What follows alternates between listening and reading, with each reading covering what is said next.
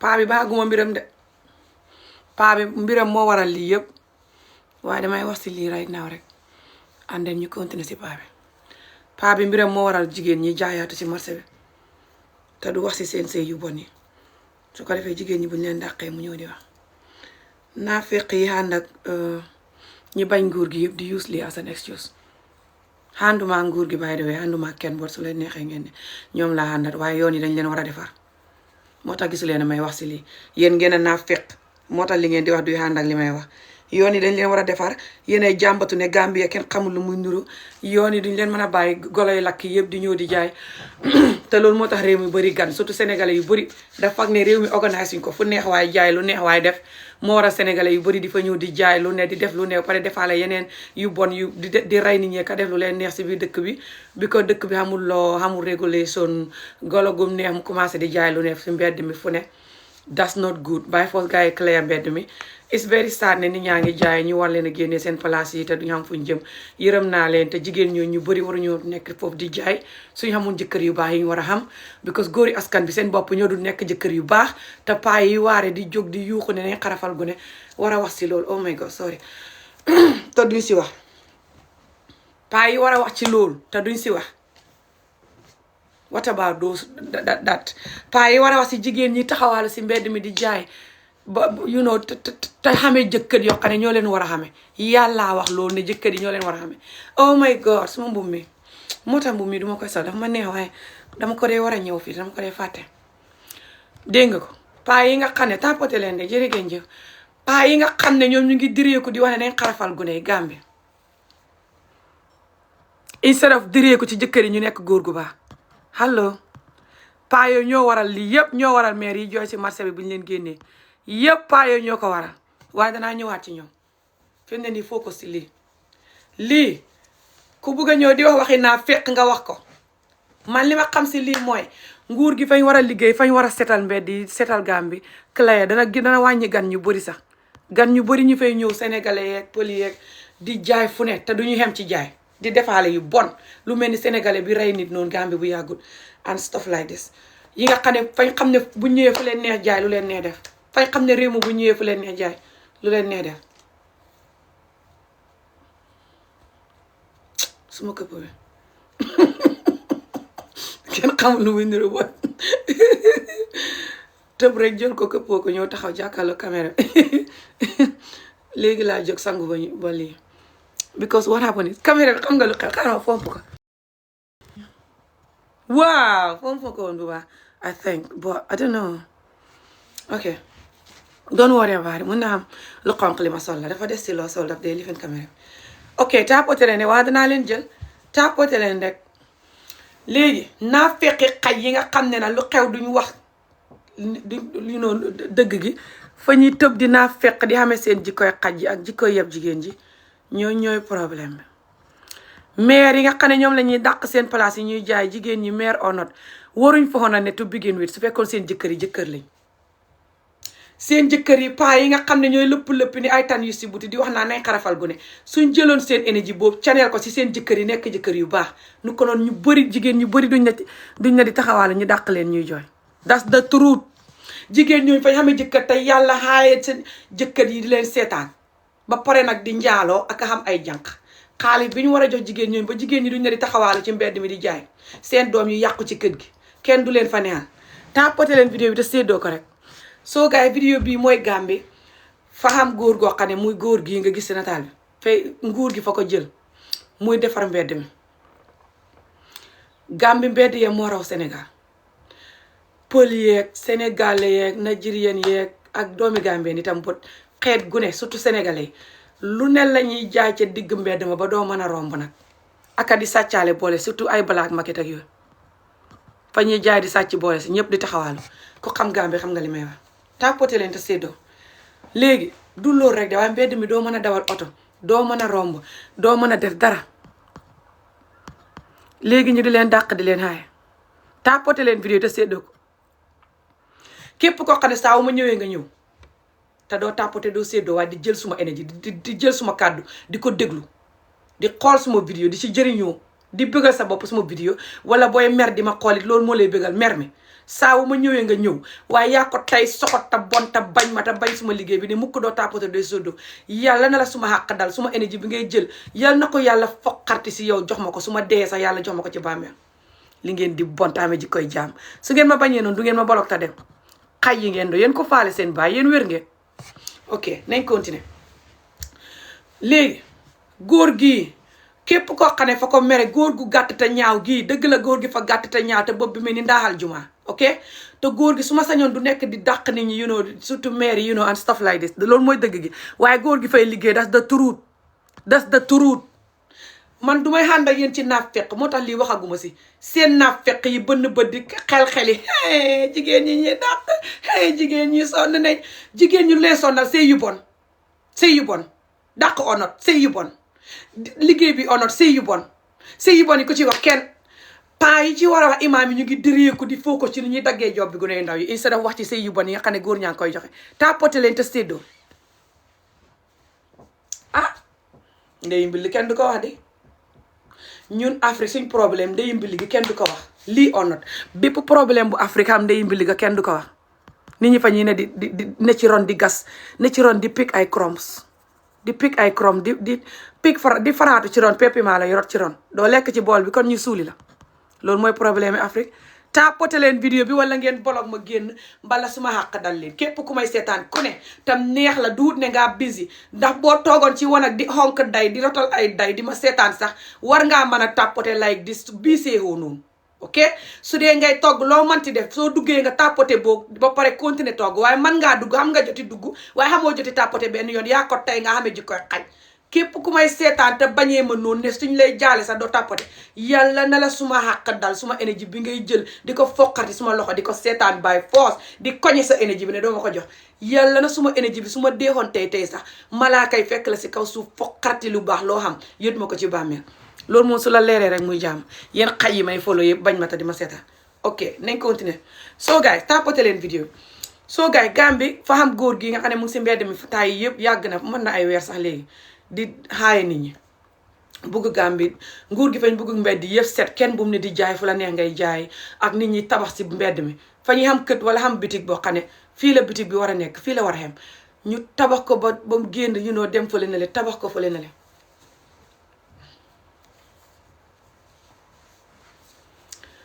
tabax ko moom génn si mbedd mi léegi suñ ko tabaxee moom génn si mbedd mi thank you so much tapoté leen rek ok xaaral ma génnee kii nii because kii moom du tapoté du seetoo ba pare man rek lay gëñee si ñi ma bañ la bokk waaye fa may seetaan bolog naa ko mu jeex oh country can't go forward it is filthy dirty so Gambia is getting that point well I don't know bolog naa la xawma nag loolu nga doon lu baax nga doon waxam ne amin ok xaaral ma dindi la kon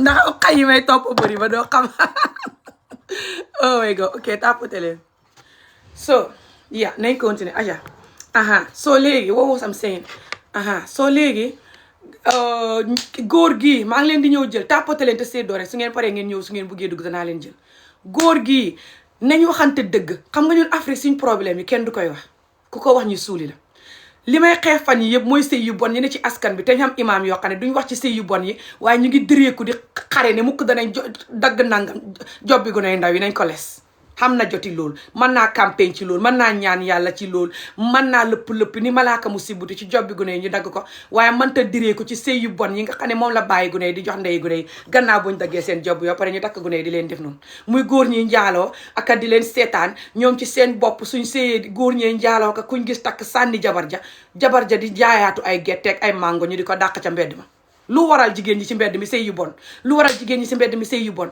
lu waral jigéen ñi ci mbedd mi sëy yu bon tapoté leen vidéo bi rek jigéen ñoon ci mbedd mi ñenn la seen jëkkër yi dee yàlla tere taxamuñ jëkkër ñuy sonn ñu si bëri seen sëy yi fa tas ndik sëy bu bon wala jëkkër jàng leen di seetaan baxee leen njaboot gi di xale bu mu xam takkee ko keneen xale bu mu xam nekkee ko ak keneen te du jigéeni askan bi wéruñ góor ñi soxot ñi ak a ñëw bëri ci askan bi te ñëw wér nag ci seen soxot gi xam nañ niñ koy protecté xoolal su may wax seen jikko ji niñ may seetaanee mais ni ay niw yu may seetaan duñ tapoté duñ like 2% bi doon nit rek ñooy tapoté ci góor ñi 2% góori askan bi fukk boo compté ñaar ñi doon nit te gore te li may wax duñ ko def buñ doon dee sax meluñ noonu xam nañ ne lu may wax gis nañ ko xam nañ ne bëri na dëgg laay wax waaye xam nañ ne meluñ noonu soo naqariwul leen ñooy tàppate di séddoo ñi ci des ñëpp fa ñuy mel ni niw yu may seetaan fa ñuy mel ni man mu deexoonte ne ci bàmmeel jóg di live ci digg bàmmeel bi niw yi ne yarañ di ma seetaan man kenn ma dekki di live noonu lay mel xool leen rek fuñ toll di ma jëw nag def man noonu seen yuur gi bax buñ ma gisee tàppateel danaa la jël talaguma jël nag léegi laa ñëw nga tëb ne fetek ne ngay dugg tàppateel léegi tàppate leen ne léegi xam ngeen luy wax ji nañ leen wax si jigéen ñi nga xam ne ñu ngi si mbedd mi te waruñ fa woon a nekk bi ko seen jëkkër yi ñoo nekk góor yu bon askan bi di leen sàggane comme ni ñuy sàgganee jigéen boo doxee gune nga màgg ñi di la sàggane te paa yi nga xam ne ñooy lëpp-lëppi Gàmbi fi mu ne ni ay tan yu si butu ne mukk nañ dagg job bi gune yi suñ doon lëpp-lëppi pour jëkkër yi baax ni ko doon jigéen ñoo ñu bëri génn nañ ci mbedd mi ni ko doon jëkkër jaa ngay joxe dépasse di xamee jabar ja di ko dundal di ko xodd di ko dëkkal comme ni ko yàlla waxee yàlla mel ni mi ñuy xool di dagg job bi gune yi exactly force nañ njëkk a wax ci jig paa yi nga xam ne ñoo war a jël seen énergie bi ñuy lëpp-lëppi ni tan yu gis médd pour ñu dagg job bi gune ñu lëpp-lëppee ko noonu pour góor ñu bon ñi nga xam ne seen jabar yaa ngi taxawal di jaay mbala toog ci kër gi te buñ xañee duñu reer seen mbokk yi di leen xamel seen jabar yi surtout mbokk yi ne bitim réew di yónnee xale di dimbale jabar yi ngir ñoom ñu ngi kuñ gis takk kuñ gis nekkal xamewuñ njëgi benn jabar waaye ñu ngi am ñetti jabar wala ñeent booleeg ay jànq yi du jeex te duñ dilit seen numéro yi ne ci téléphone bi ndax paa yi duñ ko wax numéro jigéen ñi ne ci téléphone bi duñ ko dindi tapoté leen mboolem góor goo xam ne jikko ji may wax yow moom nga xamee góor a xaj nga te doo mën a tapoté xamal ne nag suma vidéo bii suma xàq dana la dal ngay déglu suma kàddu gi may yuuxu ba suma baat bi dee ngay déglu suma vidéo bi xam ne sa feebar xaj bi waroo koo xame te nga gore xadi te xame jikkoy jaam te feebar boole si jaral na la ñu suuli la waaye doo tàppate du la jëkk suma internet bi ngay jël ak suma time ak suma kàddu di ko déglu di ko xool te lànk ne doo ko tàppate baxaluma la ko xaddina ba làqira su ma deewoon tey sax malaaka yi danañ la fekk ci kaw suuf mbéj la jël sa benn peppam lu baax la nga xam yóot ma ko ci bàmmeel may enjoy loolu moom bu la leeree rek muy jàmm yéen góor ñu bon ñi nga xam ne ñu suuli leen moo leen gënal ngeen tàppati sama vidéo ndig jikko ji seen jikkoy feebar ji may xeex good jigéen ñi naafeq yi bañ seen bopp na te nga xam ne ñooy seen ennemi bopp te bañ Afrique te wig te xamee jikkoy pygmy te dundu métti te confis dof te luñ torox xeeb kuy wax pour toroxtaande gi dakk seen yuur gii wax because ñoom ci seen bopp ñu ngi ci toroxtaande gi mbala ñu ngi séentu ne toroxtaande la ñuy xam mbala xéene nañ toroxtaande gi yeneen nit ñi jigéen ñi dagul xaj pro max yooyu ñoom i tamit képp kuy seetaan sama vidéo te sa na tàbbal bi wax jox bi ko maa ngi wax pour toroxtaande gi dakk yàlla képp ku toroxati ronkoñ wa yàlla xen la ko ok good nañ continuer yéen ñetti pepp nit ñi fi ne tapoté leen te séddoo ok ñi ci des seetaan ma ak ñoom rek dana xam nañ ma te suma xàq dana leen dal te xàqi askan bi ñuy torox yëpp dana leen dal including seen xàqi ndey ak seen xàqi sista yi ak seen xàqi xarit yi ak seen xàqi bopp yëpp surtout jigéen ok nañ continuer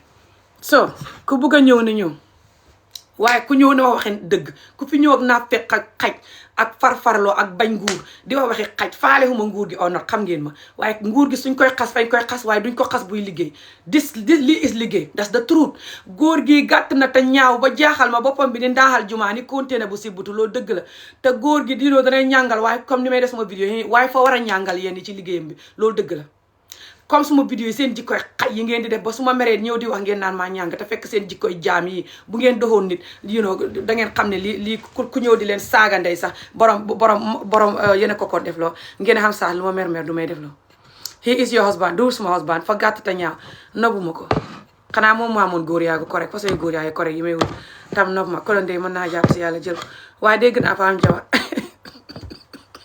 ok focus leen tapoté si weeru koor lañ ne bu leen ma wax loo musiba acha soo léegi góor gi fay liggéey that's it ku bëgg a ñëw ne ñëw waaye góor gi fay liggéey ku bëgg a ñëw ne ñëw waaye góor gi fay liggéey that's the truth góor gi fay liggéey tapoté leen de danaa leen jël na vidéo bi xéeg njëkk tapoté leen vidéo bi te séddoo ko te donné ko te tapoté ko li ngeen di soxot ta nay ta bon du ngeen donné di jëw di xaste te du ngeen donné seen weeru koor yëpp man maa ko moom booleeg sama weeru koor bu àllaaxira danaa dugal suma mbokk yëpp xaajana dugal suma xarit yëpp xaajana yéen suma fans suma real fans yi sax naa leen dugal xaajana su fekkee ne you know àllaaxira jàmm jot naa jàmm xam ngeen lu tax ndig ni ma bëree noonu ak nit ñi ni ñu may seetaanee di jël suma énergie di jël suma time di jël suma vidéo yi di ko déglu ba pare di ma xas di ma jow lànk koñe këpp ngëpp seen loxo yi ne buñ koy dagg sax duñ ma tàppatee duñ ma séddoo duñ ma dimbale suma xàq te baalu ma leen ko àddina ak àllaaxira nag waaw bu seet ma wax leen ko c'est bon ñu ne maa bon surtout ñu xamee imam bu taxaw ne képp kuy xeex xarafal gune bi pour mu dakk yow yal na yàlla bënn sa bët yi imam beeg groupe am gi naan na yàlla bënn sa bët yi na yàlla def sa biir bi feebar bu dul wét just because yaa ngi xare pour ñu ba gune yi ñu dagg seen job yi exactly kon su ma leen ñaanee yàlla ci sama time bi ngeen di jël te du ngeen ma support su xeboo ngeen ne maa bon ngeen a naa feqata do xaj gis ngeen ñu bon ñi bon pro max yi man ngeen yëg doo sum lii waay suma robb bi fay ne di lifin rek taxawal ma takk ko rek bu loolu fa may sonn ma ko war a ñëw ci dënd bi te ma koy fàtte tapoté leen rek njëlu naa ba ñëw ci askan wi ñu suuleeti xaj yi yépp li ñu am jàmm waaw léegi aca tapoté leen rek jërëjëf waaw kuy tapoté Moodu suma tudd bàyyi nga xamee waaw taxaw leen ma waxal leen ngeen ban naa fekk te wax dëgg seen diggante seen bàmmeel ngeen xalaat ko góor gii fay liggéey das da turut jigéen ñi nga xam ne nag ñoo ne ca marché ba di taxawaalu te jigéen ñi waruñu foog ne bu ñu amoon jëkkër yu baax focus leen ci loolu paa yi lëpp-lëpp ni tan yu sibutu ne mukk nay xarafal guney jigéen yi te war a jël te war a jël seen ci seen lëpp-lëpp jooju def ko ci sëy yu bon yi sëy yu bon yi su ko defee jigéen ñi mën a toog ci kër gi relax ñoom ñu bëri soo gisee ñu taxawaalu fu ne ñuy xeendu jaayaatu ay géej ak ay mangoog ay mburoog akaraag lu ne lu ko waral sëy yu bon yi ana góor ñi ñu ngay njaaloo xaalis ba ñu ngi koy jox keneen ñu ngi koy njaalooxee wala ñu fase jigéen ñi ci ngelaw wala ñu xamee jigéen ñi di leen sonal ba jigéen ñi ne leen buggatuma sëy bi su jigéen ji ma leen ne ami jow du xaar nga fase ko fa lay fase góor bu commencé def ji koy xaj fase na la bu yàgg waaye ngay xaar loolu tapoté leen te séddoo te paa yi lëpp-lëpp ni tan yu sibutu nag te duñ lëpp-lëpp ci mbiri sëy yi pour mu baax faale huñ loolu kon jigéen jaam-jaam waaye fa ñuy lëpp-lëpp di yuuxoo ko defante pour dagg job bi gune gu ndaw dagg job bi gune gu ndaw léegi ndax gune gi jëkkatam baax pour sëy bi xam jàmm non loolu jarul lëpp-lëpp loolu jarul xuloo te góori Afrique buy fukk la juróom-ñetti yëpp du ñuy joxe sëy yu baax waaye boo ko xaajee fukk bi ci digg juróom yi du ñuy def ñeent yi nga xam ne góori jullit bu ko mënta def waroo xam jabar muy bul njaaloo te na nga dundal xood dëkkal sa jabar bul njaaloo dundal xood dëkkal sa jabar bul njaaloo dundal xood dëkkal sa jabar ndax dégg ngeen li may wax bul njaaloo te dundal xodd dëkkal sa jabar yàlla bi ñuy wax ne moo tax ñuy lëpp-lëpp ni tan yu feebar pour dagg les ay jobi liir yàlla jooj moo wax ñeenti yii ci digg Alxuraan bi la ko wax ci digg bug bi xam nga ñoom ñu ne ak bug bu ne ca pegg ba fële muy bugg ab sunna moom la ñuy luqati ji seppi ko di les ay jéb job gu ne bàyyi foos ku ko defu duhoo jullit kuy wax nii ko ni may waxee sax xéefar nga bug bi nga xam ne mooy ndey mbili bug yi ne fàtt ci digg bi nii muy bugg ab Alxuraan bi ngay jélale di lëpp-lëpp yi wuti bugg ab lifin nu mu tudd bugg ab sunna ngir ngay faale xoo bug bi nga am naa fekk te bugg a toroxal nit bug boobu moo wax ne bul njaaloo dundal xodd dëkkal sa jabar bul njaaloo dundal xodd dëkkal sa jabar yéen ñaata yéen ñi ne bitim réew fii yéen yónnee seen jabar départ boo xam ne doyut waxuma la ak ñane Afrique tapoté lañ te séddoo waxuma ñane Afrique de yéen ñi ne bitim réew fii ami make me mod soo xawma lan fa xam ñu ruut waa fa xam ñu ruut kay xawma lan yow caga nga xawma lan yow loolu fa nga koy faale loolu la ñuy wax ay caga nga ak dëmm nga ak nangam ak sa nangam wax yooyu nga koy faale fa ñuy wane rek ne fañ yeb jigéen te da xaj bu ma doxee caga duñu xéeguñ ma bu ma doxoon caga yi du ñëpp may xéeg de góor gu góor yaaga mel ni seen waa du ma nangu mu xéeg ma góor gu góor yaaga yoom du ma nangu mu xéeg ma te góor gu bon du ma nangu mu xéeg ma góor gu bon bu lay laa ngay xam ne fa bon du la bégal just pour moom mu ñëw rek bu leen faale waxi xaj yi ñuy wax noonu yëpp fañ feebar te bañ dëgg duñ te fa ñuy rus nag su ma waxee dëgg gi duñ xam li ñuy wax ñu ne mais nit dox bu mandi focus leen te tapoté te séddoo rek acca yéen ñeenti ñi ko séddoo jërëjëf waaye loolu doyu tapoté leen te séddoo acca leen tapoté leen te séddoo rek acca waaw léegi acca continuer so waaw jigéen ñi ndax war nañu ne foofu di jaayaatu bañ di leen dàq non lu tax ñu ne fa jëkkër ju bon jigéen ñi jaay ci marché bi wala jaayaatu ci mbedd yi ni ay akaraak ay lu ne jigéen ñi ñu dàq nii ndeysaan ñaata jigéen ñoo fa xam jëkkër joo xam ne fa dee moo tax jigéen ñi ne fa bëriwul te jigéen ju sa jëkkër deexoon nag waroo woon sonn xam nga lu tax sunna la pour nga takk ku jëkkëram dee ak ku sëyam tas yéen a naa fekk te bon te bañ jigéen billaay yéen ay jaam billaay mësumaa gis askan wu mel nii sunna bi ngeen di wax ne moo tax ngeen di lëpp-lëpp ni tan yu feebar pour les job bi gune sunna boobu mooy takk ku jëkkatam dee mbala moom ci boppam sëyam tas sunna la te ngeen bañ ñoon ku jëkkatam dee ngeen ni dëmm la moo rey jëkkatam te démb xem na benn góor bu dugg ci live bi mu ne rakkam fa dee ci xaraf ñaar fukki at ci gannaaw rakkam fañ ko doon xarafal fekk mu am juróom-ñaari at mu dee waaye xaraf fay continuer ndax yàlla moo wax ne rakkam fa war a dee ci xaraf nit ñi duñ ko ba sooy boo rakkam dee tapoté leen te séddoo rek sunna mooy pour nga takk ku jëkkatam dee ak ku sëyam tas te ku jëkkatam dee ñu ne yow dëmm nga yaa rey sa jëkkat dootul yàlla de yow yaa ko rey waaye ku rakkam dee ci xaraf ñu ne yàlla moo ko rey. gis ngeen jaam yii gis ngeen jaam pro max yi lu tax ma xam ma benn respect si ñoom ku xam respect si ñoom ngaa naa fekk te xamee jikkoy jaam xamoo respect yéen ñu bëri ñu may xas maa leen ëpp respect fuufi junni yoon barke salaatu fatiha xamu leen ma te du ngeen ma sa xam laaj leen ma nit ñi ma xam waaye ñii ñoo xamul respect te bon te bañ jigéen physically ba nga xam ne képp jigéen bu leen di farle wéro yaay ennemi sa bopp ak ennemi jigéen ñi ñëpp góor gu leen di farle xaj pro mas nga tàppate leen te séddoo kuy xaar ma respect ay xaj yu wincal seeni geen kon dee wéro boo tegoon paaka sama baat bi sax du ma respect xaj xanaa maa dof loolu du xam respect loolu dof la ak wéradi ak naafeq ak waane ñun kañ lañ xamee respect noonu ñun askanu Afrique nañ waxante dëgg surtout Gambie Sénégal exactly respect naafeq yi ngeen di def fay respect tàppate leen te séddoo respect nga jox ko soxla ko yelloo koo xam ne fa bañ jigéen bañ gune ba mënu koo nëbb xoolal démb góor gi duggoon si vidéo bi ma doon bugg a jooy moom ci fa muy wax bay bugg a jooy ne mu xaraf fañ koy continuer bu xeboo rakkam dee rakkam fañ fa nàcc ba dee ci xaraf fekk mu ngi am juróom-ñaari at loolu ñaar fukki at ci gannaaw la waaye loolu noonu rakkam fañ ko dugaloon ak ñu bëri te ñooñu deexu rakkam moo dee yàllaa ko tudd léegi jigéen ku sa jëkkat dee ñu ne la yow dëmm ngaa xaay gaaf ngaa rey sa jëkkat ku la takk fay dee te sunna la pour ñu takk ko exactly surtout nga xam ñaari jëkkat yu dee das ifin wax jëkkat yi mën nañoo dee because of feebar wala accident wala dara wala just ndogali yàlla you know waaye su boobaa du ndogali yàlla de man sax sëy yu bëri yi ma sëy du ndogali yàlla de maa bon te cagata bon moo tax xaw ma fukki at ma mayes ma bopp te xaw ma fukki at ba may xam fukki at ak juróom benn nekk ci ñeenteeli sëy maa cagata bon moo tax loolu dal ma fañ ma koy xasee bu set naan ma sa lëf li fa expire te ngaa cagata dof te ngaa rancang moo tax nga sëy junni yoon kakakek loolu du yàlla de waaye gune gi nga xam ne fañ dagg jobbo mi mu dee deret ji senn ba mu dee gune googu yàlla la pour ñu continuer di rey ay doom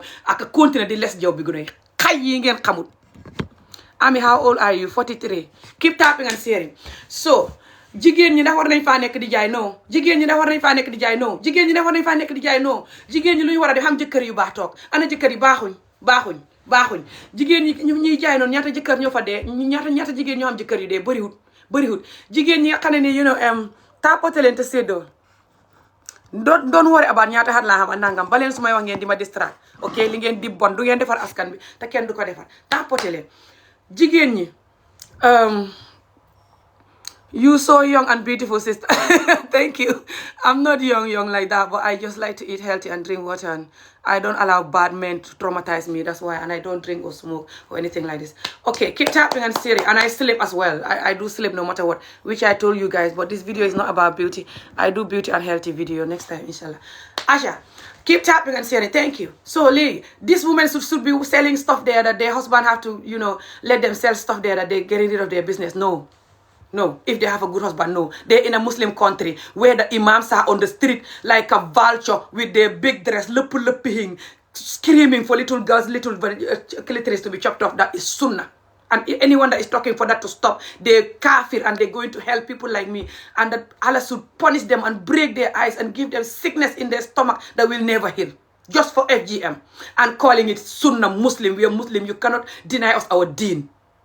What is more important than the sunnah? Their house clothes feed their wife and don't cheat. House clothes feed, don't cheat. House clothes feed, don't cheat. That is in the middle of the Quran. Never mind sunnah book. That is an extra book on the corner here. For sunnah, if you want, you do it. If you want, you don't do it. Allah is not going to be mad at you. Never mind that book. You're jumping on that book like a hypocrite.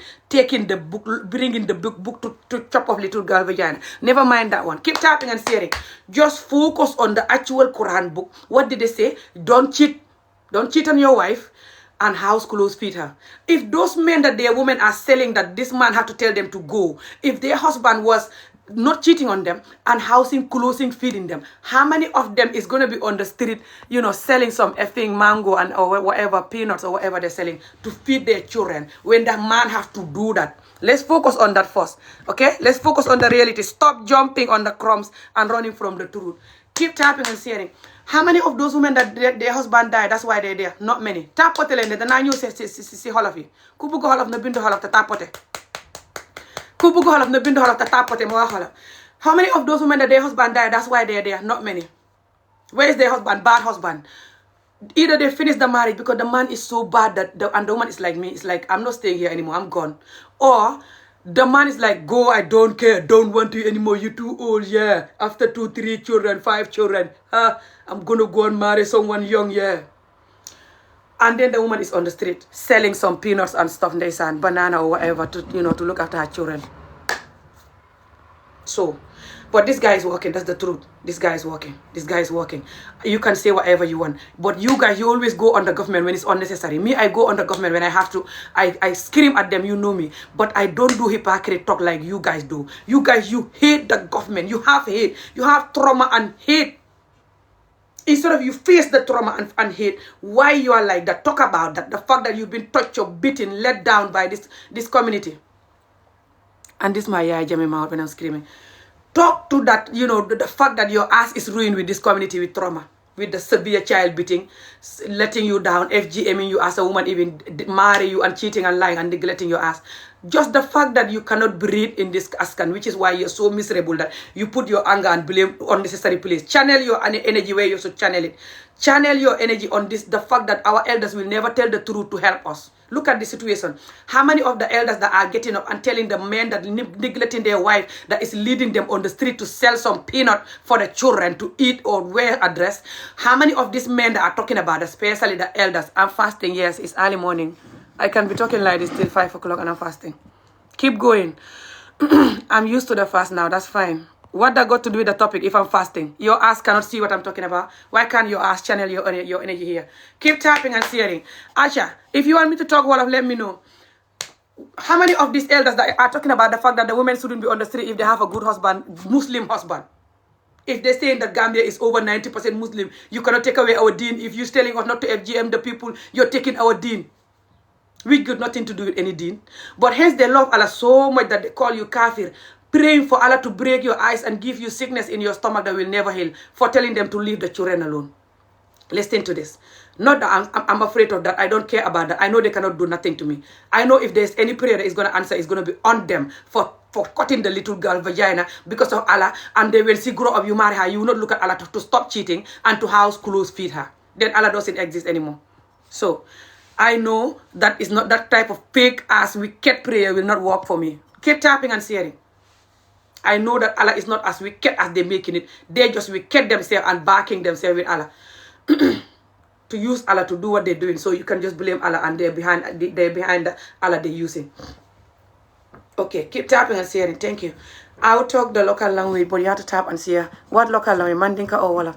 Kubuguma Wolof wala sauce na wax. Tapote len te sedo. Only nyenti ni share. Only 4 people share. You know why? Because I'm not just here insulting this man like they're always doing.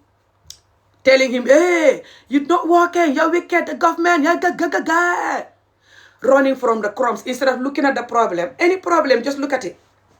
Spread it on the table. Look at it. Be like, okay, where's this problem from? What's the cause of this problem? Okay, this and this is the cause. This woman shouldn't be standing there, leaving their children alone, on the, in the house alone. And men that like children, gonna essay them, which lot of you do. And get them pregnant, which a lot of you do. And then you blame them and marry them young. The imam that is campaigning right now in Gambia for children to marry young and FGM, he said if you don't do that, if you don't marry 13-year-olds and you don't FGM the girls, they're going to get pregnant. Who is getting them pregnant? The man. Is he talking to the man? No. So the children parents will be on the street selling peanut and you are getting the children pregnant. And now the children have to pay double consequences, which is why you have to marry them young now. So you can have your young wife, just like the person that is pregnant in the children and they shouldn't. You are like them, but you're going to marry your victim instead. How nice is that for the bad people? Keep tapping and sharing. Instead of talking about the fact that the children shouldn't be on their own, their mother is on the street because their father let them down. Their father should be a man and stop marrying everybody, cheating, sponsoring younger girls to buy some effing wig and to buy bleaching cream and to buy nice shoes and nice dress, go to Wali Seka, and you're leaving your wife and children crying. Some of you, even abroad here, you have girlfriends that you're sending money more than your wife in Gambia. Oh my God.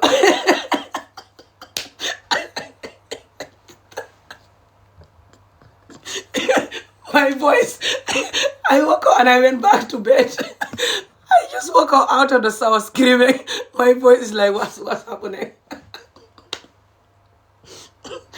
This is all because of you guys, the community. The fact that you never tell the truth. You cause all of this. You see what you're doing to my voice. You're even abusing my voice now with your hypocrite, fake community that no one is allowed to talk. Asha, keep tapping and sharing. Thank you so much. Keep tapping and sharing. So, why are these women on the street bad husband? Bad husband.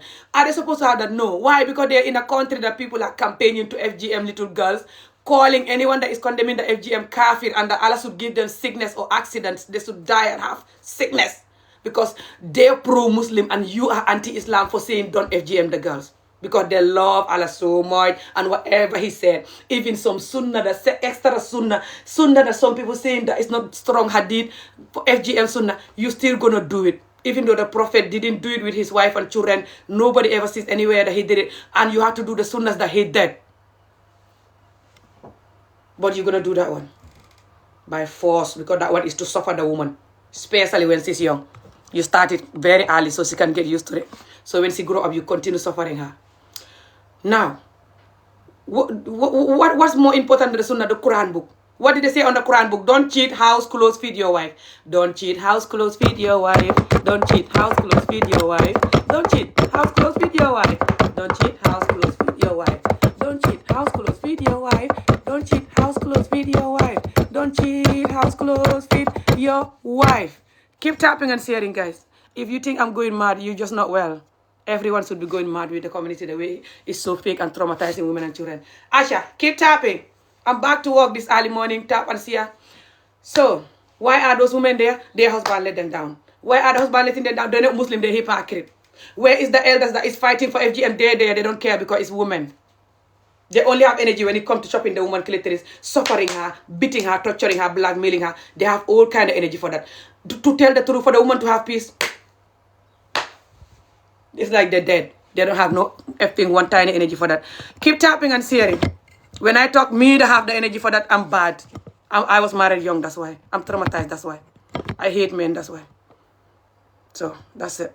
Asha, keep tapping. That's what they always call me. They call me worse than that. Keep tapping and sharing. Su ngeen bëggee ma wax xolof ngeen tàppate vidéo bi te séddoo ko te bind xolof naan la tanga mandinka nga fo ala tap ala si ala fo mandinka ok tàppate leen yéen juróom ñu ne ko séddoo is not enough mbaal taalale danaa leen jël more anybody that want to comment I'll take you, but you have to keep tapping and sharing the video, okay? At least the first half an hour when I'm talking, you tap and share. Don't just watch like I'm in the grave doing video. The last time I remember, I'm not dead yet. The camera. So, the last time I remember I'm alive, I'm not in the grave yet, I can't remember. So, I'm not, so tap and share. Do like you're alive as well. Okay, thank you so much. So, why are these women in the market? Bad husband. Bad husband. Why they have a bad husband? The community is hypocrite and they hate women and children. That's it. Absolutely nothing else.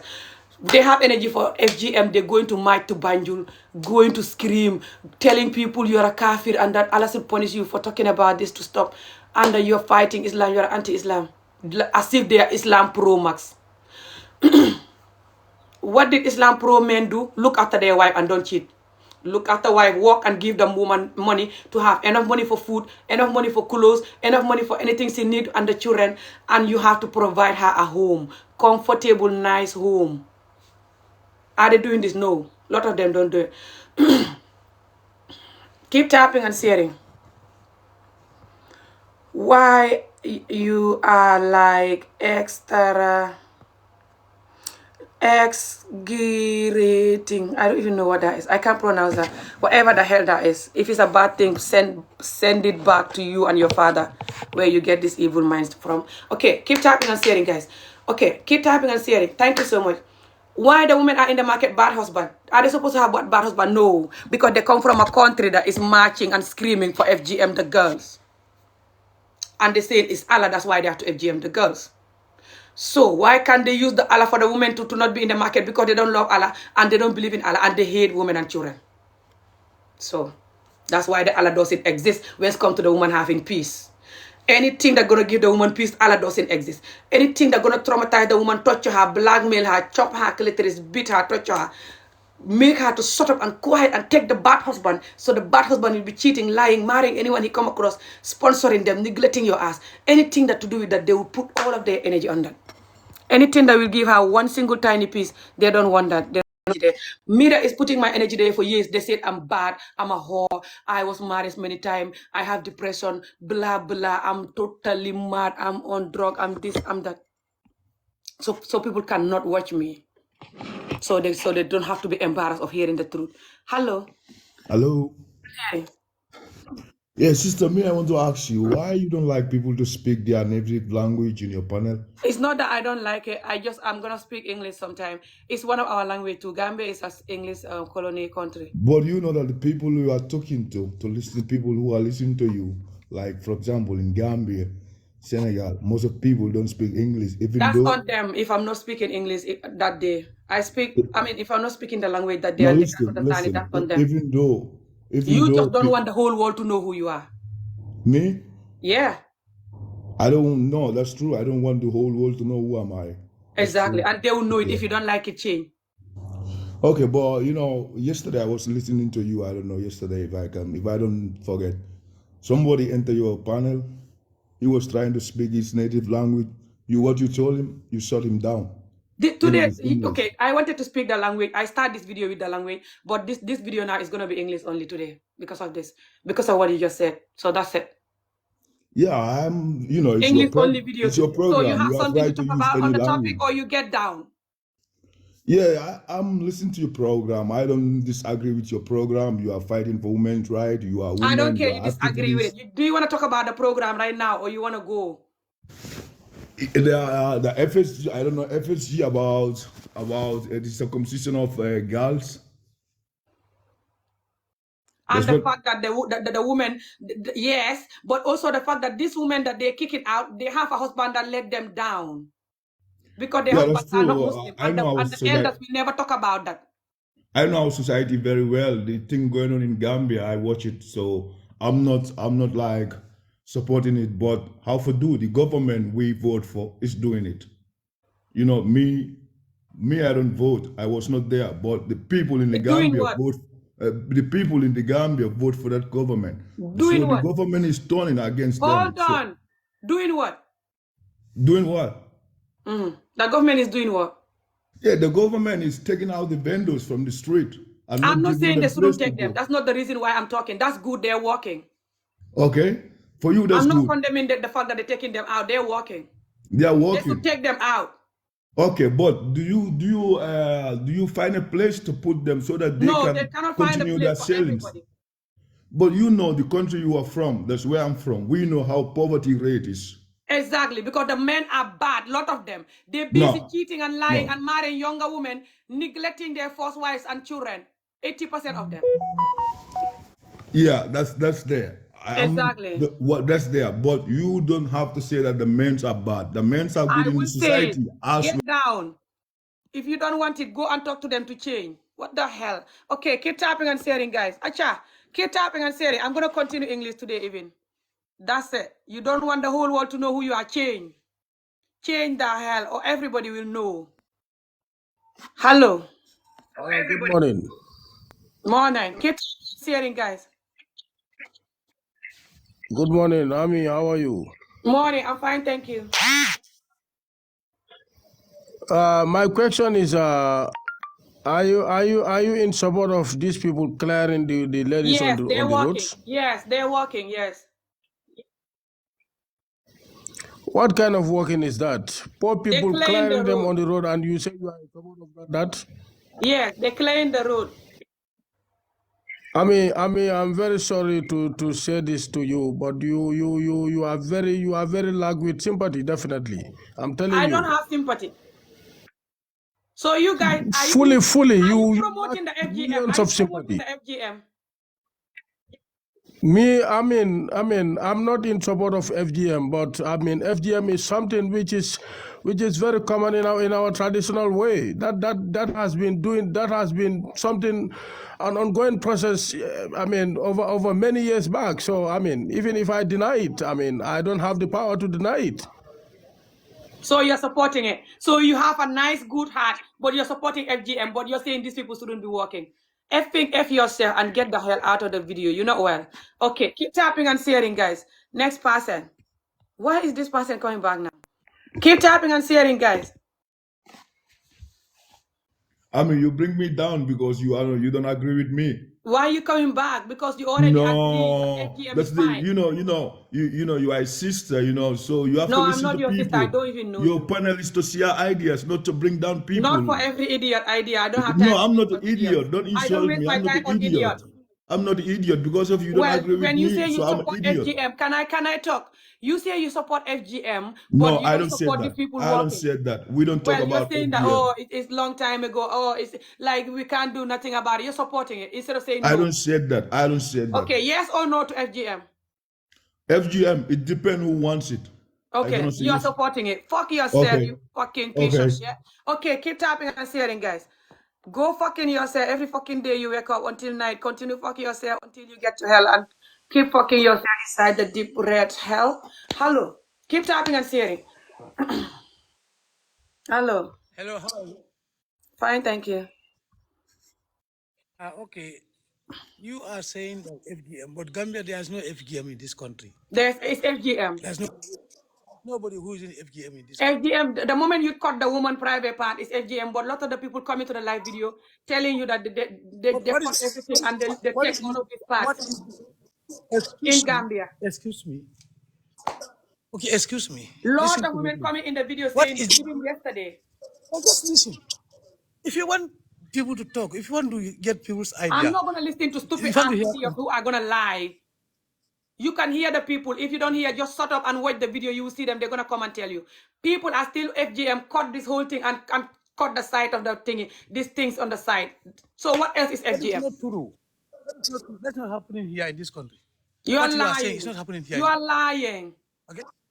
You're lying. What It's is happening happening. here? People saying it in the live video, Different they tell them that circumstances. it's happening. No FGM here. Just keep quiet. There's no You are FGM lying. happening in It's this. FGM there. And to touch the clitoris and cut any part of it is FGM anyway. You shouldn't cut any part like that. And they're cutting You this just go part, to the all media of it, and and then they're cutting you the just side go as to the well. media and People come you saying it just in the want to live video, even yesterday, ask the viewers. you don't know what you are saying. You are a very useless person. Fuck You are, yourself, you fucking piece of shit. Keep tapping and sharing, guys. Okay, this person. Keep tapping and sharing. Don't worry, I'll tell you what happened. Just keep tapping and sharing, guys. Man, girl, take it easy. You take it easy and block me. Tap and share. Ami yow doo ruus loolu mooy sa Man, problème girl, yow doo rus. Ba ma rusutee ma lu ne ma yow def. doo ruus loolu Ba mooy ma sa rusutee lu problème ma li def. ngay nekk di wax yëpp Ba ma fen la rusutee lu ma def. dégg nga yow yaa ngi uti ay followers rek yaa yaa ngi mën uti a ay tuut followers yaa yow mën a fen tuut yow seen doo feebar ruus bi current affaire ma di ci wax nga ne followers. li ngay def xamuloo kon lu tax ngay yow ñëw yaa di ngi ma jox attaque followers diine ak nga view ne li ngay def su dee followers lay wut ak view. li ngay def xamuloo ko da nga Get war the a xam fuck li ngay out nekk of di here def and go fuck stupid yourself if you don't have anything to say about the program. Okay, guys, keep tapping and sharing. All of you that is saying that I'm doing this for view, I'm not viewing your ass, isn't it? Block my ass and go. This is a current affair that everyone is talking about. So everyone is talking about is looking for view. So you guys that is campaigning on the street for FGM to continue by force, if people talk about it, to stop their kafir, their anti-Muslim, and that Allah should punish them and give them sickness that will never heal. So you guys are looking for view. That's why you're campaigning for FGM on the street of Gambia. When this is a current affair, people talking about it. I'm talking about current affairs for years, since Facebook, since day one. And you telling me I'm looking for view. Okay, I'm looking to view your ass. Why can't you open it? Let me see. Keep tapping and sharing. Effing F yourself, man. I What do you... mean nañ déglu wante rek nañ déglu wante rek No, xam do nga wanna boo déglu déglu amoo nit ñi dara looy wax. I give xam you last chance now, honestly. Okay? waaw So ma du ma ne la jëlaat. waaw lu ma la bëgg a laaj mooy ne lu ma la bëgg a laaj mooy ne yow da ngay dugg live jàmbur gaay bàyyi la nga wax sa idea léegi yow tam bàyyil nit ñi ñu wax nga xam déedéet suñu du idea ma la déglu sooy wax mooy waxi xaj waxi naa fekk waxi luy sonnal jigéen. waaw Keep mooy promote xam FGM. nga nañ déglu wante rek nañ No, déglu rek you're yow yaa ngi promoting Europe fii man FGM. maa I'm ngi not Europe trying to fii stick you. You're promoting FGM. waaw déglu ma rek Okay, ba ma déglu doo xam lu talk. Okay, talk. yow ñun ñëpp xam nañ ne àdduna bi yëpp ngi métti yow yaa ngi fii man maa ngi fii ñëpp xam nañ ne nu métti Europe moo tane Afrique est-ce que yaa may comprendre nu métti Europe moo tane Afrique ñun ñëpp xam nañ loolu yow yaa ngi fii man maa ngi fii nañ yërëm ñi nga xam ne road clearing bañuñ road clearing is the benefit of all of us You understand? Because, I mean, even the ambulances, they have complained that, you know, I mean, sometimes when they have emergency, they have no space to move, to take the sick people, Exactly. or the accident people. We all have, it's the benefit of all of us. But Exactly. at times, nañ xool rek am na yeneen road clearing loolu man dinayu ma There's ko no même bot. Baboucarr Jatta bu This is nekk the Tuujareng fucking thing. This fucking bot that you waaw guys are seeing. listen rek dégul ma rek Baboucarr Jatta bu nekk Tuujareng di former Get the hell out of the video. Keep typing and sharing, guys. Why the hell you guys always botting? This your bot that you should just be looking at your bot every morning. You get up all day. Hence you love bot so much. Just put mirror underneath your bot and keep staring at your bot all day. All of you that is botting when there's a problem, okay? Keep tapping and sharing, guys. So, for example, the FGM. All of them are saying, I know it's wrong, but I know it's wrong, but what the hell, man? What a sick, insane, weak, wicked, promoting trauma and pain, sick, insane community. No one cares about bot. This is wrong. That's it. Finish. Let's go for this. Move on. Just move on. Why the hell you botting the wrong? But. I mean, you yourself, you cannot speak good English. You I are here don't care about the disturbing fact that I people. cannot You speak. are They will saying, know what I'm You saying. sometimes you behave like an ignorant guy. Listen to Ignorant people. guy. You are ignorant. You are ignorant. You know that. You You are speak here English. You're calling me insulting a people man. for no reason. Oh my God. Fuck yourself. You're calling me a man. That's good. You just expose your ass, you effing piece of shit. Okay, the next person. Keep typing and seeing. So you're calling me ignorant guy. So I'm now a man. That's fine. I'm your father anyway. So it's good you call me a guy. Salute to me. Keep typing and sharing. Asha, hello, next person. Hello. Okay. Asha, next person. Keep typing and sharing, guys. You are not well. Okay. That's just your ass talking. That's nothing to do with me. If you look at me and think I'm not well, you... Hello. Hello. Okay, this person maybe don't know that they're in. Okay, next person. Why is this person coming back in the video? Oh my God. Okay, keep tapping and sharing, guys. Tap what you're say Dore. So choose ngeen buggee ma waxal. Okay, ngeen waxal ma dana. Hello. Hello, Ami. Aha. Num demee. Jàmm rek. Hello. Yaa ngi si jàmm. maa ngi si jàmm rek. Loo xalaat si lii. Yàgguma join si sa live bi léegi laa si join sa man dama la dee seetaan every time man xaaral ma try ma dugam man si contribute le. Okay, seetaanal ba si kanam nga xam nu mu demee nga ñëwaat. Okay, alright. Okay, keep tapping and sharing. I'll explain and I'll take you guys, okay?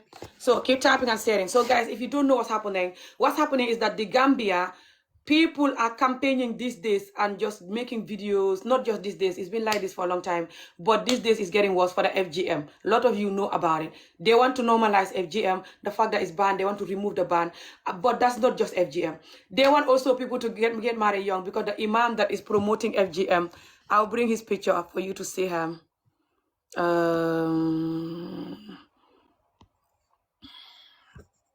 He's promoting also underage marriage. This man. Okay, this man. He also promote underage marriage. Hello, thank you so much. Keep tapping and sharing. He said that in the Quran, the appropriate age to get married is when the person is saw their period, like 13, okay, 13. And this is the reason why I was underage arranged married to a man this old before I was 8, 10. And at the age of 11, when I saw my period, they take me to him for him to sex me. But I was lucky his manhood wasn't working, so he couldn't sex me. And they tried to put me with him 2 times, and it doesn't work, okay? But at the age of 12, again, arranged marriage. At the age of 16, I was at my number 4 marriages. All of them wrong marriages, by the way. Apart from that number 4 marriages, was a good marriage because the guy is my cousin. He was young, 19, 20. I love him. That's the first time I feel love. His mom, again, because she kept somebody for him, okay?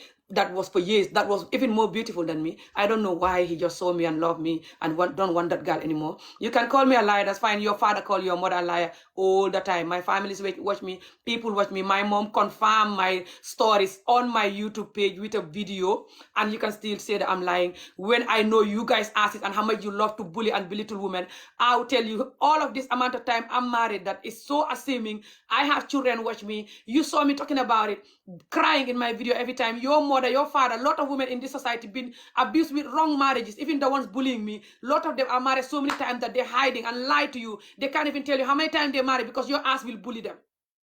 Your mother probably was underage arranged married to your father who traumatized her ass to add to what she already been through. So you dream that I'm lying. You know your imam is campaigning to marry 13-year-olds and to FGM children right now as I'm talking to you. With all this Gambia mess that is in the Gambia, he have no time for that apart from traumatizing children. So you know clearly how much you love children and hate women, and you love children just for sex. You know them. You know that, okay? No wonder. Of course, no wonder. That's why I don't want men to continue traumatizing your mother's ass and your ass, okay? So I know how they are. That's why I don't care about your wonder, your no wonder. I don't care about your bullies. And I am not arrogant or big or whatever you call me. If I was, I'll never tell you my story all the time, repeatedly, even though you always bully me with it. I don't care about your ass. You're not well. Just stop the trauma then. Or you're going to create it so you can have something to bully somebody with. Let's keep going. So, like I said, I was underage arranged marriage before I was 10 to a man this old. They took me to him at 11 when my period arrived, as this man saying, and the other Muslim people that want children as a wife always say that the Muslim appropriate age to get married is when they saw their period. When the child can see their period from even before 10 or between 10 and 13. Okay? Keep tapping and saying, I don't care what you call my story. My story is very insane, unique, painful, and rare.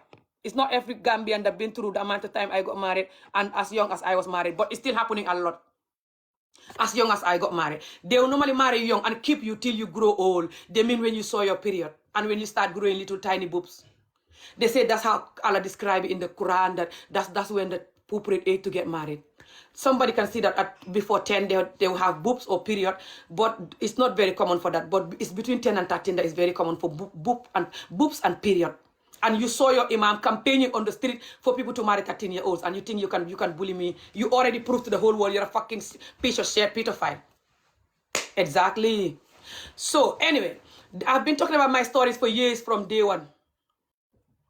Whenever there's a story that involves child abuse, essay, or neglecting women and children, I'm screaming because I know these people, how much they hate women and children. It's just the 2% that don't have that hate for women and children in African society, across Africa, because they program them to hate women and children from when they're young, because of their fathers, how they treat women, and everyone around them is doing that. And the women themselves are their own enemy, agreeing to that, surrendering to that, even insulting other women who is rejecting the pain. They call her bad for rejecting the pain.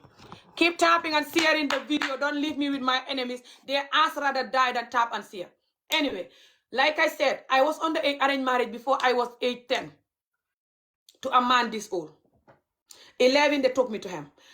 13, the marriage finished at 11 when he couldn't have sex with me. They put me with him 2 times. He said his manhood wasn't working, that he was going to do some African herbs or whatever to sour with something they give him so the manhood will work. It doesn't work. They put us together again after 3 months. Didn't work. The marriage finished. Age of 12, again, another arranged marriage. Okay?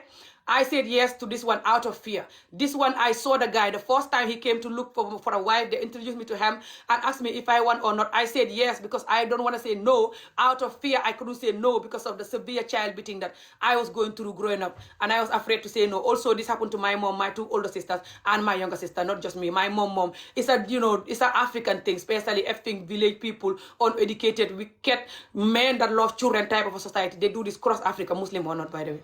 Okay? Keep tapping and sharing. Okay, so I'm just going to block your ass. Hence, you keep repeating fake story again and again, and you don't have nothing else to say.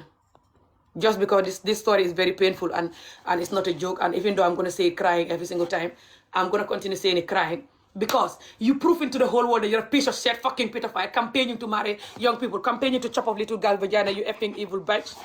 So, like I said, I was underage married, from that young age. So the second guy came in, I couldn't say no because of the severe child beating and the fear of saying no and seeing everyone is doing it. Just like their ass is scared to say no to FGM because everyone is doing it. I know why I'm fighting these sick idiot people. Okay? It takes a lot for you to stand up and say no. Okay, because they program you to be afraid of them. From the child beating they give you, to essay, to all the pain they give you, to program you to keep shutting up. So that lead me to so many wrong marriages. At the age of 16, I was at my marriage number 4 in Senegal, which I was going to be there until now. He was the one that I loved the most compared to these 3. And he was young and handsome. And his mother said, I must go back. Because he was my cousin though. His father and my mom is the same father. Because their father used to have a lot of wives and a lot of sons too. And we do like family marriage and stuff like. So when his mother saw me and he loved me, the guy loved me and said he want me, and the father talked to my mom and they just do the marriage like that, simple marriage. The mother gets so angry. Why? Because the father have another wife that the mother was angry, me or not.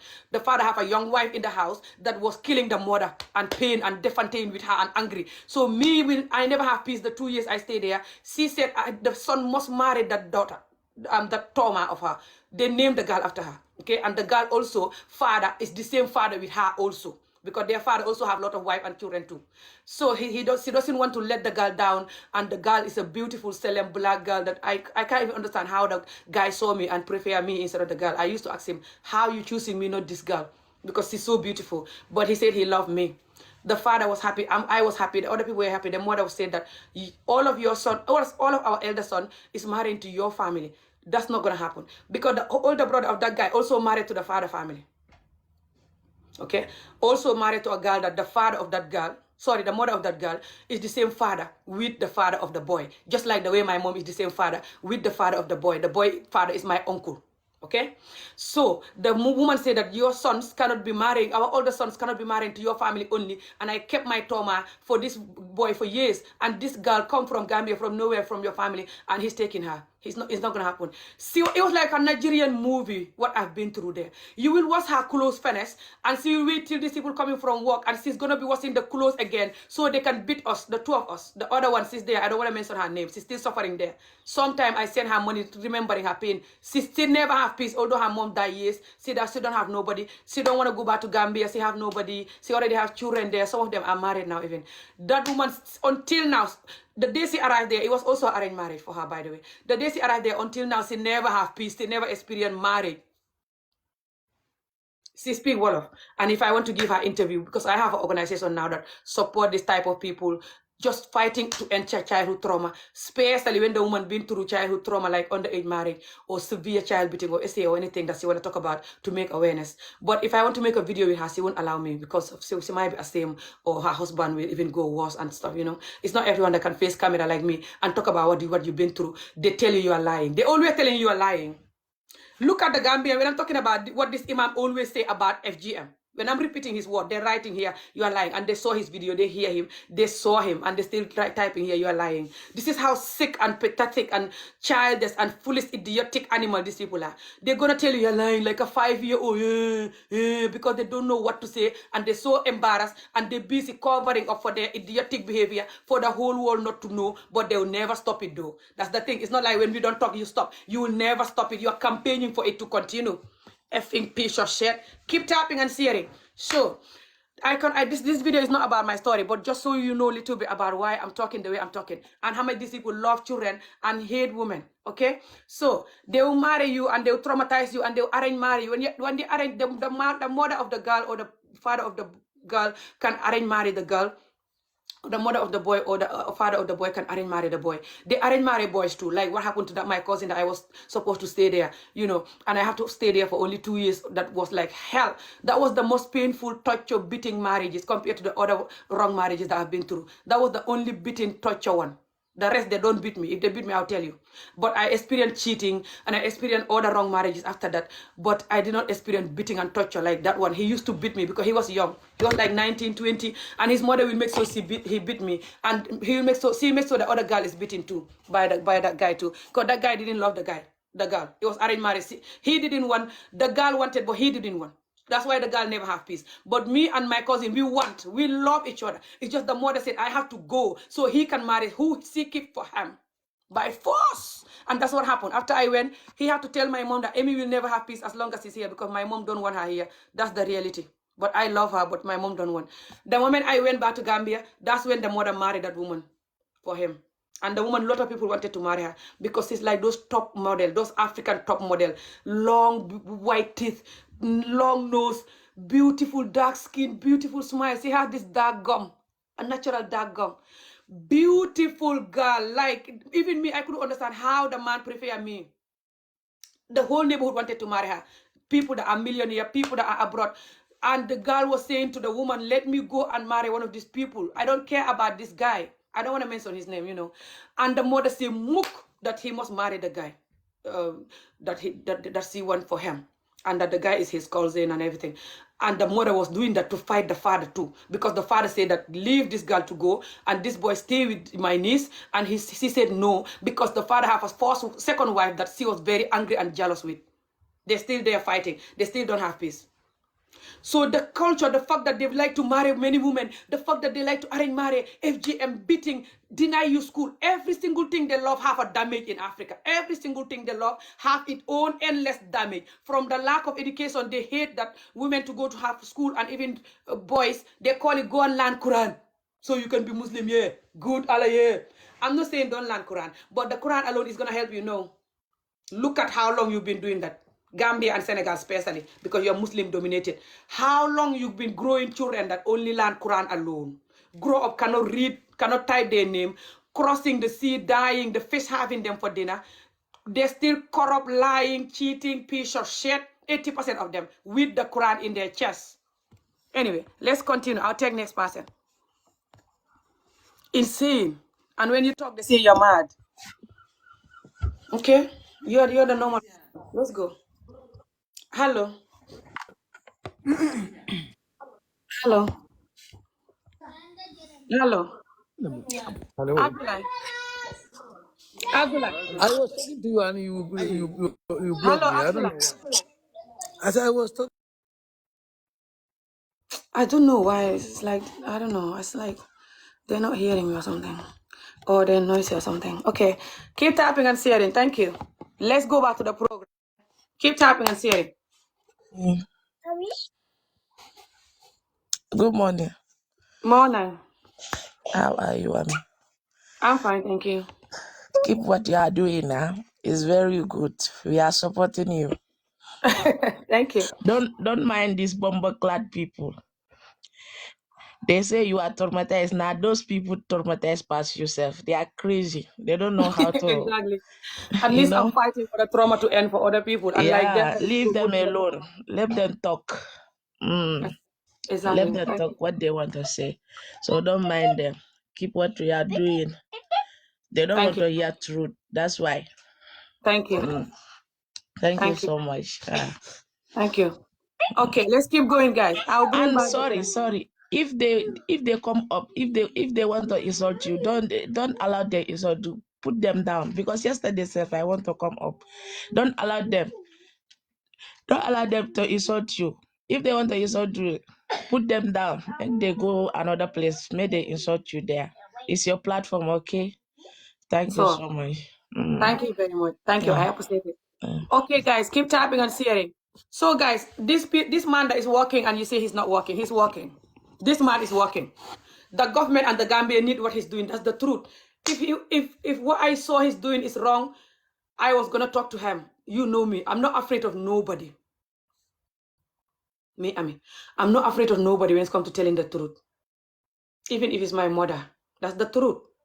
Because I have enough of this community. You know me. I don't care if it's the president that did it. If it's wrong, I'll say it. You know me. This guy is working though. That's the truth. That's why you're not seeing me talking about it. A lot of you talking about it. Hypocrisy, crocodile tears, crying. Oh, the women are suffering.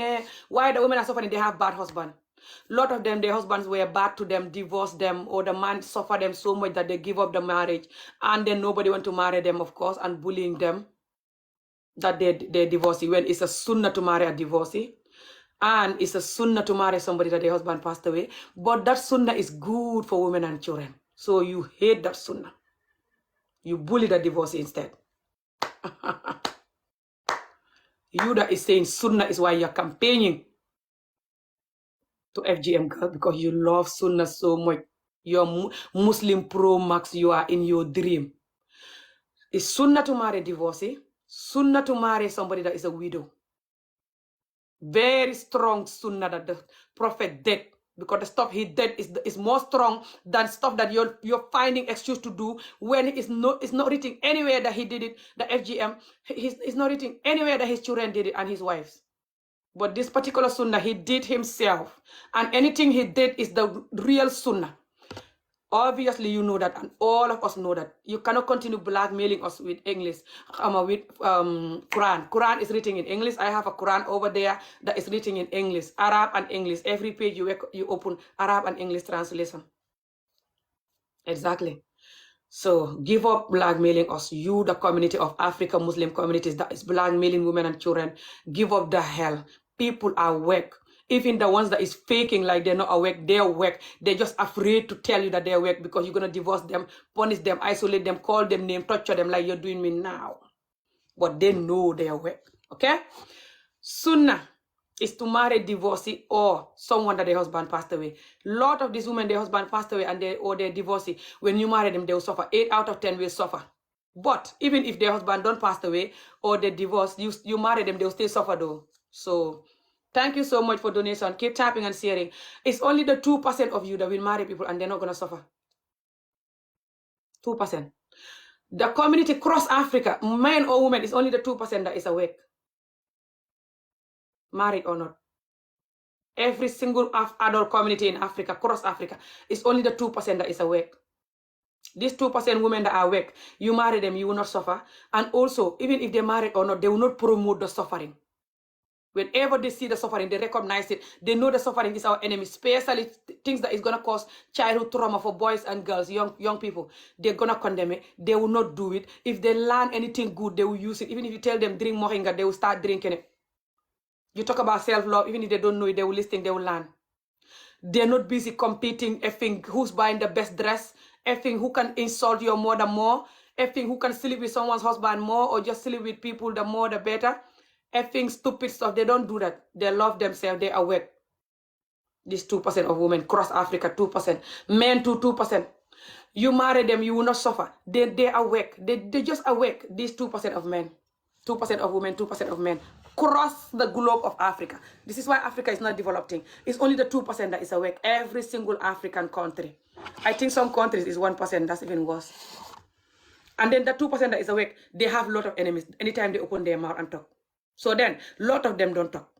This is the problem. It's not the whole 2% is talking or supporting the work. You're not even allowed to support the work that someone is talking. Me, my page, people are not allowed to comment, comment to my video. Ask people they're watching me if I'm lying.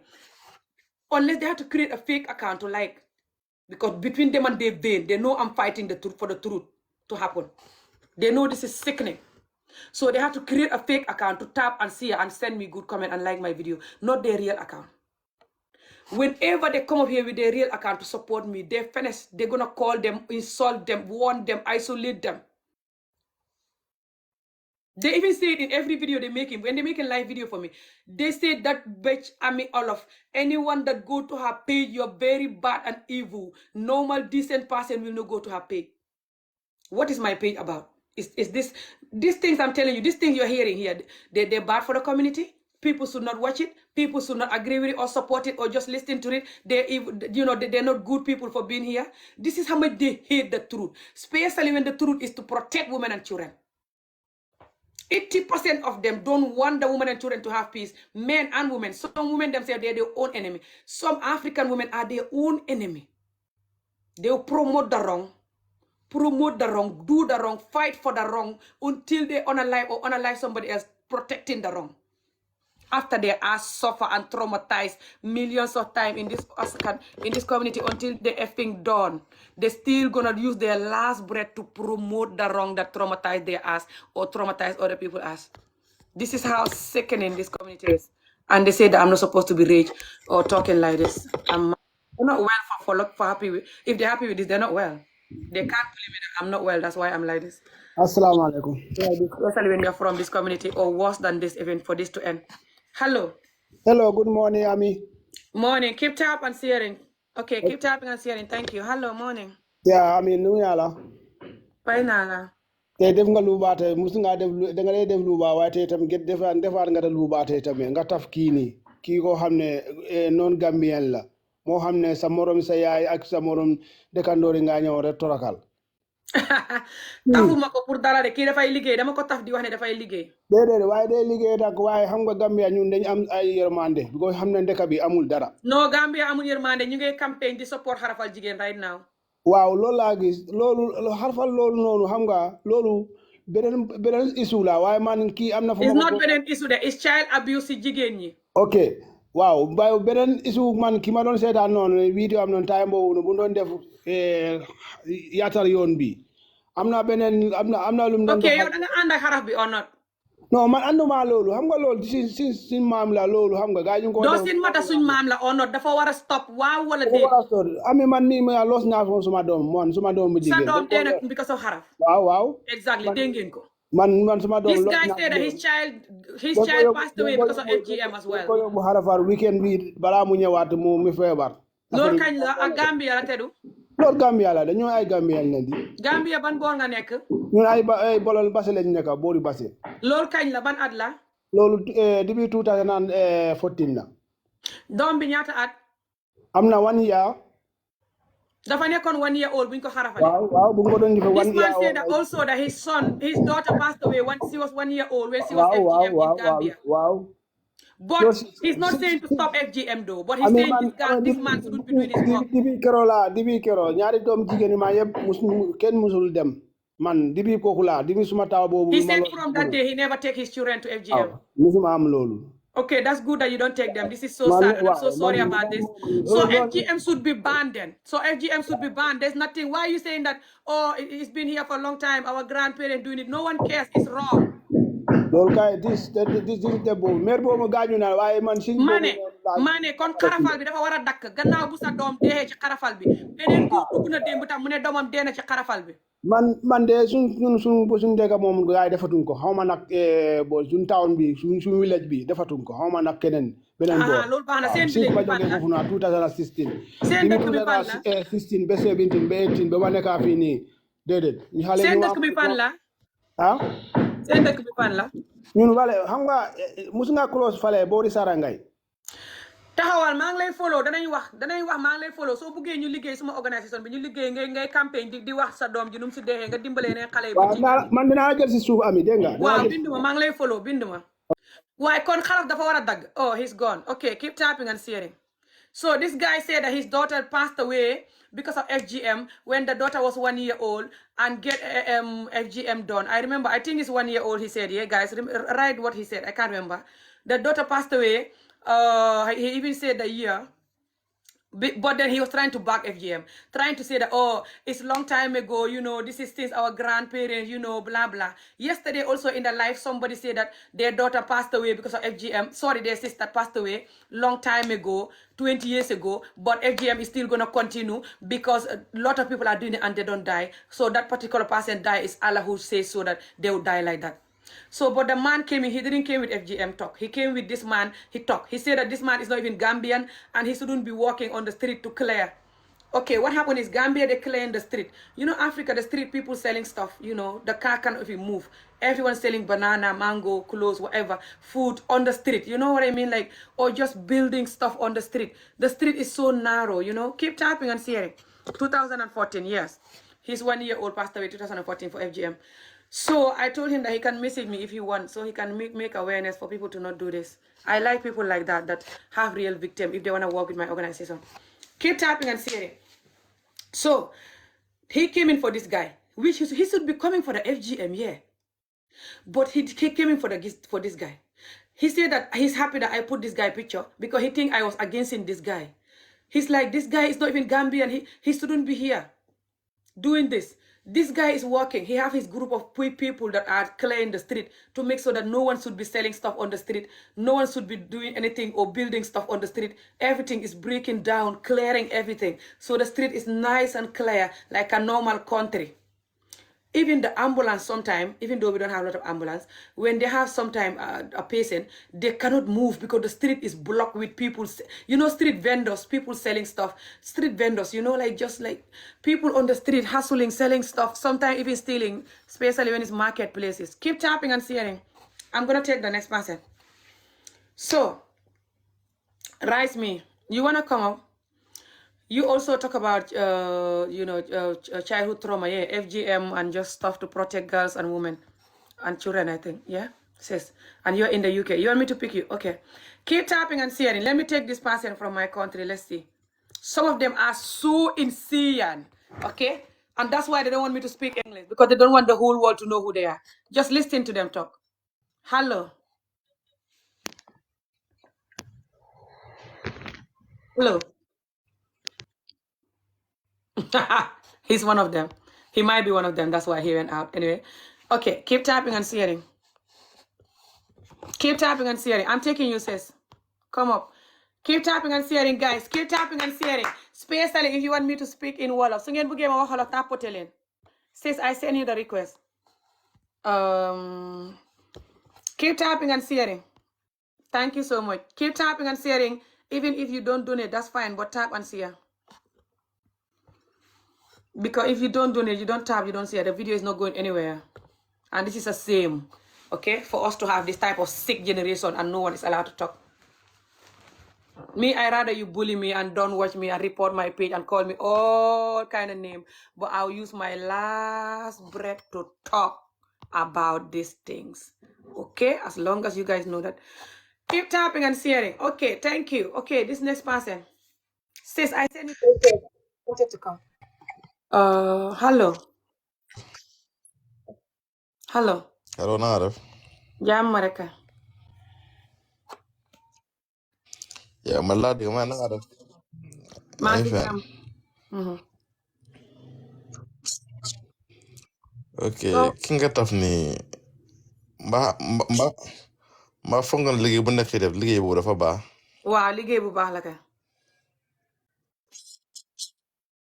Liggéey bu baax la. So Europe yu anga te nga nekk. Anga te say yoon yi. Am na taxi seen paaka bi mu fa waa nekku fa.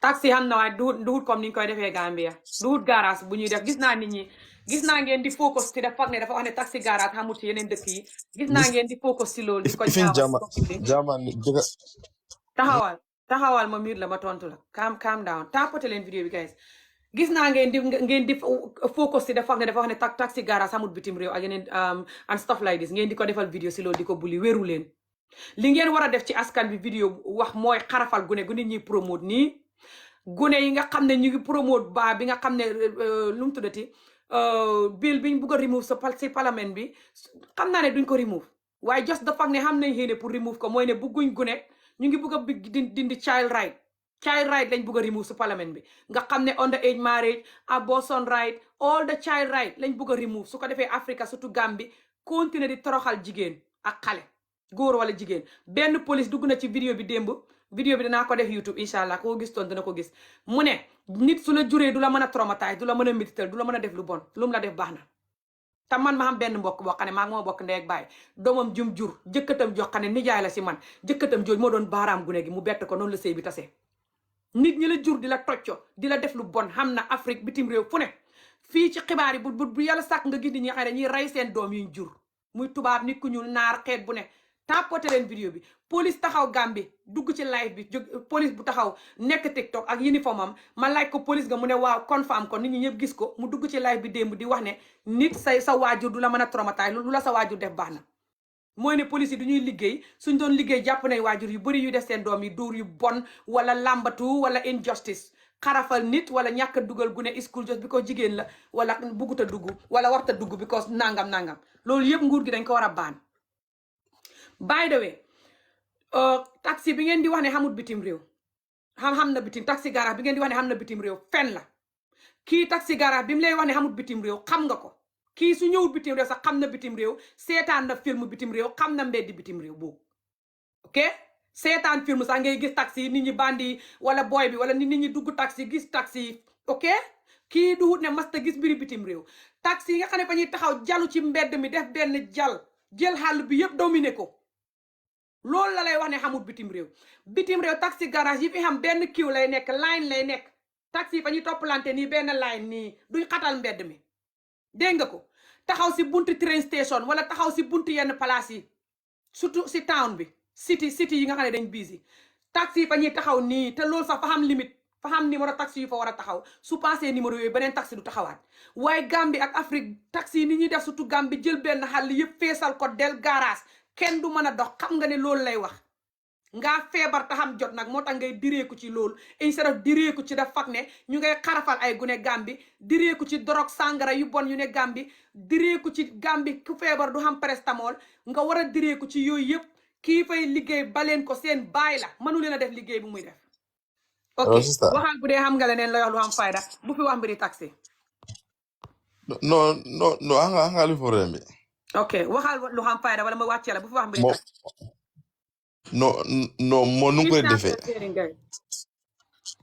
lu ko defee du ko yóbbu ak yar boo kii I don't care nu mu koy defee kii mag la xamul nu mu koy defee bam dox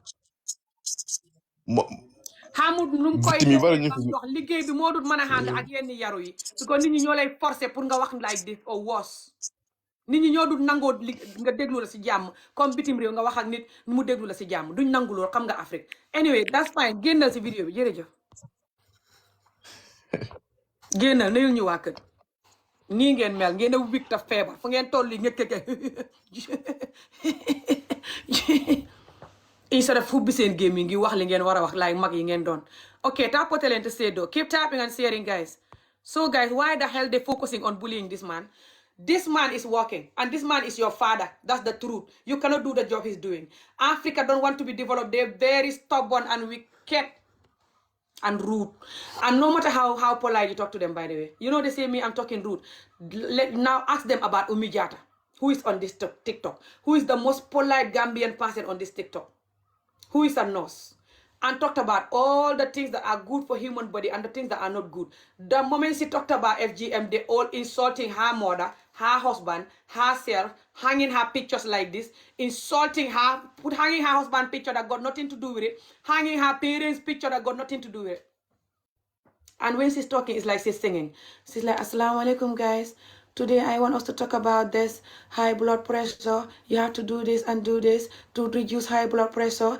You know, sugar. If you do this, it's not good for sugar. Sugar this, sugar that. You know, talk about different things. You know, health stuff.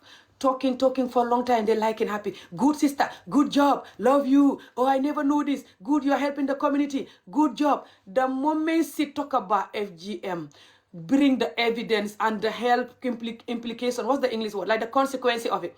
Trying to explain very nice and polite, show them the pictures, explain, you know, this and this, it does this, it does this. Don't go there. Don't talk about FGM. We love traumatizing children and women. We love torturing them. We love bullying them. We love giving them pain. Don't talk about their pain to stop. Hey, how dare you? This is culture. You're going too far now. Stick to what you were talking about. Hey!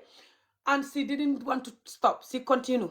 She's trying to be strong. She's like, okay, I know this community is sick because they have the tiny 2% support like I'm having. Yeah, you're always going to have the tiny 2% people. Keep tapping and sharing, telling her, keep going. I don't care you're calling me mad. You cannot have a country like this and a father like this and trying to tell me I'm mad. Keep tapping and sharing.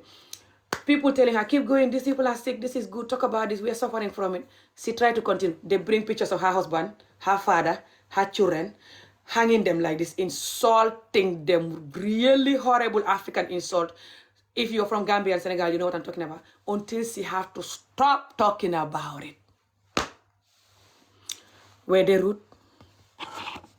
Exactly. So it's nothing to do with how they talk. Doesn't matter this man or not.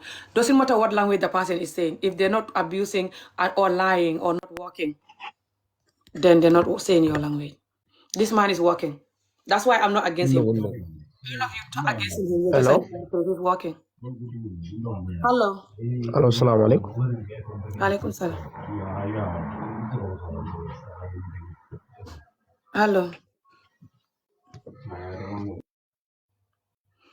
I didn't take you out. I don't know why you're going.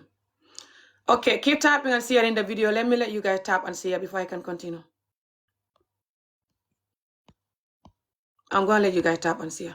Speak correct English. Your father did not teach me English, so how do you expect me to speak? Is your father alive? Go bring him to teach me. Or if he's no more alive, go and dig up his skeletons and bring them. I know how to talk to skeletons. Okay, keep tapping and sharing, guys. They'll make you savage and call you rude. No matter how polite you are, as long as you're talking for children and women to have their human right and justice, you're rude. Automatically, you talk about that, you're rude. I can make you moderator, but you don't have to worry muting it. Don't mute every single person that is being ridiculous, unless if they say beyond something or they keep repeating one word like a stupid idiot. But if they don't say really bad words, if they just say you are mad or blah blah, don't mind them. They're talking about themselves. They just if their brain is mad and calling the truth mad, that's fine. Leave them alone. That's nothing to do with me. That doesn't bother me at all. I know these people are traumatized and weak and idiotic and hate women and children and hate themselves, including some women. So that's why their mad talk doesn't work for me. I know who they are. Hello. Hello, Sister Ami. Maka Fogo. Yeah, Marika. Well, as I told you yesterday, ñu ngi sa gannaaw ñu ngi laa déglu li nga wax important na trop. Thank you. Waaw loolu du mun a ñàkk saagay ak yooyu du mun a ñàkk waaye fii ku fi saaga nit saaguloo boppam xam nga saaguloo kooku sa boppa nga saaga. Don't bum la mind. teree wax li nga war a wax bum la teree def li nga war a def. ñu ngi sa gannaaw tey ñu ngi sa gannaaw suba. Thank you so much. Yow loo xalaat ci kii nga xam ne mu ngi liggéey ba pare gars yi naan liggéeyu di ko saaga. noonu lañ mel fii nit ñi ñoo bëggul jëm kanam si boppam nit ñi ñoo bëggul jëm kanam léegi yow da ngaa xam li nga xam rek def li nga war a def nga bàyyi waxkat yi ñoom ñu wax comme que wax moo leen desee nga bàyyi leen ñu wax. suñu waxee wax ba sona dinañ noppaleku loolu kese la. thank you. loolu kese la amuñ respect pour jigéen ñi amuñ respect pour xale yi xale yaa ngi fii nekkuñ ci jàng ñeneen ñi doo dee xam daal doo dee xam lii soo ko waree wax daal dañoo wax ne da nga bëri wax wala wéruloo fekk du loolu. lekk di xew si dëkk bi too much. bu leen faale ñoo la gën a bëri wax seen bëri wax gi whatsapp lañ ko def di jëw whatsapp ak di wax kuñ war a wax nañ saaga ñu wax luñ bëgg a wax ñi la war a déglu dinañ la déglu ñun ñi xam li nga wax xam njëriñ li nga wax ñun dinañ la déglu bàyyi leen ñoom ñu wax ñu saaga ba ëllëg seen affaire la. thank you so much really appreciate. waaw buñ la musa give up loo bàyyi leen ñu saaga la ba ëllëg. give up xalaat ñu la war a déglu dinañ la déglu du noonu. foofu la rek yow jàpp ko foofu. thank you so much. jërëjëf waay thank you appreciate naa ko. Okay, she said that I should keep walking and that they're behind me and that I should not care about the stupid idiots. I don't care about them, but sometimes I talk about them a little bit so you know how sick this community is and why I'm doing my work. So guys, this guy, I think when they take out some people, especially some of the women, I think they should give them little money. Call them in some office in Banjul. But then I realized they cannot give one or two and not to give the rest. That's the truth. And they cannot give everybody because it's that many. Cross Gambia. I think he's going to do cross Gambia. This is going to take a long time. I think he's going to do cross Gambia, especially the big cities, you know, that are crowded by these things. Go ask your mom. I go ask my mom what. Keep tapping and sharing. So, he's working. That's the truth. But I want the amount of energy they're putting on this to put that energy on the drugs. But I saw them doing something now about the drugs. Salute. They're doing something now. Go and arrest anyone that is bringing drugs in the country. I don't care if you know them. I don't care they're working in the government. I don't care they're a big person with big money. I don't care. Normally, big drug dealers are big people with big money, and some of them might be even in the government. Just close your eye and arrest them. Doesn't matter who they are. Keep tapping and sharing. What they say in my language, close your eye and do it. Just don't think about it and do it. Just go and do it. Don't just be like, oh, this person, this person, that no one cares. Arrest them. Make sure that you know what is coming in the pot. Make sure that what's coming in the pot is a good food, healthy food for the citizen. So they shouldn't bring all this cancer-causing juice, biscuit, food in general, crepes, chips, supermarkets. Make sure they know what they're selling. They cannot be selling people expired, cancer-causing food, the children eating it, the people eating it, and they're going to have consequences for their health. And most likely, they're not going to have the type of medical attention they need. Okay? Even here, certain medical condition, you only have to rely on medicine, but it can never be healed. So, the human body is not a joke. Focus like the way you're focusing on the street. The government, please. The way you're focusing on the street, focus on the health of people like that. Focus on drugs coming like that to stop. And focus on the criminals in the country. Just like you're doing. But I salute this. And I saw you're focusing on drugs these days. I saw it on the news. Salute. But the people insulting this man and bullying him for his work, it's like how they bullying me for my work all these years. I feel sorry for him. The amount of bully they're giving him. Those women shouldn't be there to begin with. You should talk to your imam that is looking like a tan musibutu for FGM to put that energy for the women to not be on the street because they have a husband. A lot of them have a husband, but the husband is pointless. They have a husband pointless that is a pointless husband that is not a Muslim. And when the old man is looking like a tan musibutu, instead of talking to this old this man to be a good husband, which is the man to not cheat and to house clothes feed their wife. Don't cheat, house clothes feed your wife. Don't cheat, house clothes feed your wife. You cheating, you spending a lot of money there, time, money, and love to someone else. When your wife and children need your time, money, and love more than anything, okay? And you're giving it to somebody else. Or just you might catch something there and giving it to your wife, infect her. Your wife is not going to be happy with you. Allah is not going to be happy with you. Or are you just playing with the Allah to do what you want? Is Allah even real? Because you're not doing like he's real. You're not talking about the main harmful thing that your people are doing. 80% of African Muslim men are doing. You're not talking about that, but you're talking about effing FGM, screaming your lungs for that. Keep tapping and sharing, guys.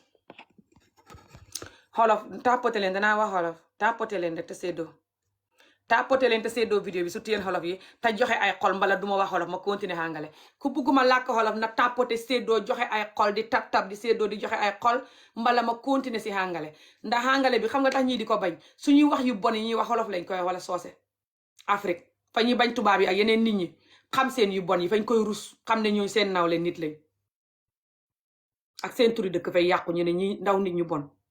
Moo tax ñu di ko wax ci paa bi li muy wax yëpp ci soose la koy wax surtout li muy wax ci mbiri xaraf buy wax ne nit ñi kuy xaaye xaraf bi yal na yàlla bënn sa bët yi sa biir moom a gurubam gi surtout xaw ma faa keebaa xaw ma faa baakare xaw ma gu góor gu soxot góor faa keebaa waaw moom it nataalam danaa ko wane beneen yoon foog naa ne tey maa fàtte pour xamee nataalam fii xam nga lu mu wax si benn vidéo mu ne képp koo xam ne fay wax pour xaraf bi nag yal na la yàlla defal feebar bu bon sa biit bi feebar bu bon bu dul wét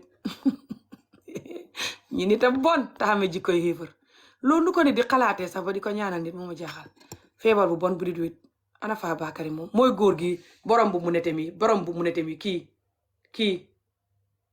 kii moom la moo doon wax loolu kii moom paa bi ci digg bi nii moom mooy seen baay mooy paa bi nga xam ne moom borom nataal bi ma génnee léegi mista xaraf paa dagg jobb paa dagg kati jobb mooy paa boobu tàppote leen paa les kati gune paa dagg job bi gune imaam dagg kati job bi gune keep tapping and sharing mooy paa boobu mooy paa bi mooy seen baay ñoom ñëpp fa ñuy ñaawal beneen paa bi nga xam ne melut ni ñoom te imaam yi Gambi la waaye melut ni ñoom xolof lay làkk xaw ma ne xolof la am ndéet nag tudd imam Babali fañ koy xas di ko defal ay vidéo ci TikTok bi kii gurubam gi fa ñuy defal paa boobu ay vidéo TikTok ak fu ne di ko xas xat yi yëpp Facebook ak fu ne ak vidéo yaa nga YouTube di ko xas Babali nii Babali naa lu tax paa boobu melut ni ñoom duy mbubboo islam ne xarafal leen gune keep tap and share moo tax bëgguñ loolu waaye léegi maa ngi move si English so guys neexu leen di tàppate di séddoo di joxe ay xol di wax ne waxal xolof so maa ngi continuer si hàngale bi okay so this old man that is the father of the he's called Imam FGM Imam Kilitrit Chopper old pa Kilitrit Chopper old pa children Kilitrit Chopper old Imam Kilitrit Chopper, that's what his name is. He's not called, whatever else, but you can call him whatever. That's what I call him, Mr. Kilitrit Choppers. Kilitrit Chopper, Mr. Kilitrit Chopper, okay? Keep tapping and sharing, this man.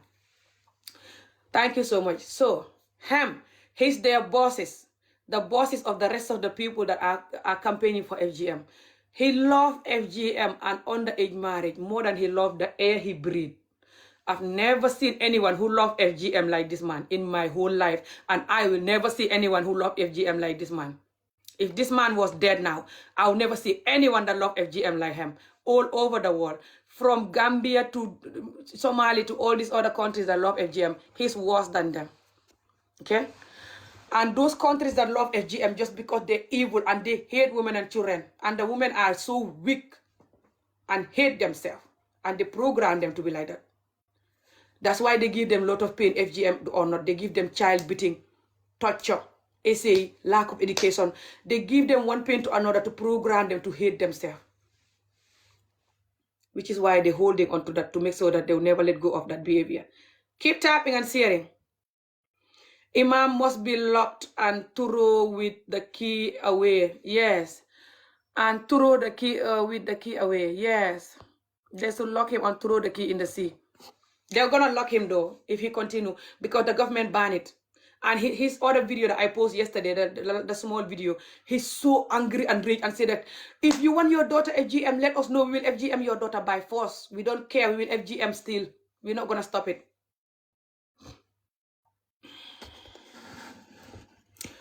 And I think he knows that whenever he's fighting for FGM, he's proving to the whole world how him and his group of people hate women and have no respect for Allah, just using Allah to traumatize women and children, but they will never use Allah to stop cheating, lying, and be a good partner to their wife when Allah wants that more than anything. Lot of these women in the market selling, and they're taking them away and they're crying. They shouldn't be there. Some of them are married or been betrayed by a man that divorced them, or the man suffered them so much that they have to give up the marriage. Because the man is always busy with another woman and neglecting her and her children. Always have money for another woman, but not her and her children, which a lot of our men do. Cross-African Muslim men, 80% are like this, especially the 50%. They're worse. They never do this for correctly. Like, don't cheat, house, clothes, and feed your wife. They never ever do it. And all of these men, they saw that, and they never focus on that. Not half of the energy they put on FGM. Keep tapping and sharing. You're still not tapping and sharing enough. So this man that he should be putting his energy on women shouldn't be even in the market if they have a good husband, and he's not doing that. And the other man working, and he said that he shouldn't be working. You have a man like this who wants to be a president in Gambia, and he's supporting FGM. He's saying we don't FGM, we circumcise. What is circumcise? Chop off the clitoris. Chop off the clitoris. Chop off the clitoris. That is circumcise, whatever the hell circumcise is. Okay? Why can't they keep circumcising themselves? Because clearly the way they circumcise them is not enough. Especially when they have small manhood. Why can't they finish it? Because small manhood is pointless. They can just finish it if they love cutting so much. Keep tapping and sharing. Thank you. So, this man that he's doing his work to make sure women and children are going to be traumatized and end up in the market because they don't have a husband that is going to be a Muslim man for them. And then when the man is walking, kicking them away from the street, you blaming him instead of blaming this type of elders. If this type of elders was doing their work, talking to the men to be a Muslim man, put half of the energy he's putting to make sure every little girl clitoris is chopped off. If he put half of that energy on the man to be a good Muslim man, like he's using Allah to chop off the clitoris, if he was using that for the man to be a good Muslim man, by now those women, half of them at least, will not be on the street. Come on, between you and your grave, you know I'm telling the truth now. Come on now. Come on, how old are you? Come on, how hypocrite and wicked and fake ass, idiotic human being can you be to say that this thing I'm saying is not true, or I shouldn't say it, or blah, blah. Hello? Are you even breathing? How can you say anything? Apart from this man and his group of people should focus on the bad marriages that is suffering women and children across Africa, Muslim countries, selling on the street or not, selling in the market or not. Even some of you, you are abroad here, you don't send your wife enough money. It's not you don't have it. You have money for somebody else, girlfriend, or somebody you're trying to buy, sending them money to marry them, younger person. Or girlfriends that when you go to visit your wife in Gambia, you're busy sexing those young people. You don't even have time for her. Or your girlfriends here that you're sponsoring. Or you're busy building house from one house to another.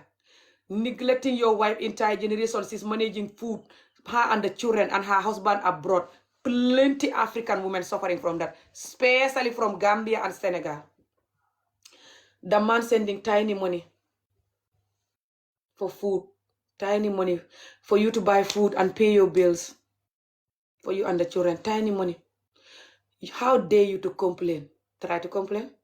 The moment you open your mouth, before you even talk, he will punish you as if it's not Allah. Allah who told him to do that. The Allah they using to chop off clitoris. Exactly. That's normal to you? I will never vote for him. Him who? Keep tapping and sharing. Anybody want to come now? Allah they using to chop off little girls' clitoris. Allah told them to give you that money for you to have a comfortable home, buy whatever clothes you want for you and your children, pay your bills, clothes, food, anything you want you and your children, comfortable life. It's not easy to be a Muslim man. They know it. They're very fake and hate women and children though, and have no respect for the deen. They know what is Muslim man. If you don't have money to house, clothes, feed your wife, you shouldn't marry nobody. You should stay fasting, Ramadan or not. Keep fasting the hell until you're like a skeleton. Keep working and saving money while you're fasting, Ramadan or not, whole year round. So you don't have sex with people you're not married to. You cannot be fasting and sexing people. Some of them are capable of that, but hope not. So stay fasting and praying and keep working and saving money until you have money to house, clothes, feed the wife before you marry somebody. Also, hence they love using sunnahs. Let me remind them of the sunnahs before I can pick you guys again. Keep tapping and sharing. One sunnah is to marry a widow or a divorcee, which a lot of them hate. Exactly. They insult you that you're divorced when they should be running their ass to marry you as a sunnah. Exactly. Even the women behind you guys, they know you guys are their enemy. They saw how you treat them. When it comes to anything that in the deen that is going to favor them, they saw how you hate that part and running for the part to chop off their clitoris. They're just not well. And they weak ass idiot. And they know when they talk, they're finesse. They're not allowed to talk like you're doing me. Some of you could strangle me in 1 second right now when you get hold of me for talking like this. So I don't respect myself. Of course I respect myself. That's why I'm not in a bad marriage. I cannot stay with a man like this because I respect myself. If my husband was campaigning for FGM, if my father, my brother, my husband, any family member of me was campaigning for FGM, underage marriage, or campaigning for anything that is going to traumatize children, boys or girls, okay? I don't care which one. And you saw the Askan don't do all stuff, especially the men. Not just I will disown that person entire generation, but I'll slap them, yeah? So why are you telling me respect myself? I respect myself. I would not have a husband that have this mind because I respect myself. You can say that to yourself. You that is fake ass behind this. You that don't have respect for yourself. That's why you're behind this. You are a Christian. Get paid by the church. I don't care. You can say worse than that. Is that all you can say? Are you the guy on the picture? You should stop eating pizza and burger, by the way. Your face like me, like a sick potato on the thingy. English, I don't care them. I don't speak English. You never put me to school. Instead, you marry me young, like your imam is promoting. Your imam is promoting for people to not go to school so they can get married at 13. He said 13 years is the appropriate age to get married in the Muslim religion. 13 years, which means the child will not go to school. How can you bully me? How can any of you bullying me when I'm talking about this imam and you guys that are supporting him? How will you bully me? Are you okay? You can't say anything. He already ruined your ass. He's already out there campaigning, the whole world hearing him, campaigning for underage marriage and FGM to continue in Gambia, to not be banned. And he have no shame, screaming his lung, so angry in his videos. Go and look at the last video that I post. So angry and praying for people that are talking like me, for that to stop. For Allah to punish them and give them sickness and kill them and bam to them. So he can continue, him and his group continue traumatizing women and using Allah. from this to underage marriage to whatever. And the woman to shut up and cry and wait for heaven so she can finally be happy. But they're also going to go to heaven though. They're also going with her, or they will go before her. And they're going to have a lot of wives when they get to heaven. So she's not going alone no matter what, as long as she knows that. Okay, keep tapping and sharing. How nice is that for them, yeah? For the evil people to enjoy torturing people, enjoy having slave as wife to do whatever you want to them, traumatize them, give them bad marriages, and then you still gonna go to heaven before them and have a lot of wives in heaven. But yeah, then heaven and then the Muslim deen is just for men. Keep tapping and sharing. Hello, this person, hello. Keep tapping and sharing, guys. Okay, this person, I don't know whether they don't know they're here. Okay, I'm gonna take you. Keep tapping and sharing. Man, please have respect. So I don't have respect. So they have respect. Them that is campaigning to chop off little girl, but they cannot campaign for the mother. How you doing? How you doing? They How have you respect. doing, Ami? Hello. How you doing? Why you say about the imam? Why you say So you we don't hear don't what I'm saying? we don't understand you clear. We don't understand you clear. You have to be careful. You have to be careful, man. Go fuck yourself. Why are you talking like you're fucking high on drugs? Go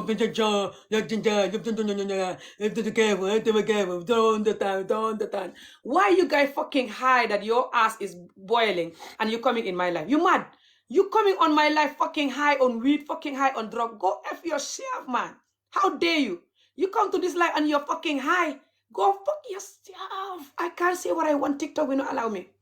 Behave yourself. The hell? Man, be careful. Your ass should be careful promoting trauma, you effing bitch. Keep tapping and sharing, guys. These people are fucking insane. Hi sis, how are you? Fine, thank you. Hello.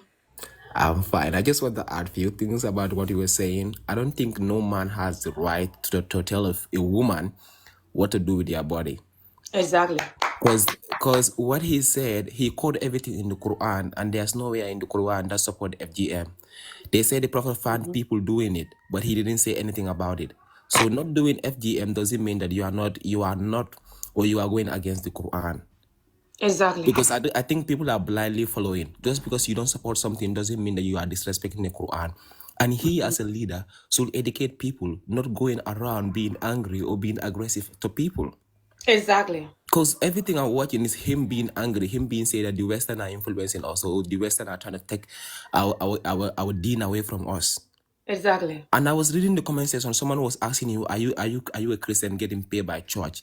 Don't mind that is very disrespectful. You don't have to disrespect other people in order to make a point. I don't know how Gambians are thinking. Don't What worry Gambians about are that. thinking, Like but that. some of them need a good brain cells for real. Don't There's mind no it. disrespect. Everybody have an opinion, and Gambian cannot stand a female having an opinion. That is one thing Especially when Gambian the men opinion cannot is to stand. protect women and children. They hate that. They all say that, but bullshit. Because they cannot stand a female who have their own opinion. Exactly. I don't know why people just think that by having an opinion mean that you are disrespecting someone. You are not. It means They that you know have that. an opinion on the They topic, just and rude. everybody does that. But like a grown man sitting on this app trying to tell female that something should happen with their body. You don't know what they go through that.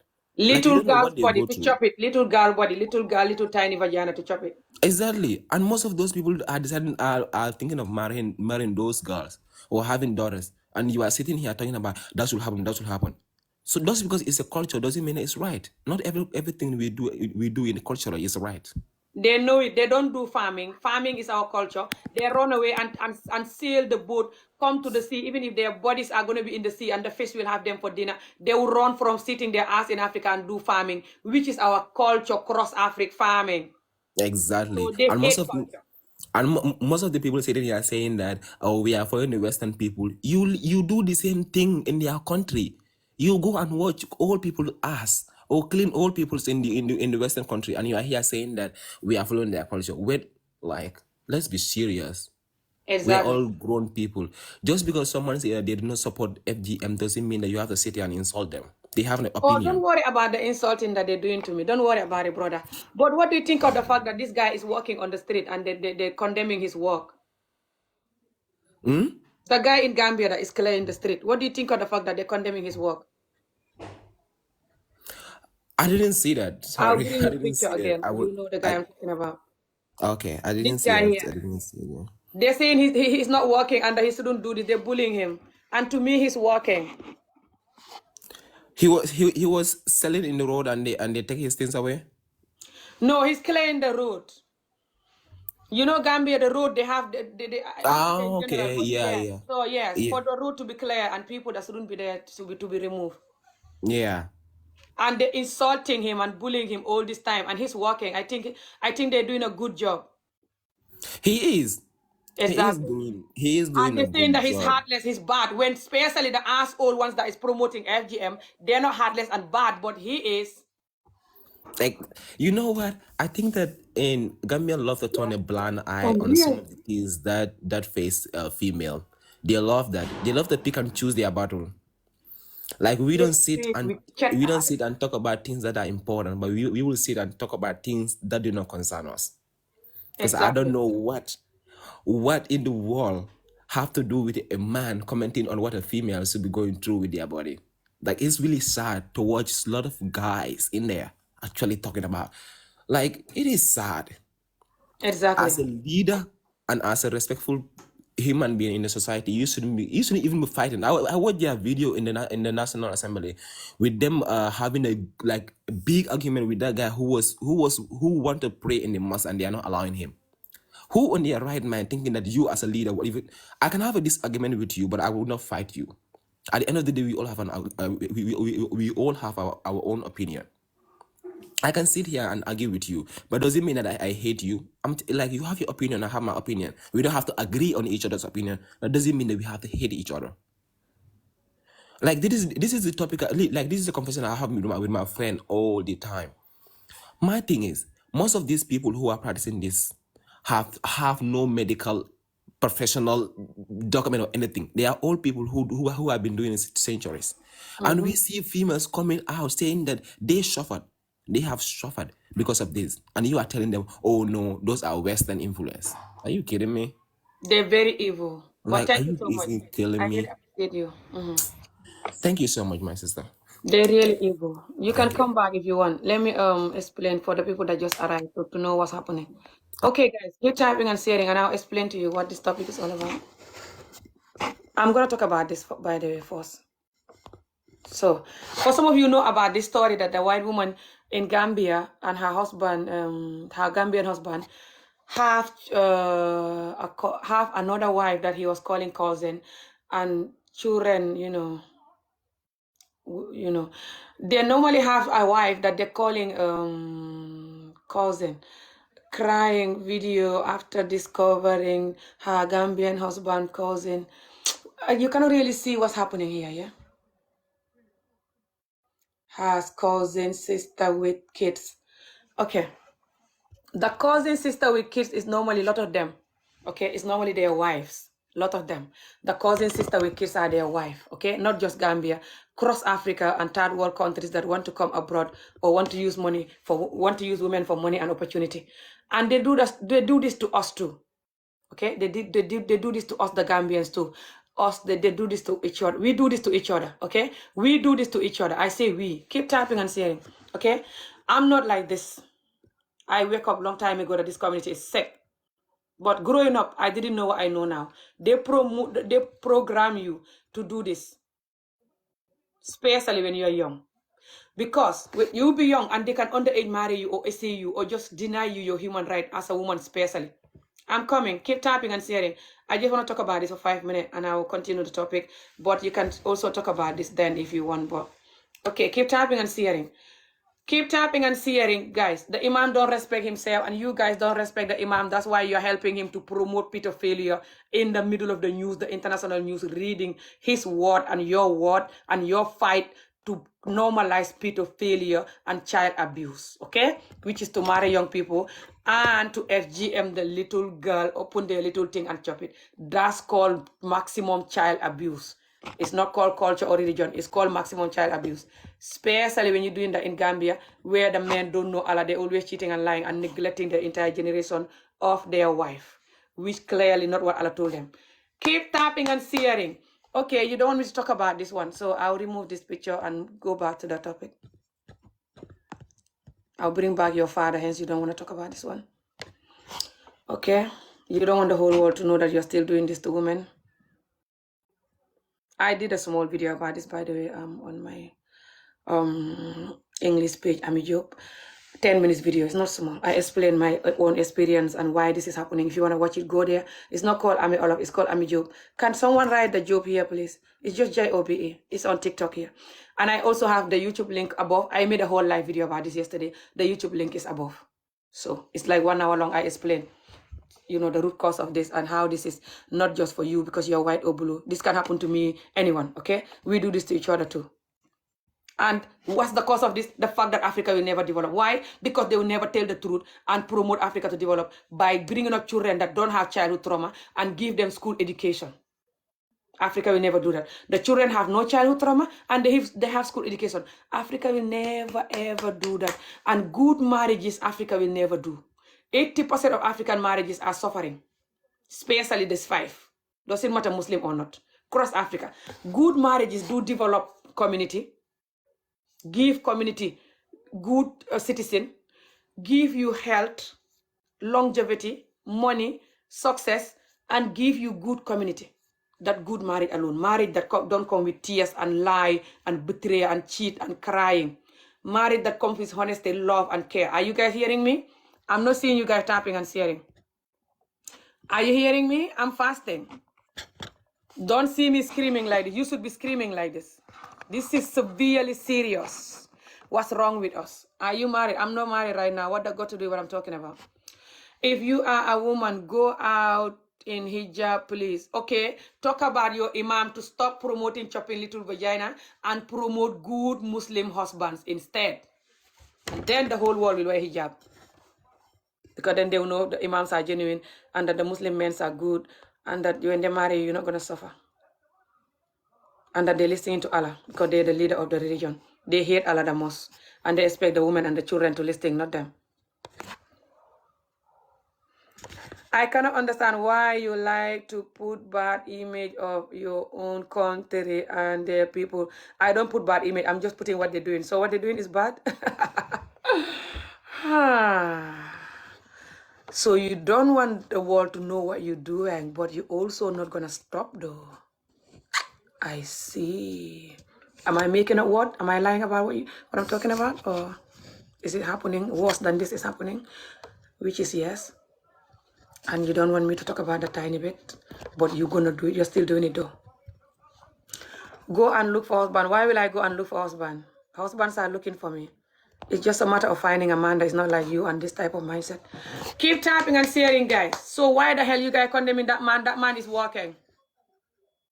Who is not working? This type of mindset. This man should put his energy on the fact that those women shouldn't be on the street to begin with because they have husbands.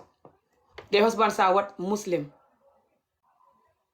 What does husband supposed to do? Give them money, house them, clothe them, feed them. Who is looking for you? Lot of men from Gambia and Senegal.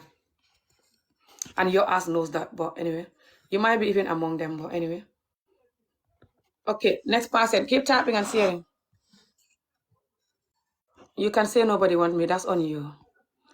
Okay, pretty face. Mang lay jël de.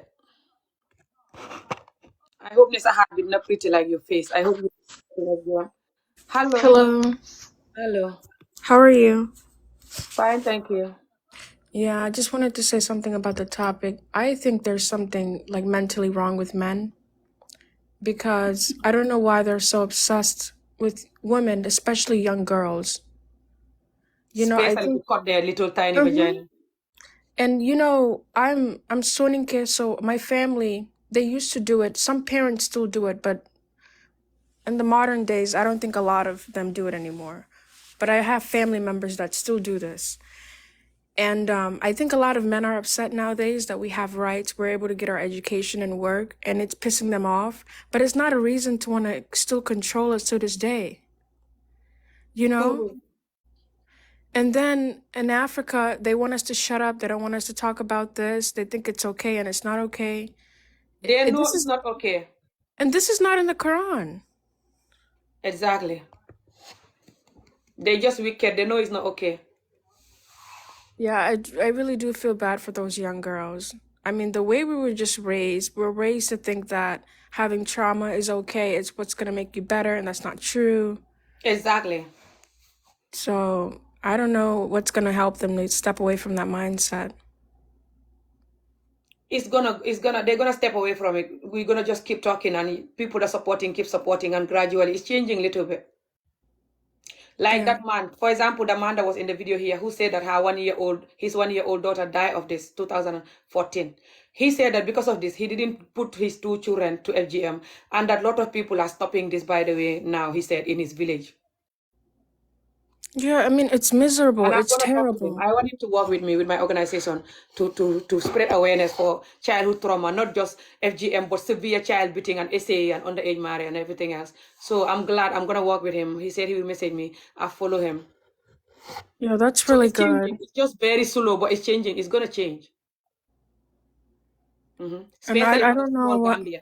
Mhm. We all just have to join hands slowly and don't give up like I'm doing. I'll never give up on fighting for the truth. Yeah, it's very important, and you're doing good work. Thank you so much. I appreciate it. Yeah, you're welcome. I just wish that, I don't know, everyone over there had the opportunity to really know their rights as people, especially the women. They You will. I know. talk to them. My organization, I talk to the women about women rights, about self-love, self-development, about how to manage trauma, not to beat the children, severe beating, about how to protect the children from SA and stuff like this, and how to develop the children with self-love and self-dignity and self-value. I talk to the women about that with my organization when I go to Gambia. I make sure that I join their CAFO, their, this susu, yes. And I go when they're having their attire and tech, and I give them little gift and talk to them and motivate them, So it's gonna work, inshallah, slowly, gradually, And I have my team, so inshallah, everybody shall just create their idea. For example, like the way I think of my idea of my organization, and I provide different things compared to other organizations. Everyone should create something, either it's going to be organization or videos or anything. Everyone should learn to be honest and create something that is going to make a difference, man or woman. Yeah, but also if you want to work in my organization, you're welcome. You can Yeah, of work with me, course. especially when you go to Gambia. I normally go to schools, and my team normally go to schools and do speeches. I'm going to release a new video, inshallah, on the organization page, and do speeches to motivate the youth, the high school youth, to stay away from drug addiction, unnecessary sex, violence, just basically prepare them to be decent adults, Yeah, because they're not aware. I feel like, like I was on a live the other day, and I heard that like women in the Gambia are starting to do like substances, and I was so shocked. And I'm like, if they were educated enough on this and they knew what harms it can cause them or their future children, they would not put their hands on the stuff. So it Exactly. made me sad,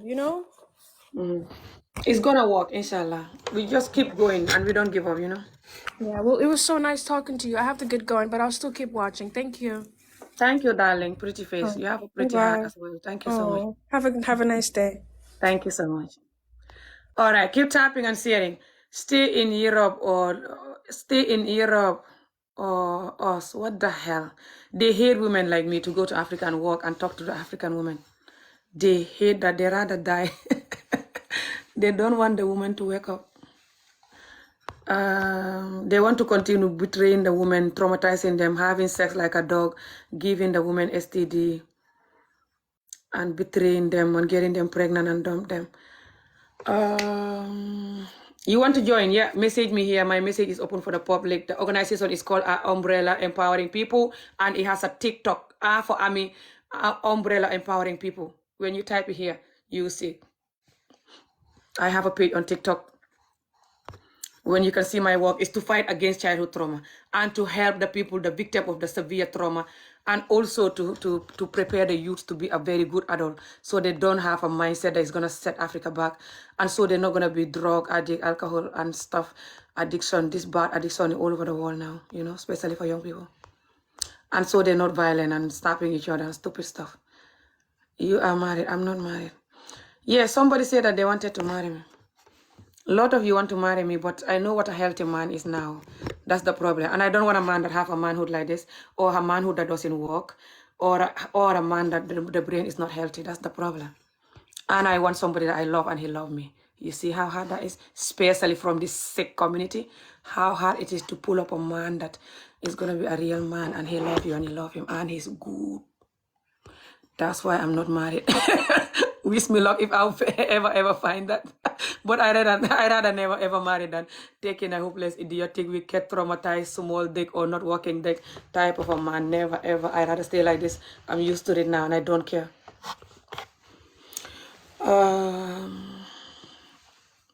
How do you got a child? What do you mean? Is this not some of you that saying that I should correct my English? How do you got a child? What type of English is that? What's going on here? What's going on here is the fact that this imam right here, okay guys, keep tapping and sharing. What's going on here is the fact that this imam right here is supposed to put the energy that he's putting for FGM on the man to be a good husband. The Muslim man. I don't care you send some dog, emoji. It's just a dog emoji. What that got to do with me? Keep tapping and sharing. Leave the poor dogs alone. They're better than you some of you guys. But anyway, you can send the dogs. I don't care. TikToks like dogs. They're not like you. By the way, you're Muslim. You should love the animals. Why you hate the dog that you think you give me the dog picture, I'll be angry. I don't care. I don't hate the dogs. They're animals. They don't choose to be animals. Okay, keep tapping and sharing, guys. You're just showing them the hate you have for women. You're showing it to the poor dog, putting the pictures of the dog so I can be angry. You're not well. Don't mute them for that. Don't worry about that. They can put the pictures of the dogs, all the dogs in the world. I don't care. TikTok love dogs and anyway. Okay, keep tapping and sharing. Acha, keep tapping and sharing. So, why this man is here, I'll tell you. Keep tapping and sharing. Thank you so much. Keep tapping and sharing. Keep tapping and sharing. So, keep tapping and sharing, guys. It's only 13 here. That's not enough. Look at the amount of likes. It's only 20-something thousand likes, I think. Oh, 29,000. Oh, that's terrible. Keep tapping and sharing. I have massive enemies that are watching me. They rather you chop their hands and than them typing and sharing. They rather die than tapping and sharing. That's how much they hate my knowledge and my work and my energy and how I'm ready for everything for the community to stop the nightmare they're doing. They rather die than support that. So don't leave me with them. The 2% are supporting. Keep supporting. Thank you so much. God bless you. Okay. Now, let me tell you why this man is here. And this man is going to continue being here all the time, forever and ever. Okay. Anytime I want. Why? Because this man, he released new video again. Okay. Go to YouTube. You see it. If you want, I send you the link. Go to Facebook. You see his group of people that are with him. They have a new interview at 1 Kobo. The new video he made again, confirming that FGM is fine, and so doctor told him that FGM help women to give birth nice and comfortable compared to the one that doesn't have FGM.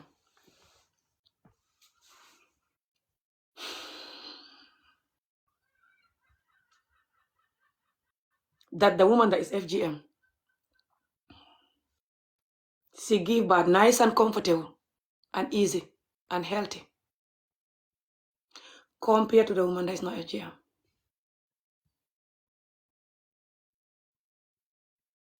And he even read some effing article or whatever the F he was reading, that he read it from one hopeless, wicked, if that person is a doctor, he's not qualified doctor, and he's traumatized, wicked, hate women, especially children, type of a doctor. He said, Dr. so and so, before he passed away, may his soul rest in peace. I even have that video of him here, by the way. Keep going, you see it. Keep tapping and sharing. He said that doctor says so that, whatever they're talking about, the FGM make people die, FGM make people have problems, is a lie. When you hear yesterday, one man say that his younger sister died of FGM 20 years ago, but FGM still gonna continue because a lot of people do it and they don't die, and it's a tradition. Somebody today told you his own daughter died of FGM. That's why he never FGM the rest of the daughters, the other two. 2014, not long ago, a 1-year-old died of FGM. You hear all of that. And you hear the women talking about how FGM ruined their vagina and just give them so many trouble when they give him birth or having sex or just health in general. You still have the gut to look at this man, seeing that so doctor told him FGM is going to make your vagina so comfortable when you give him birth and so healthy. Keep tapping and sharing. and that FGM is very good and nice, and that people that saying that, he said, he read it like this. Go and you see the article that he was reading like this from his phone. The video is here. Go, you see it. He said that so Dr. Mai, he's so rest in peace because he's promoting FGM. He's so evil. He's gonna rest in peace in his dream. Then he said that person said that FGM never give anyone trouble. All these activists and people that campaigning for anti-FGM people, they're lying. It never make a lot of blood come out. It never kills nobody. It never give any health complication. By the way, FGM, when you have it done, when you give birth, you gonna have a nice, comfortable give birth because of the FGM will help you. So some of you that are FGM, and you know what you've been through giving birth, are you going to open your brain and tell the truth before you can die with the truth in your heart and have God to deal with? And tell the truth what you've been through with FGM, giving birth with FGM? Or you going to be like this and insulting me instead? Ban FGM, yes, even though it's banned, it's still banned. The ban is not removed, but they're still going to do it. He said it clearly in a brand new video that they're still going to FGM the children. The old women that are doing FGM, they say it in their videos, they're still going to do FGM. They do it especially when the child is born just 1 week old, 2 weeks old, 3 days old, to less than 1 month old. They open the little tiny vagina and chop it. That's how much they love chopping and hurting. They love hurting so much. They rather die than stop hurting. They rather die than stop hurting children. Africa rather die than stop hurting children. The whole of Africa, they rather die than stop hurting children. 80% of Africans rather die than leaving the children alone to grow up without pain and trauma. Hello. Hello. Nagam. Fine, thank you. Gam. Masi Jamre.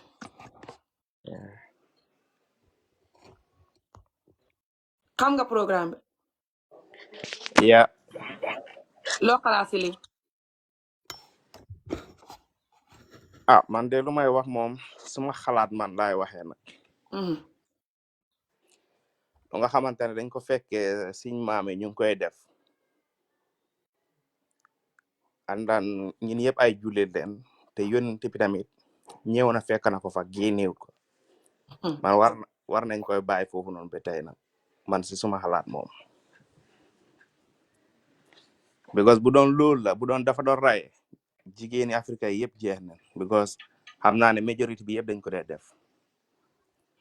Taxawal ma waxal la dara léegi. Waaw. Déglu ma te bul ma dog déglu ma tontu la.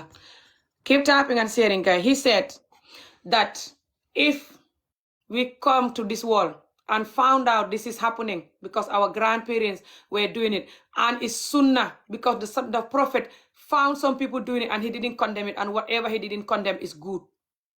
So we should continue doing it. And if this was damaging Africa, by now all of the African women are ruined or dead because a lot of them have done this. This is what this man is saying about FGM.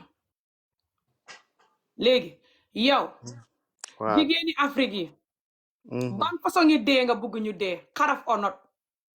Jigéeni Afrique yi soo leen xoolee te xam liñ dund te gis naqat biñ dund ak naqadi deret gi ne ci ñoom ak gëmadi seen bopp gi ne ci ñoom ak mën a fen ak mën a jaamu kuñ warta jaamu gi ne ci ñoom ngir jikkoy métit ak mën a métital nit gi ne ci ñoom ngir jikkoy métit biñ dund xaraf or not.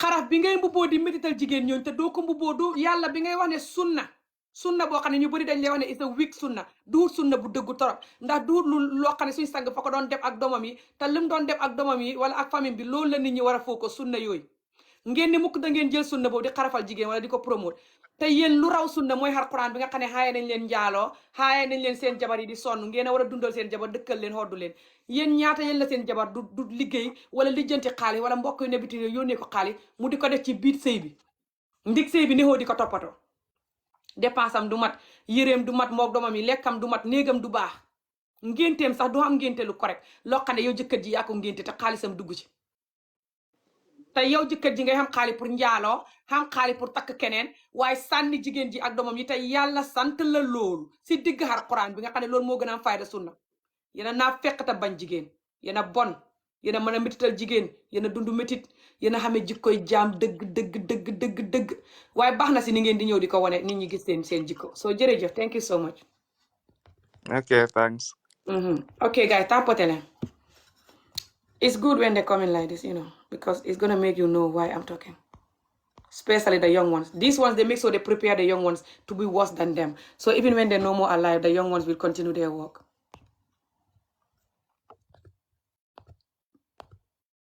Okay, let's continue.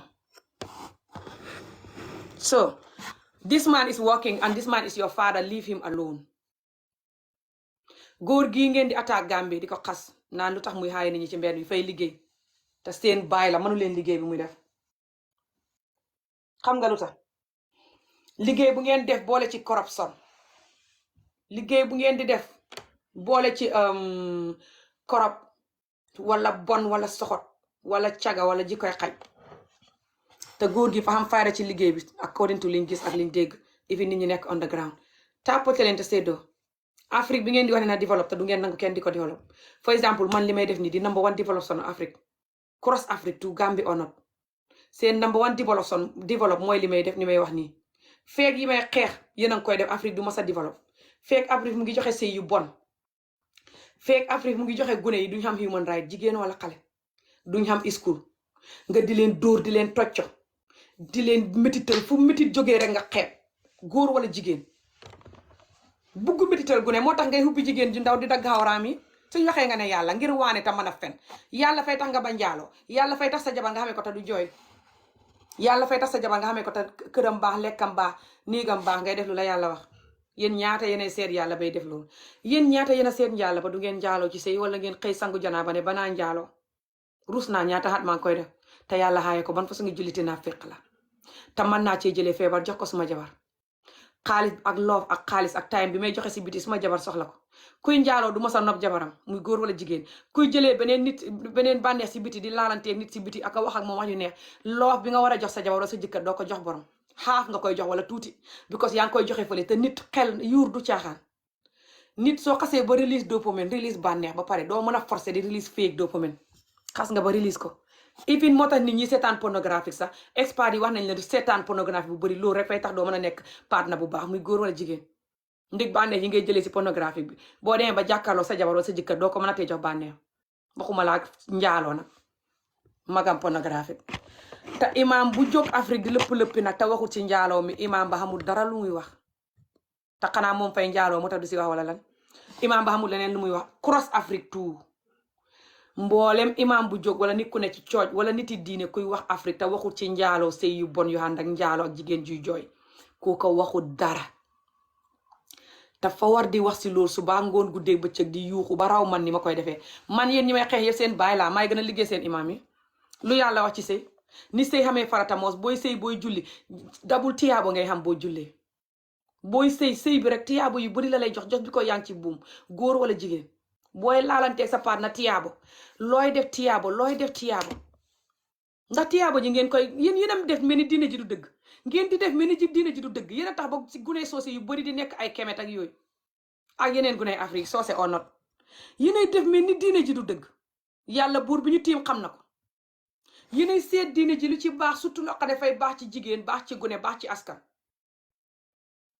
muy nekkal jëkkër ju baax ju gore foo ko si sa njaboot ak sa doom développe leen ak loof ak dëggu duñ jaxle ci xaalis duñ jaxle ci loof duñ jaxle si dara bi ko xam nga time ak ñoom kenn ku ne def noonu loolu fay développe askan. Nit ñi xamut yàlla sa fañ koy wax espace yi xamut yàlla sa fañ lay wax sëy bu baax fay développe askan di joxe fan wu gudd ak wér gu yaram di joxe xalal di joxe loof di joxe doom yu baax yu barke muy sëy bu àndut ak jooy ak tappale ak njaaloo ak naqatal nit.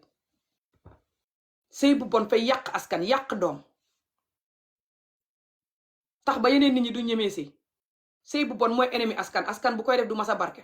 Laajal ku la neex surtout Afrique nga xam ne fañ gëm sëy jullit or not Afrique fa gëm sëy dëkk yu bari surtout Gambie ak Sénégal fañ bu gumbiri sëy te ñoo gën a bon sëy ci àddina juróom-ñaar nag. Sëy yi fukk boo gis juróom-ñett yaa ngi jooy surtout juróom yi kenn xamuloon fa su ngi sëy la ñuy sëy muy sëy Afrique Gambie Sénégal fukk boo compté juróom yi kenn xamul ba fa su ngi sëy la ñuy def duul sëy gourmet duul sëy nit duul sëy rab kenn xamul lu ñuy def daal kenn xamul lu ñuy def surtout jigéen ji li muy daj ci sëy bi mooy sëy yi nga xam ne góor gi lu ko neex def bu la neex boo waxee dee xam ne neen jigéen ñi sax fa ñuy def ni yéen di njaaloo aka defanteeg yéen Why will I nekk sëy bu bon di njaaloo mel ni xaj just because borom baaxut ma tukkum bàyyi sëy bi it's not by force. Why ngay nekk woo di njaaloo just because borom mi ngi njaaloo. Tapote leen video yi te séddoo ko. Keep tapping and sharing the video, guys. So yeah, the fact that this man is working Gambia and they don't want him to work. Fake hair is in Ramadan. So talk about your fake imams that is promoting chopping little girl clitoris in the middle of Ramadan. That's worse than an effing wag. Why you bother about what? This is the problem. You guys always bother about the crumbs.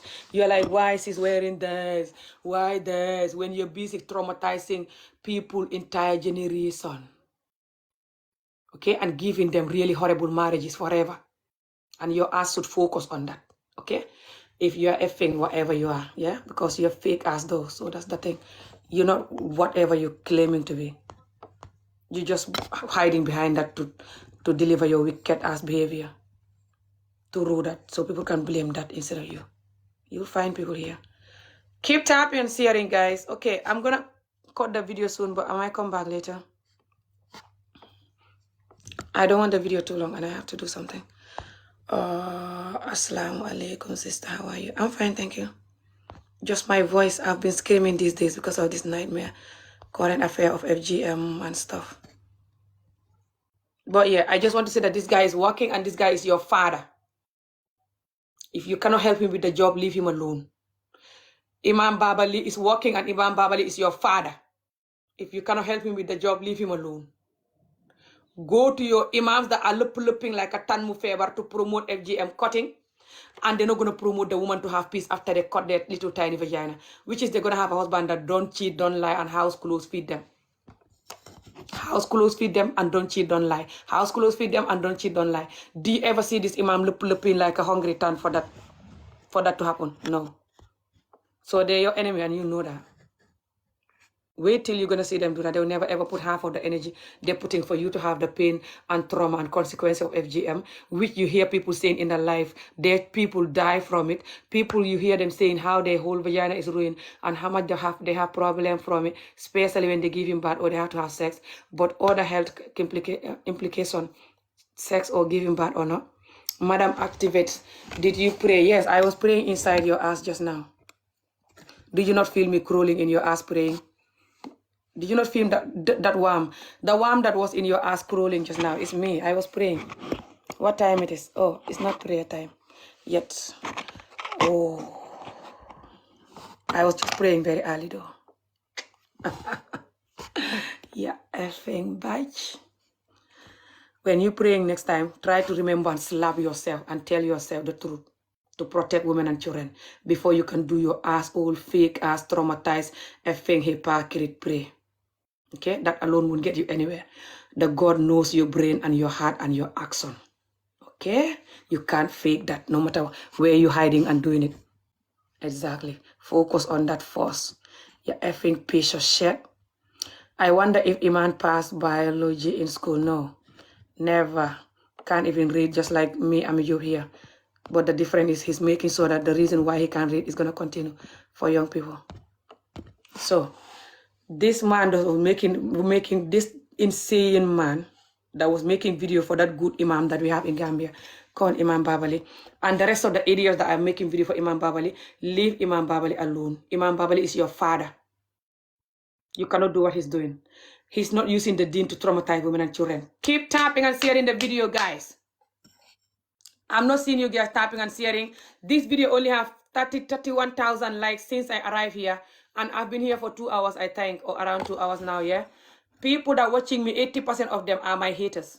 They rather die than Africa changing. They rather die in the sea, escaping the misery they're creating, than the misery to stop so we can finally develop and sit our ass in Africa and breathe. And leave people alone that we run into their land, bringing our trauma and misery here, our injustice and torturing women and children behavior, we bring it here, and the people here, they don't like that, they get rid of that long time ago, and we're troubling them, and they hate it, and that's the truth. But they rather die and do that than you stopping that. That's how fake and hopeless and weak and wicked and insane they are. So they're gonna watch me and they'll never tap and share. They rather you chop off their fingers than them doing like this.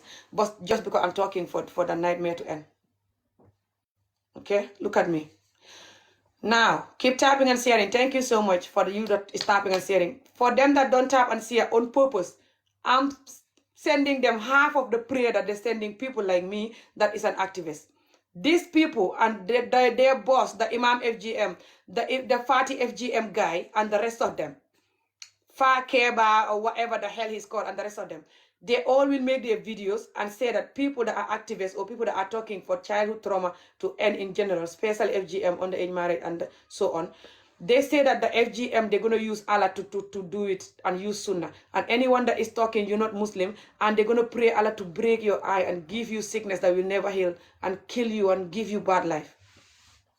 Me too, I'm praying you guys and them and you guys that are watching on purposely this video and you will never tap and share purposely because you don't want this nightmare to end. Me too, I'm praying the karma of those children, their real genuine tears to haunt you. I'm not going to say Allah to punish you. No need for any Allah to punish you. That karma alone will punish you. The genuine tears that you're causing the children, and when they get old, they're adult, you marry them, you're still going to cause them more tears. And you know it because you don't know Allah. If you know Allah, after you cause them tear now and use Allah to chop off their little tiny vagina, then you will use Allah to not cheat, not lie, and you will house clothes, feed them. Which Allah told you, house clothes, feed them and don't cheat. House clothes, feed them and don't cheat. Keep tapping and sharing the video. Who hurt children will I don't know what, reap what you sow. Yeah. Keep tapping and sharing.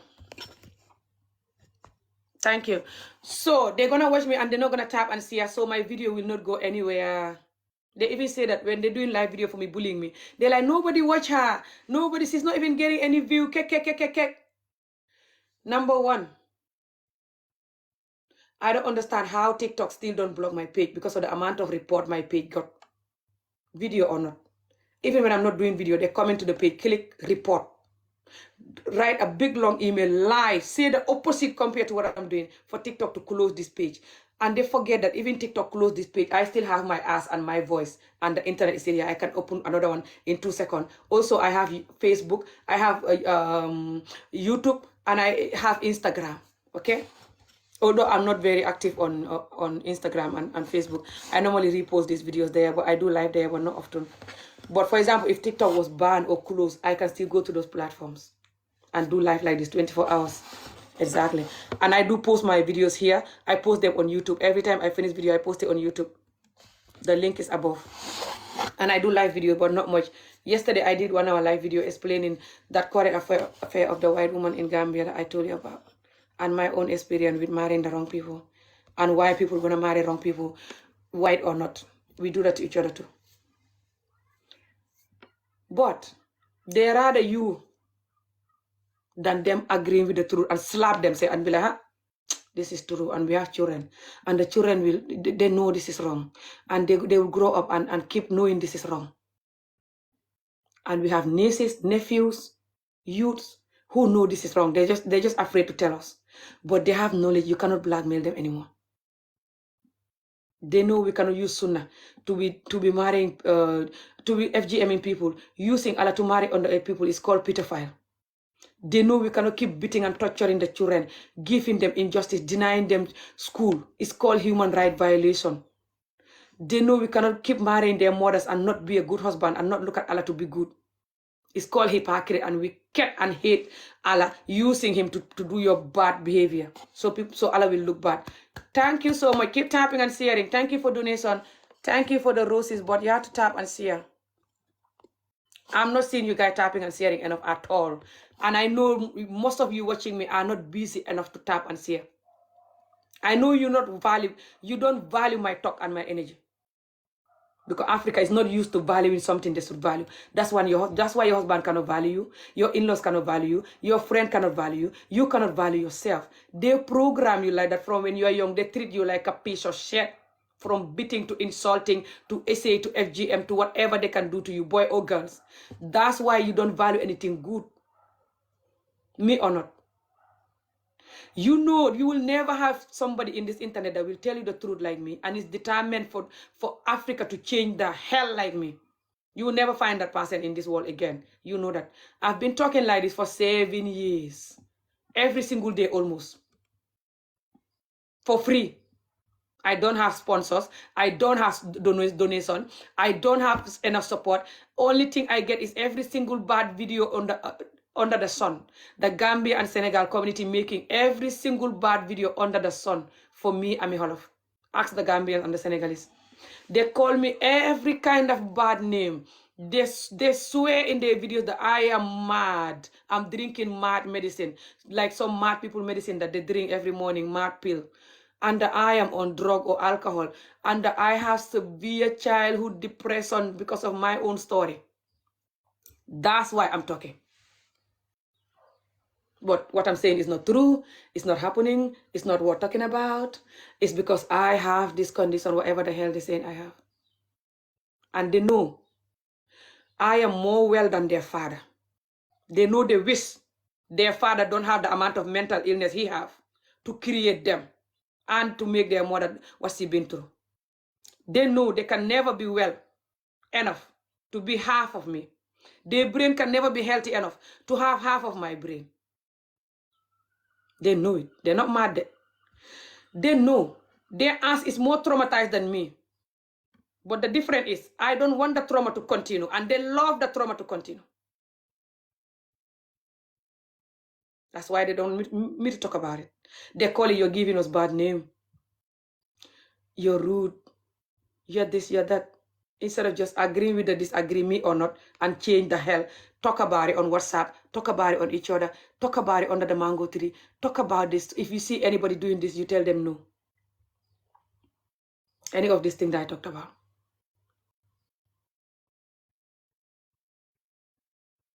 Why they cannot do it? They're wicked and weak. If they do it, they get condemned.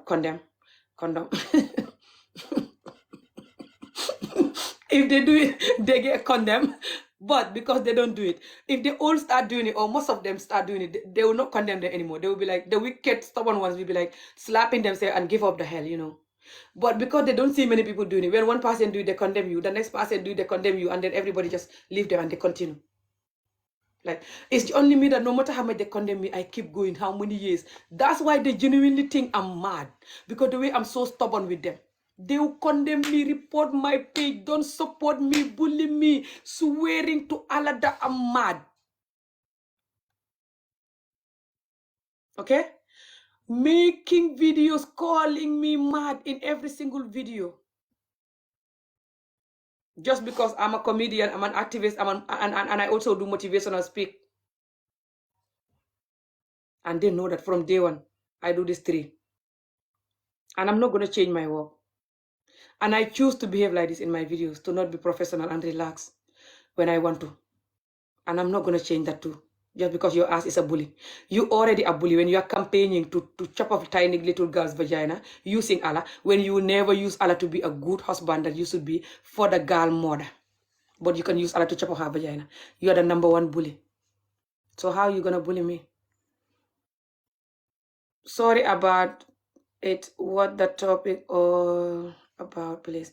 It's about this effing wicked FGM guy that is promoting FGM and bullying this man because he doesn't promote FGM. That other good imam in Gambia. That is called Imam Babali, this guy. Him and the rest of them making video bullying him because he's not promoting FGM. So that's why I'm putting his picture, telling him that this man is his father and he should leave the man alone. So guys, I'm gonna cut the video. I have to go soon. But yeah, talk to this man and be a man yourself that is watching this video. Be a man enough to talk to this man and the rest of them to put half of this energy on the children mothers to have a good husband. Half of this energy they're putting on making so little girl clitoris is chopped off. Let them put it on the men to leave the children alone. Don't essay them. Don't marry them young. And because they're purified, they're going to marry their victim. Keep tapping and sharing, guys. Although I'm going to go soon, you have to keep tapping and sharing.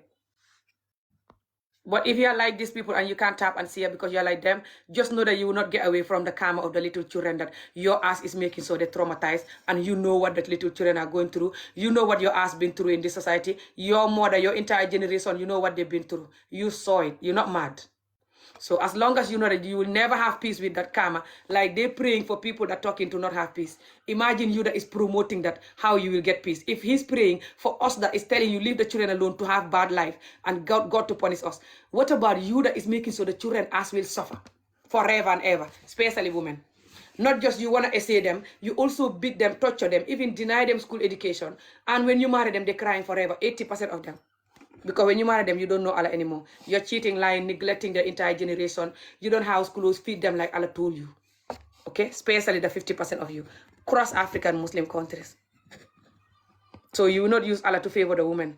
Because then you'll be a good Muslim. But you use Allah to hurt them. See how much Allah will punish you for that. I know you don't believe in Allah, a lot of you. You just use him to do your wicked work. But you believe in Allah or not, Allah will punish you. And karma of this woman will haunt you. The haqq, the karma. Because you look at Allah to punish them and chop up their vagina, beat them, torture them, essay them, marrying them young especially. Essay or not. You're gonna marry them young, either you essay them or not, and call them wife because you wanna protect your pedophile behavior and don't go to prison. But even if you don't marry them, you essay them. Lot of you essaying children, boys and girls, cross Africa, especially African Muslim communities. Lot of you watching this video now, your ass been essayed already, man or woman.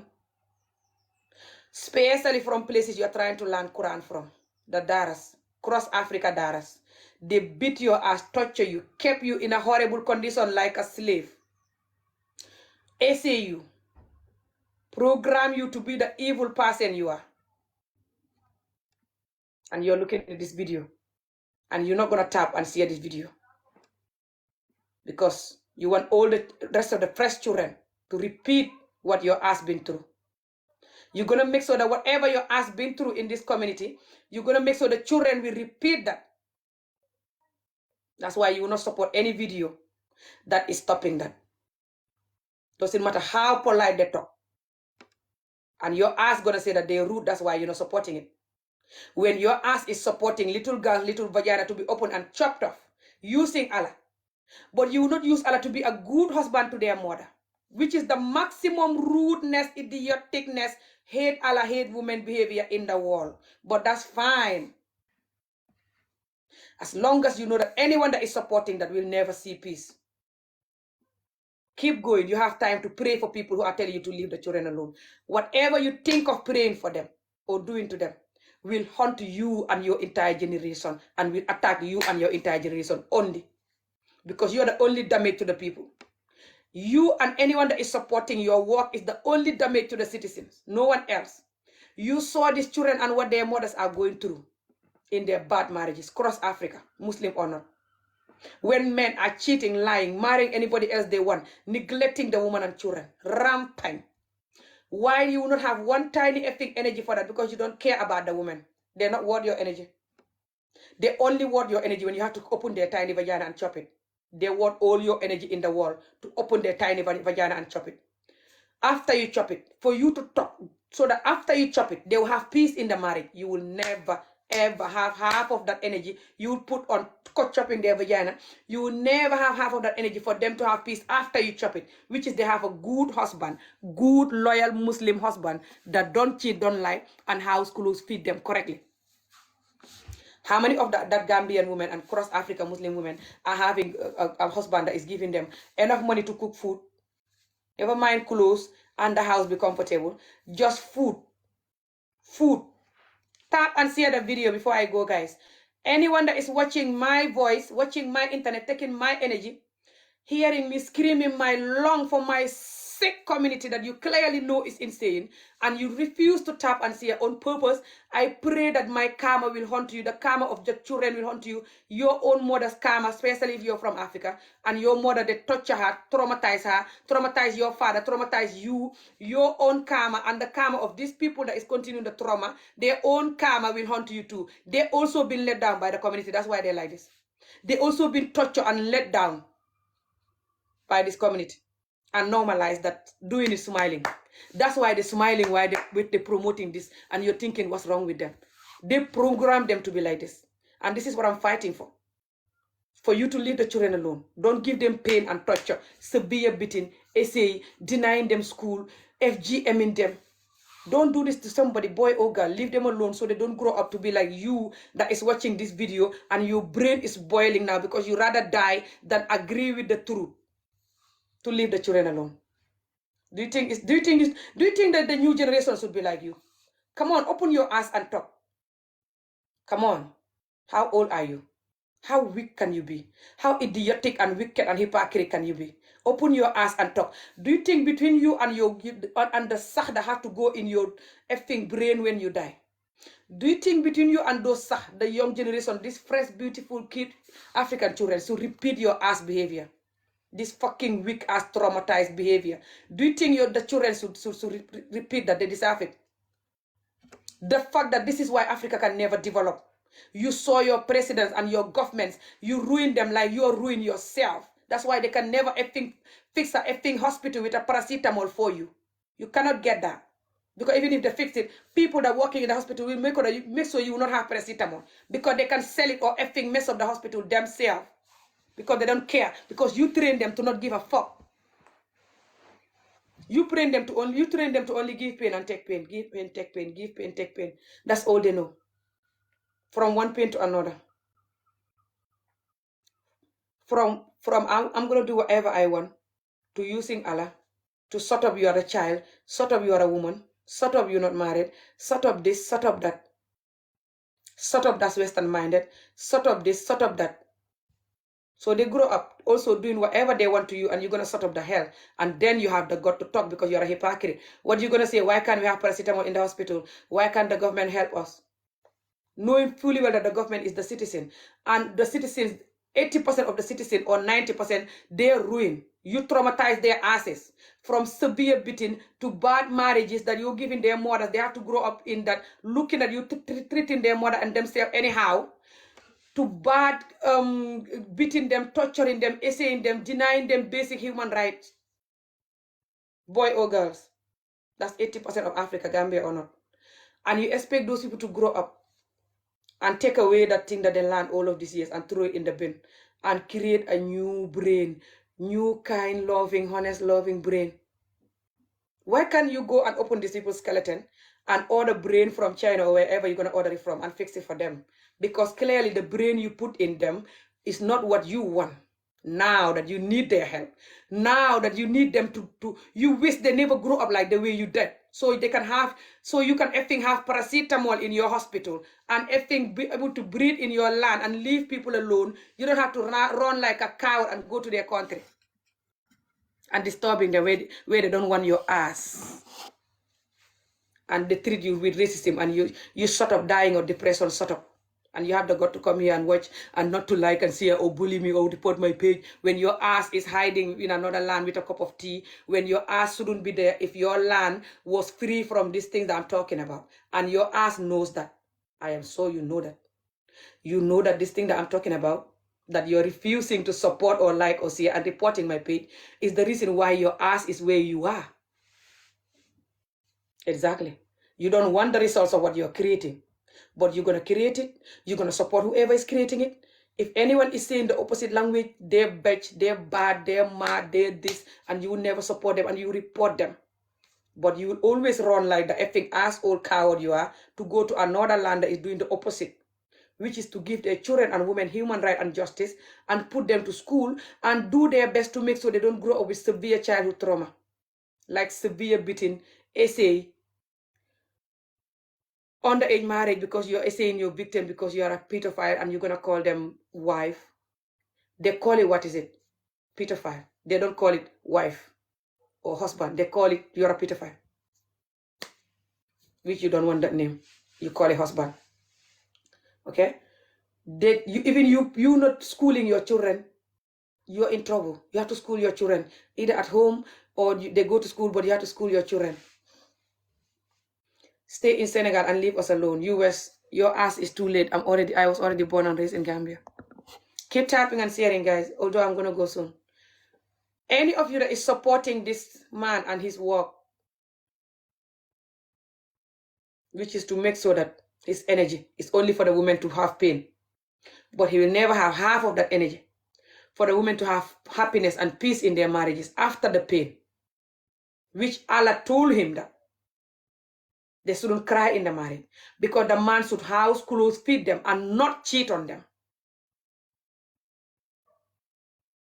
And you shouldn't be aggressive, horrible husband, lying and horrible. Because it's sunnah to smile, genuine smile. It's sunnah to love your neighbor, which make you a kind person automatically. You can't be faking smiling, genuine smile all the time. How can you fake that? People know the fake smile and real smile. Exactly. You can't be faking love in your neighbor like you love yourself. So it's sunnah to be nice. Sunnah to love animals. Sunnah to marry a widow or divorcee. Sunnah to eat with your hand. Sunnah to sleep with your right hand. So many sunnahs that the Prophet himself was doing, which are the clear good sunnahs. The one he did. The sunnah that you said is FGM, nobody see the Prophet, his family been through that. His wife and children, nobody saw him did that.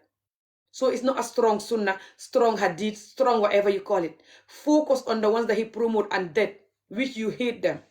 Because then you'll be a nice person. Especially the marry a divorce or a divorcee one. That will favor the woman.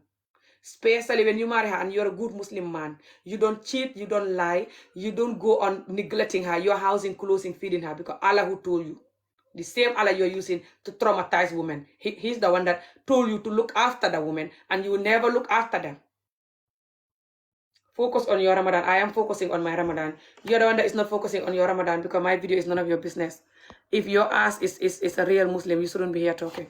Because I don't ask you to come here. I don't send you the link. I don't ask you to even comment. I am so you will not tap and see, and your ass cannot not have the gut to not tap and see, but have the gut to use Ramadan to blackmail me. You can't blackmail me. I'm not those women that is gonna rally behind you crying for you to cut their clitoris. I'm not those women crying, yay, subhanallah, la la la la, we are Muslim, let us do Ramadan, yeah, like a mad high on drug person. Person that is high on drug, that they're eating their own poo because they're high on drug. It's worse than that. Crying, what are you crying for? For people to chop up our clitoris and continue to chop it for the little girls. What are you crying for? For people to chop the little girl clitoris like they did to mine. That's what I'm crying for. They're not crying for that. They were crying for the way you suffer them after you chop the clitoris because of Allah, and you never look at Allah to give them good husband. You never look at Allah to be a good husband after you chop the clitoris because of Allah. Allah is just for chopping the clitoris. That's what they were crying for. I swear to Allah. Ask every woman. We know each other. Women can cry sometimes and they're not crying for what's happening. They're crying for something else that is in the back of their mind and they can't say it. Especially if they know that they're not allowed to say it. I swear to Allah. Those women that were crying in the parliament and outside the parliament, genuine tears for you to let them FGM the children. They're not crying for you to let them chop off little girl clitoris. They're crying because they know they already been chopped off themselves and you're going to continue chopping the little girls, especially you, their husbands and brothers and uncles and imams and whoever, elders that are campaigning that, saying anyone that don't go in the parliament, you're not Muslim. This anti-Muslim, they deny us our deen, as if the deen is only for chopping clitoris and nothing else. This anti-Muslim, I'm lying. What am I lying about? You wish the Gambians are listening to me? Guys, one person here hearing me, I'm lying. You don't saw the woman crying, I'm lying. You didn't watch that, what happened? You wish I was lying. Whenever someone is saying the reality, especially in English, the only thing you can type is you're lying. You're lying. You know why? Because you yourself, you hate what you're doing. You know that the whole world will hear you. You're going to have shame. No matter how wicked you are, you will have shame. Come on. You're just human. You cannot choke it. You cannot force yourself. You will have shame either you like it or not. That's why you are dying whenever you hear people talking in English. But people will talk in every language though. It's time to expose your ass because you will never change. You rather die than changing. And people are tired. Keep typing and sharing. Don't worry about them don't meet them for them saying I'm lying. That doesn't bother me. The ones that saying it behind the phone or saying worse than this behind the phone, they're worse than the mad, idiotic ones that is typing it. That's why I'm answering them. I know them. I know my people. But it's not that it pain me. It doesn't pain me. I know they're not well. I know they're traumatized and wicked and very extremely insane. And it's not a joke to talk to these people. So I know them. So don't worry about their effing, effing hopeless bully words. They rather do that. They rather put their energy on that than looking at the real face, the real problem of Africa and talking about it. They are a coward and they hate Africa. They're the reason why Africa will never develop. Africa, even if you give them the whole world money, you empty the whole world their money and give it to Africa, and their knowledge, you give it to Africa. Africa will still not be developed because of these things. If they don't remove this type of thing that they're doing that I'm fighting. If they don't remove traumatizing children and putting women and children here, no money and no knowledge will work for them. Because what they have here is opposite of success. They have the enemy of success here, which is to cause trauma and give injustice to the core, the maximum injustice and trauma. Africa will make sure they give it. Africa, they're still doing things like this to children. Get ready for this picture. This. Africa is still doing this and more to children. You saw that? Exactly. Africa is still doing that and more. Cross Africa. Not just Gambia or Senegal. Cross. Especially places they're learning Quran from. If you see what's coming out in the news, look at this. Zip your mouth. So, look at this. So, and zip your mouth. How have you seen yourself? Look at this. Just look at this evil comment. Look at this person that is called Allah is great. Yes, Allah is great because you're using him. You're using him to touch a woman and children. You're using him to touch a woman and children. And for the woman to listen to you while you're busy having sex with everyone, while you're busy marrying everyone, neglecting their ass. So of course Allah will be good for you because your ass all wicked piece of shit, using Allah to protect your ass, to do your behavior. So of course Allah is going to be good for you. Whoever is using Allah for evilness, Allah will be their best friend. Whoever using Allah for the truth, they won't be saying that. It's not easy to be a good Muslim, especially for a man. You don't cheat, you don't lie, you tell the truth. Build yourself to be a good husband who look after their wife. House, clothes, feed them. And don't cheat, don't lie. Do you not think that's hard to do? You have no work to do. You are lying. I'm working now. My work right now is better than president work. You just hate it because your ass is evil. You don't want this type of work. You hate this type of work right now. Which is the number one work that is better than Africa president's work. All the Africa presidents, when you put their works together, this work I'm doing is better. They cannot develop Africa if Africa don't stop this thing I'm doing. No money, no building, no development will develop Africa if Africa is doing this thing I'm doing. Look at Gambia, how that man is on the street, trying to remove people on the street and clear the street. Look at how they're insulting him, making video for him, and coming back in the street. Anytime he finishes clearing the street, they're coming back again the next day. And they're insulting him, and they're bullying him. This saying, Ibuda, Ibuda is your butthole. What about my butthole? Your father have a butthole that he was sexing you in your butthole, which is why you're this sick for insulting me for what I'm saying. That is clearly normal human mind. So what about my butthole? My butthole is lying here. I already have a shower. It's nice and clean and relaxing. Why are you calling it? Talk about your effing butthole that your father ruined. You are fooling yourself. How? What? Yeah, I'm fooling myself because you will never wake up.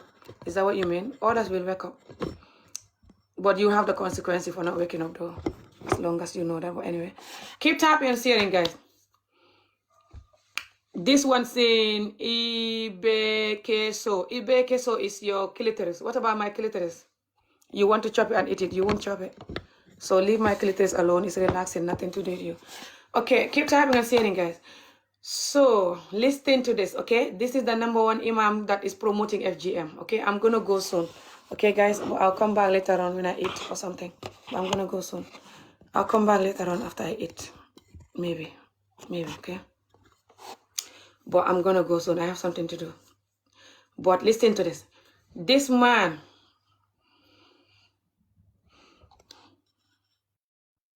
let me make this person like, I think they're insulting my mom now, and my mom clearly have nothing to do with this. But again, they're just showing how they hate women, especially older women and young women. They'll put you down when you're young and chop your clitoris, marry you and be cheating and lying and neglecting your entire generation. And then you get old and they keep calling your vagina, abusing your vagina all over the world when you're old, simply because you're an old woman, and that's it. Okay. Keep tapping and sharing, guys. So, this man is the #1 promoter of child abuse in Africa, especially Gambia.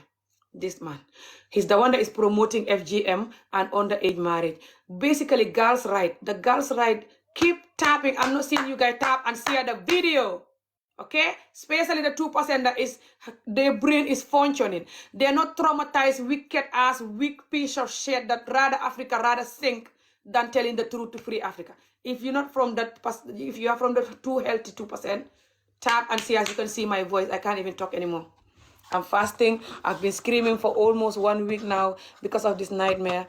And if you think that I'm mad for doing this, you're not well for not doing this or not supporting this.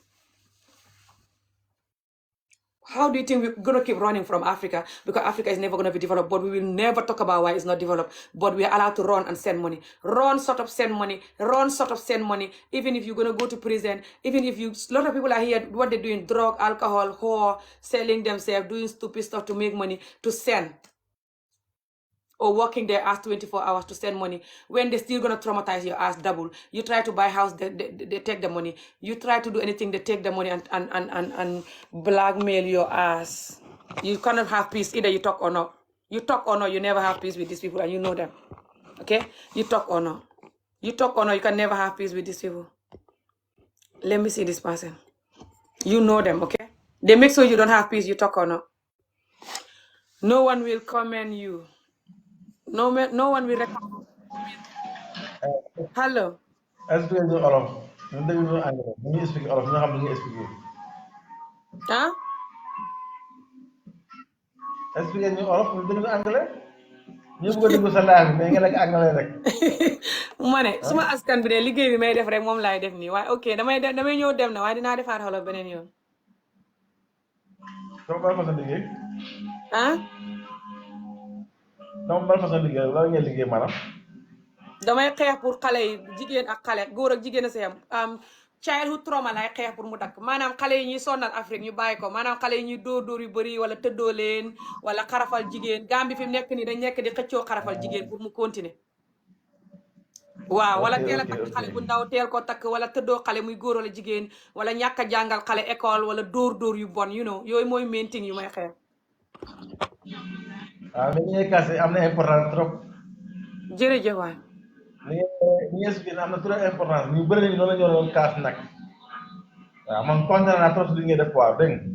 jërëjëf waay. waaw kontaan naa trop moo tax ma ne suivre ma ne xaaral ma def directement waa expliqué ak yow mais vraiment neex na ma trop quoi. foo nekk Sénégal. ok waaw man maa ngi Sénégal fii si ngeen soor. man suma baay sénégalais la. kan nga sabab. suma baay sénégalais la waa Jolof waa Daara Jolof. waa Daara Jolof. waaw. nu mu sant. Diop. ah Thiaw. Diop. ah ok man Jiba. ah. man Jiba sama Jiba. jërëjëf waay man Diop laa sant waaye jërëjëf waay beneen yoon danaa wax wolof mën ngaa ñëw tey moom vidéo bu may def nii moo tax. léegi ñu ne duuma Gambien bi suma baay du sénégalais man duuma Gambien danañ dee waaye Gambien la. xam nga lu tax bëgguñ ma nekk Gambien dëgg gi may wax a tax bëgguñ ma nekk Gambien ñu ne naa ñibbi Sénégal. waaw mais war nga ñëw Sénégal fi nga am Sénégal fii noonu. danaa fa ñëw géej naa waaye danaa ñëw Macky Sall su wàccee rek danaa ñëw incha allah. kii di wàcce kii bëggul wàcce moo tax. Macky Sall wàccee rek danaa ñëw. bëggul wàcce moo tax. dana wàcc kay mais bëggul wàcce lu mooy problème bi. in your dream. jërëjëf waay am nga yaakaar boobu bu wàccee rek. ok d'accord. waaye jërëjëf waay thank you so much. ok d'accord ñoo ko bokk mais kontaan naa trop si yow. oh you welcome. jërëjëf Aboubacar waa jërëjëf waay. ok next person bi how the hell you telling me I'm not Gambian because my father is Senegalese? Your entire generation, are they all Gambian? No, they mix with every tribe. I'm more Gambian than you. I was born and raised in Gambia, you ass old piece of shit. Hello, good evening from here. My sister, how are you? Fine, thank you. Hello. Okay, nice to meet you. What are you talking about? I want to ask you a question. Mm-hmm. Is it that Imam Fati said the FGM should not be banned in Gambia? right? Mm. So what is your take in that one? That is a child abuse, and he's using Allah to abuse women and children. No, but there is one thing that my sister, I want you to understand. The scholars have said it. It's a sunnah for people to do it, to practice it. Do you understood? No, I don't understand. It's a sunnah that, the Prophet Muhammad sallallahu alaihi wasallam did not condemn it.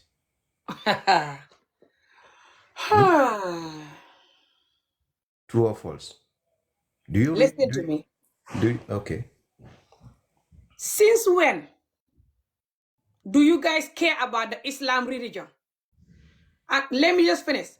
And the sunnahs of the Prophet, the clear sunnahs that he did, not one that he did not do, and him and his children, but you are saying he didn't condemn when he found some people doing it, with lot of scholars saying that it's not a strong hadith, and he didn't do this, and let's focus on stuff he did. He has so many sunnahs that he did, let me finish, that you will never ever promote. You don't care about those, because those sunnahs, they're healthy and they're good for humanity, Muslim or not. Sunnahs like be smiling, genuine smile, love your neighbor, love the animals, marry a divorcee or a widow, eat with your right hand, sleep with your right hand. All of those sunnahs and more that are good, and they don't harm human, they're good human nature that every human should do, Muslim or not, and they're kind loving, you hate them, which he did those. But the other one that he never did to his children and wife, but you said he found some people doing it and he never told them to stop, that means it's fine. So then you are doing that. But the stuff in the middle of the Quran, which is don't cheat, don't sleep with someone you're not married to, married or not, and house, clothes, feed your wife. This further is more important than Sunnah. This further is very good and healthy for every society, Muslim or not. This further can develop society, develop children, give you opportunities to have a health, longevity, good, successful life, that you have a good marriage, Muslim or not. Recite proven that good marriage can give you success, health, longevity, happiness, and successful society, because the children going to be more focused, more loyal, more kind, more good children when they come from a honest, good home that don't have cheat, lie, and cry. Okay? That is good, Muslim or not. And that is in the middle of the Quran, which 50% of African Muslim men don't do, or more than 50. But I'm generous, that's why I'm saying 50, especially Gambia. Okay. 50% of the African Muslim men, especially Gambia, don't have this with their marriage, which is they don't cheat and they're housing, clothing, feeding their wife correctly. 50% of Gambian men don't do that. And this man saw that and he never will talk and get angry with that. But he get angry so much for you to FGM the girl. If you see him speaking in the video when he's talking about this, go and watch his new video, the small tiny video I posted 2 days ago, where he's saying that, I posted yesterday, he's saying that he must, everyone, we're going to FGM the children by force. We don't care if it's banned or not. If you want us to FGM your children, contact us, we will do it. We don't care it's banned. And you see how angry he is taking. No, there is something that I want you to guys understand. are insane. When you are talking about Sunnah, talk. That's what I mean. You don't care about the Sunnah. You don't care about something that is more important than the Sunnah, which is love your wife, house, clothes, feed her, and don't cheat. Listen to me. House, clothes, feed your wife, and don't cheat. That is more important than Sunnah, and it's good for the woman and children. It's good for your society. Gonna save you. You don't have to have disease that you're gonna bring to your wife because you're sexing everyone. You don't have to have the money that your wife and children need that you're giving to other people. You don't have to use Allah to be marrying everyone you come across, doing whatever you are, neglecting the first wife and children as if Allah don't tell you to love and appreciate them and stay with them and house, clothes, feed them. Ami, You're a hypocrite. listen. You're a hypocrite. You don't care about Allah. Ami, listen to me. I came here. I don't care what you come here for. No, but I am trying to, give you clue about. No, you're not. You're using Sunnah. You don't care about Sunnah. You're talking from the You're talking for the Gambian people who love cheating and traumatizing their wife by neglecting their ass and the children ass. And Allah hate that. It's in the middle of the Quran. Never mind Sunnah book. In the middle of the Quran that they shouldn't do that. Okay, listen to me. listen to me. Is it that, this other sunnah, is it that we are not there to go through it, or what? This is what Yeah, you you want to say, shouldn't do or? it. The sunnah that is harming the girl, giving her unnecessary No, pain. listen to Two me. people, listen, just listen. Somebody came in here today talking about how her 1-year-old daughter died of FGM in Gambia, Hey, 2014. The man said that in the video. If you didn't hear it, ask people watching. Yesterday, one man said that his little sister died of FGM 20 years ago, but people should still do it. Both of these men saying that people should still do it. No, not yeah. both of them. Sorry. The today one said that because of that, he never FGM the last 2 daughters he have now, and he's talking about it for people to stop. But the But yesterday one, the people should still do it. He said because my sister died, but others don't die, so that's fine. It was Allah who make her die from it. okay, what I want to tell you here is that it's a sunnah that it's not a force for you to practice it. If you don't want to practice it, It's false because listen, it's false because the Imam said if anyone that don't do it when they die, nobody should go to their funeral. And the Imam said, people who don't do it, they're not Muslim. And the Imam said, people who don't do it, people should isolate them when they're selling, don't buy. When they have a program, don't go. So he's forcing people to do it. no, So I don't know what no, you're talking about. no, sister. What I'm Don't call saying me here sister. is I that, don't want a brother like who have a mindset like you. I'm not desperate uh, for a brother like that. thank you. Yeah, you effing run, you asshole idiot. That's the only thing you can run. You can do run the hell like the coward you are. You effing piece of shit. Who the fuck you guys think you are? I swear you guys are not well. Who you guys think you are? Who you fooling and choking to do whatever? What the hell, man? Stop the hell. No one cares about anything. Just stop the hell. Hello, this person I'm taking you, but it's not working. This woman. Keep typing and sharing. How the hell? Don't make me stay here. I want to go. Okay? Don't make me sit comfortably again and continue this video. Okay? And I want to go. Don't make me sit properly and get comfortable. Okay? How the hell you guys have the gut to continue saying this is sunnah, that's why we have to do it. Sunnahs that you don't see the prophet did. Lot of Islamic scholars, especially the ones that don't like traumatizing women and children, told you that this is not a strong sunnah, a strong hadith. It's a weak hadith. We have the good ones that are very strong hadith, which is the prophet, what he did. One of the sunnah is to marry a divorcee and a widow, which you hate those two women. Or if you marry them, 80% of them will cry. But they don't have to feel bad about it. You know why? Because if you marry a virgin 13-year-old, she's still going to cry 10, especially 10 years later, when she's not a virgin anymore. When you give her children, you're jumping for another virgin. You're sick, you marry a widow or not. You're sick, you marry a divorcee or not. You're sick, you marry or not. You're sick, you're traumatized, you're sick. Do you understand? You're sick and traumatized because the way they torture you, look you down, man or woman, torture you, insult you, neglect your mother for the most part, or other women around you, neglecting everyone, even the ant, the rats, the what's it called, the cats and dogs been neglected in front of you in Africa. Even the mango trees have been neglected. That's why you're like this, okay? You're sick. You know, marry a widow or not. So the widows or divorced, they don't have to get angry that when you marry them, you treat them bad. A lot of them.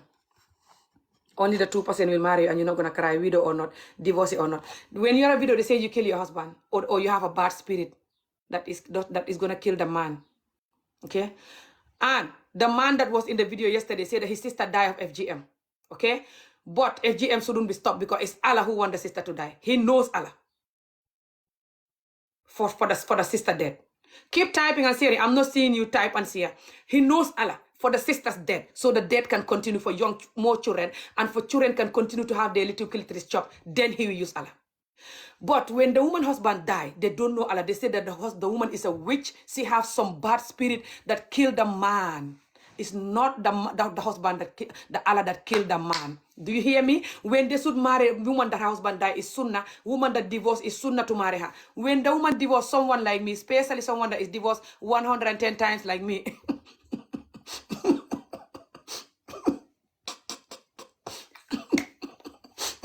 they hate that most. They're like, what the hell? She has some spirit that don't want her to have husband. She's very bad. She's what? Oh my God.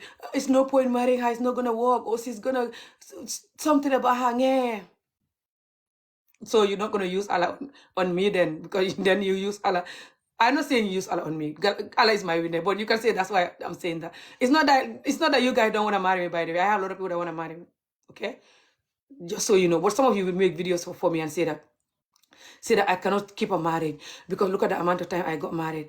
I have something, there's something in me. So I don't have Allah. Allah is not for me, or Allah is just for when the child is dead of FGM. Allah is the one that killed the child, not the knife and the razor bullet and your sick, wicked, traumatized brain. It's Allah. But anything else is not Allah. Especially when that something is going to favor the woman, then it's not Allah.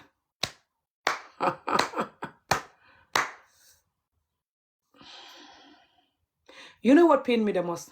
I think of this, I want to cry. What pained me the most is the fact that you guys are treating us like we are fucking 5-year-olds. Choking us to agree with this idiotic behavior. How painful is this?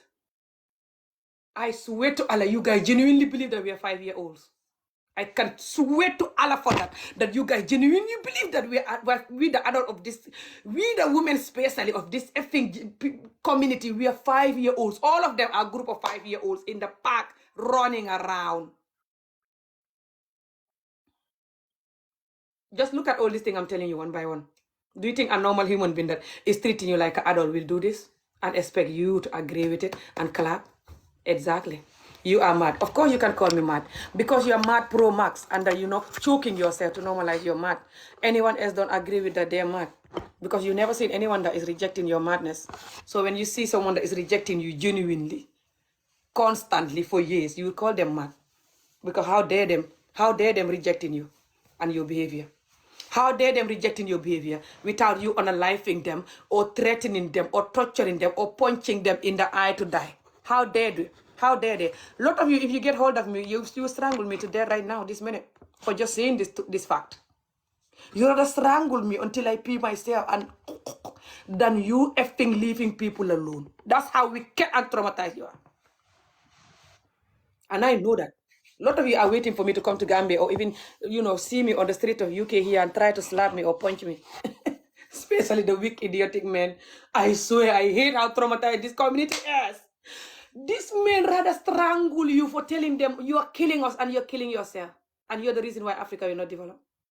And then they turn around and say the government is not helping us. They're buying houses and cars. Why are these people so wicked? Hey, us Africa, I don't know why we're so wicked. Hey, us African people, we're so wicked.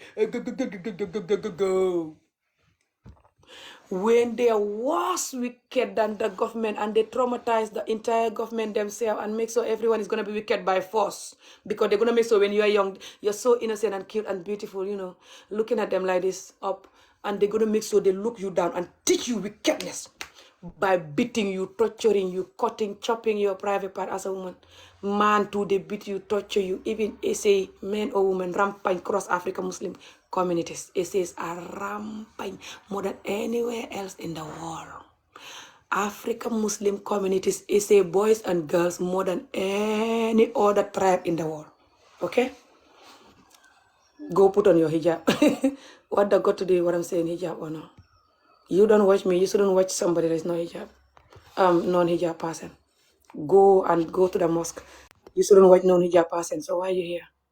You're not Muslim. You shouldn't watch non-hijab person. Hello. Hello. Ana yow da nga wér may la laaj yow da nga wér. Waaw wér naa ka. Yow wéruloo boy nga ne da nga wér. Foo jóge yow si Gambia. Serekunda laa jóge. Yow jóguloo Serekunda boy waa Serekunda yi duñ dee wax bu nga nekk di wax foofu noonu boy. Yow da nga dof de dama nga jëlee sa garab. Ok, yes sir. Danaa ko jëli yes sir. Man dama la wax fen boy. Yow wéruloo boy. Dëgg danaa wuti garab jërëjëf. Waaw dama nga wuti garab yi noonu loolu dina la faj. Nga wuti garab nga naan koy noonu. Danaa wuti garab léegi nii maa ngi ñëw dagg live bi wuti garab jërëjëf waay. nga ne ñaata góor ngay divorce. Ñaata góor lay divorce.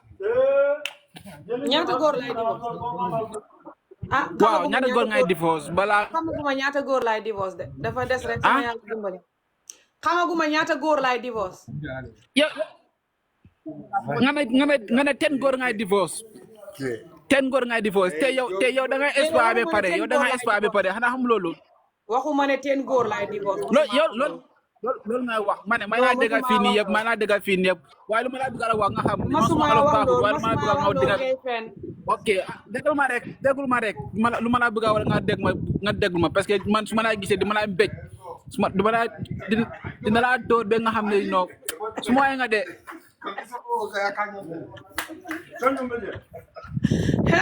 God man maay Lamin Gambien yi ñëpp xam nañ ma fii toog fii nii noonu waaye ba léegi depuis kañ may laa seet fii nii may laa seet si TikTok dégg nga soose ma laaga soose moo gën nii parce que suma olof baaxul lu ma laa bëgg a wax nga xam soo waxal soose kay ok ita yela boro mi ye mi no because ide wan kende problème be la ite ka kumul fa TikTok ko je wan kende ok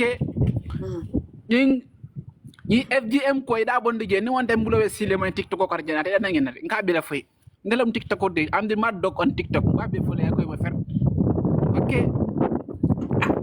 ni FGM ko ida yes sir ngi moy yes sir ngi moy le ok atra yeda bonde je because ka imam on sagi ko manda yino nyum nan kay modi melen ko nyande ke disrespect wala nyande ke do wala ka kumul fo melen ko kumul on soro ok ni imamul ni le imamul de Gambia kon bi men ko mul salendi so ite be sirin la do be mul kalantan fo le no mul me ngo fa e mo nyane ke fo boy mo siri mo TikTok ko kono idi ngele be bulo kono ngi moy le di ngele be bulo kono ngi moy le e yo mema moy degulo sosé boy mané ñaara dom nga amé fukki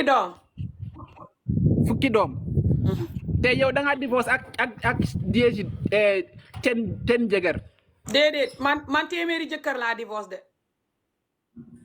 o kay tan ni boy yow da nga am problème boy lo sayna bu xamné yow sayna bu xamné daf way tan da ko mété problème mo solo boy trust me wax nga lool ba pare xamoo leneen loo wax kon ma wàccee la jël keneen ok gëna keneen parce que man boy sa programme bi moy lool boy man abu kan kontaan hande man dengi no that's fine it's not for more like you to be content but thank you so much mbole foy ni ada gambe bulo sile mal abe jar take care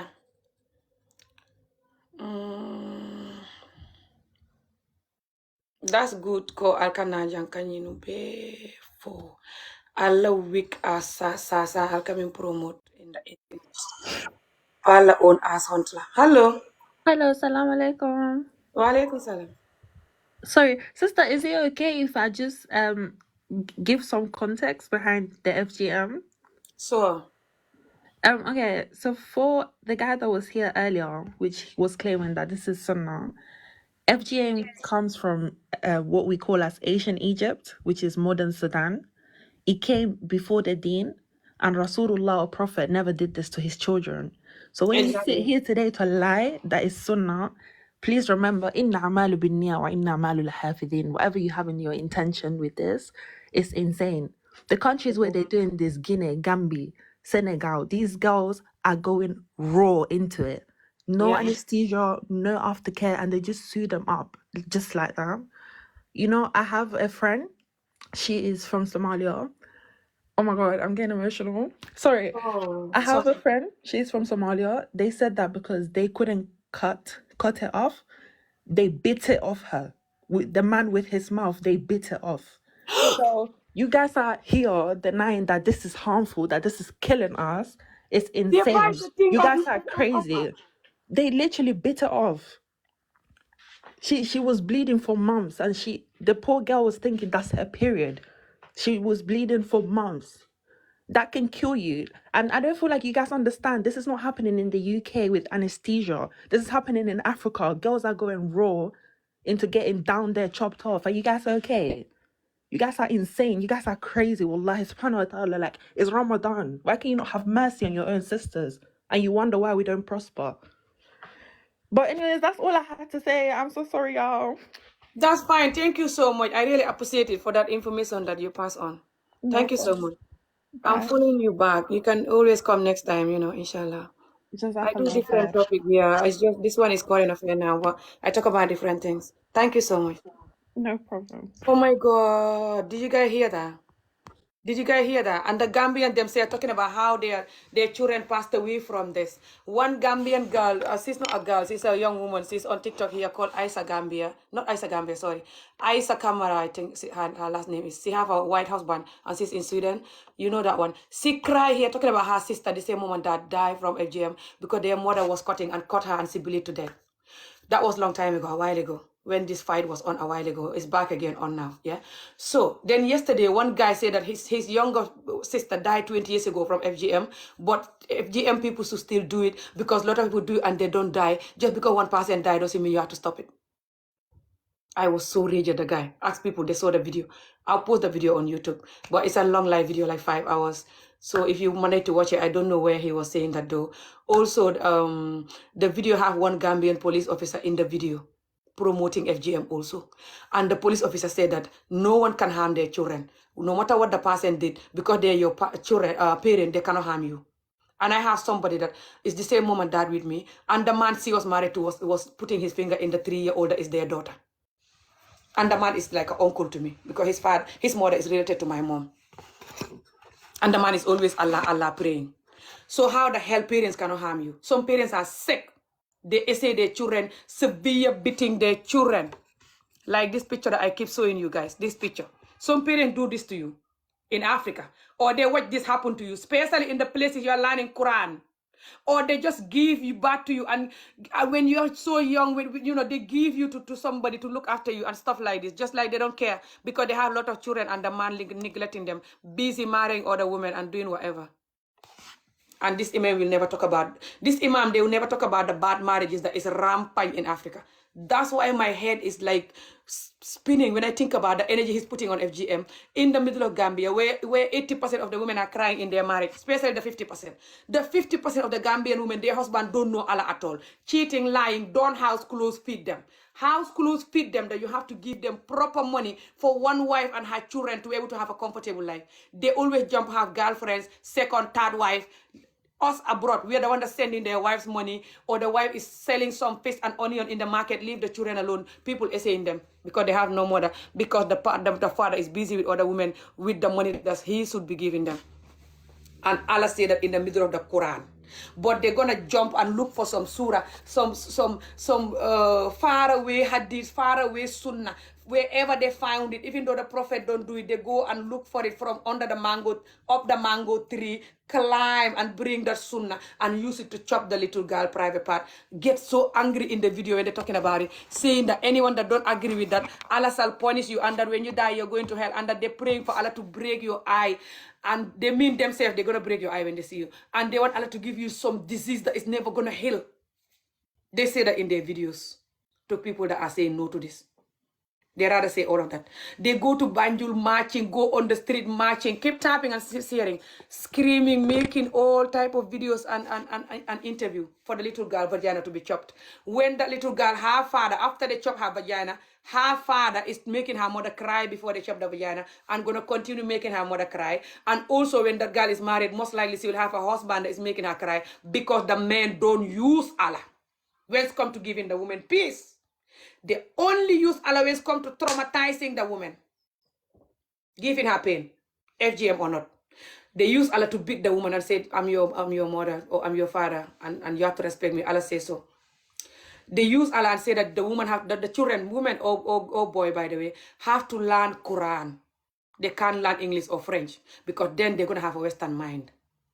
And then they go and look for the gay. Every single gay they can see in the world, they go and find the gay from under and up the mango tree. Again, they climb and bring the gay and be like, when you learn about the Western language, which is, French or English or anything, you're gonna be gay and you're gonna bring gay stuff here. What that got to do with gay? Even this thing I'm talking about, they say that us that is talking for you to leave the children alone, don't FGM them. We want the children to be lesbian. One woman who is chopped up herself, promoting the chopped up in another sick life video, said this, that I don't want to say the truth, but I'll say it. All of this, what's behind the no FGM thing? And people in the live video are like, what's behind it? It's the lesbian that's behind it, to be honest. They want people to be lesbian so they can have the vagina to play with, nice and comfortable, not chopped off vagina, so they don't have, they want the clitoris to be play with and suck it. That's why they want you to be not cut. What is got to do with sucking clitoris as a woman? You just want the woman clitoris to be left alone. Her husband should suck it, but wicked idiotic man will not suck it anyway. Some of them, people like Musa, one guy that is also a pro FGM like this man, but he's also in his group. He have a video on YouTube saying, I hear people saying that you should put your mouth in that thing and suck it. To fear, who is gonna do that dirty, disgusting thing? Are you mad? I hear that man. I was crying and laughing at the same time. Who will put their mouth in the vagina, that ugly, disgusting thing? They hate vagina so much, especially the clitoris. Normal, comfortable vagina, they're so hypocrite, they hate it so much. With their wife and their own children and their own community. The ones that promote this more. It's not just Mandinka, Sarahule and other tribe, some Jolas. Some tribe promote it more than Wolof and Fana tribe. But Wolof people do it too. But they promote it more. They hate a full, comfortable, nice vagina like the way God make it. But they're hypocrite. They'll come to people like me, I want a Wolof wife because Wolof people are not cut yet. They're so nice and wet. When you go to bed with them, they're nice and wet. I want a woman that is full vagina. It's nice, yeah. I like to suck it. By the way, a lot of them can't suck you. They're too evil and wicked. And they don't think you want the sucking. But you suck them. See them screaming when you sucking them. Oh, thank you. Keep going. I love you. Don't stop. All of these men that coming from community that FGM women cross the wall. Africa or not. You know, the Asian people or not. Keep tapping and sharing. All of these people, just keep tapping and sharing. I'll explain to you. These people are making me not to go now, and I want to go. All of these men that are promoting FGM, each one of them, if you put them down and put them in your mouth, they will scream and speak Chinese. All of them will speak Chinese, especially if you know how to do it. Now, how the hell they saying that the woman vagina is disgusting and smelly and that anyone that is talking about you should put your mouth there, that person is mad for saying that. They genuinely believe you're mad for putting your mouth there. And they say in Gambia, we don't do FGM, we just do little chopping. That's a lie. The victims are coming in the videos all the time. That's why I continue doing this video. I will not stop. The victims are going to continue coming. You hear them. Yesterday, you hear the victim telling you how they have only this thing alone. This thing all is gone and these things are gone. In Gambia. You hear them. You asshole wicked. I'm talking about you that is watching this video and you're supporting this. Keep tapping and sharing. But thank you so much for that sis that was here. I really appreciate it. This is global. Hello, We have to talk about this. why Aminata? Nah. Abe nyadi. Abe jandra. Toyo mo na. Ngani nefo. Ibe kairo kon. Ha, kairata.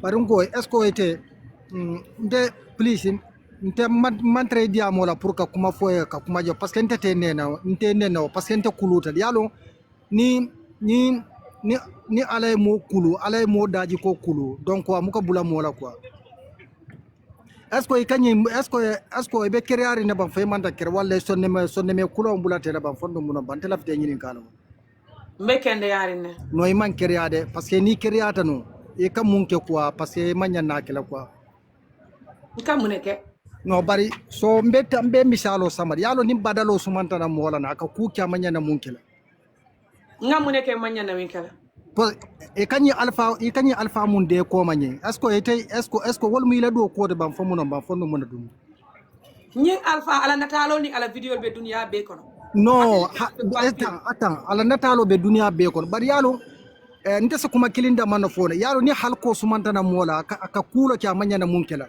mulke support so FGM is fine FGM is fine sorry ndanko wala tengi jindi ndanko wala tengi jindi sorry nte mbe kuma fole na ko moyba nte mo jine bisa get to hell taita ye fanyoko de you effing piece of shit taita ye fanyoko de every single morning every single day every single night ila fenko na yatara abebul amuta kana abula amuta right now this minute I don't care you're fasting or not amuta kana abula nak never ever ya abula for efa amuta 24 hours ye fanyoko de for I kati you effing fire you effing piece of shit. No one cares about Ibe Lakira wala Ibe Jahannam, which you are already in there. Who the hell are you? Nkafo ye batu ngedi yamu di kana jankan wuri. Yamu dente mu dindi merengo lete alkaminu landika kundu. Wicked ass animals. Keep tapping and sharing, guys. Don't make me stay here. I want to go, yeah? You piece of shit. Who you think you are? What you're doing is called pedophile and child abuse. You want young people to get married, that is pedophile. Diningol alla vitamin futu wala, that's it pedophile. Momo min ka diningo futu wala ka diningo ma futu or not diningo keo or muso, ite mu pedophile let. Ali diningol bula alone. Keep tapping and sharing the video. Momo min ka muso la promote pour mo ya landi ya litul be o yeleten ya kuntu. Imari mu abuse na fiki ala use ka muso traumatize hate muso type of a mo. Al buka ala use pour alye jeno bula. Al buka ala use pour ala musol buka kumbo na alye futu. Mimu ya house close ya feet bungo ye bete ya dondi kolye timma domoro ye timma. Atol jelle kan dawal timmo timma ika fa nyari ndawal kende ma di ala musol pour wolye tabiroke pour ite fango ya domo ani ila fansun dindi ngol ya domo. Ndawalo mi yalla ni muso lafta subo tabela ba tabela na lafta nye kendo sanna ba sanna na lafta anything na ba sanna because kodo e mindi la timmata because ala le ya fo ala e kam use ka muso kuntu muso ate batala dondi ko ko samatu ko anything ay minute ate ni dindingol ite bakela bungo kono ay fengo fe minute hani macho na ya nit ite le bakela ate modon to la kodola ate badingol kolla from tubabu du ke dani ate worry la everybody ba follow kari la kema betata kari hapetale why because ala kema ka ala le lamoy because ala le ya fo ay woke ala aka min use ka hadid use from another book in the corner, extra book that is called Sunnah. Ka use. Even though a lot of people tell you that's not Sunnah, the Prophet did not do it, you still say you do the Sunnah by force. When you have the middle of the Quran that is more than Sunnah, Sunnah la fama mi mukuranti. Woko niye muso soto. Kana ta jenola, muso or not kana moma iwa mfutu. Niye muso soto, a house close ya feet, nyin sabaye timma. Nkal nyini nkale al casino nyadi Allah hasidi ya wi ket na fiki daji ko cross Africa Muslim countries keol Muslim keol na tara tandem lulu bebi ko buka nyinke ngani mifo comme amarite jeno kela ala muso aka house close ka fit ala muso te batala biko ala yemi fo aka wole noma nyen nani ate jeno kela aka muso house close and fit hiti hani nyinke o ite mimbe nyu video ibuka nyinke ika jeno kele ke jamal hani ni kanyi sabol ke ika jeno kele jeno wa altabula because why because jeno diata so there's no Allah with the jeno Allah doesn't exist with the jeno so where's Allah chopping clitoris Allah jeno bula no Allah piece of shit. Who the hell you guys think you are? You guys okay? Did you not say marry young girls? Yeah, they like to marry young girls. They also want that. He said people should get married from 8-13.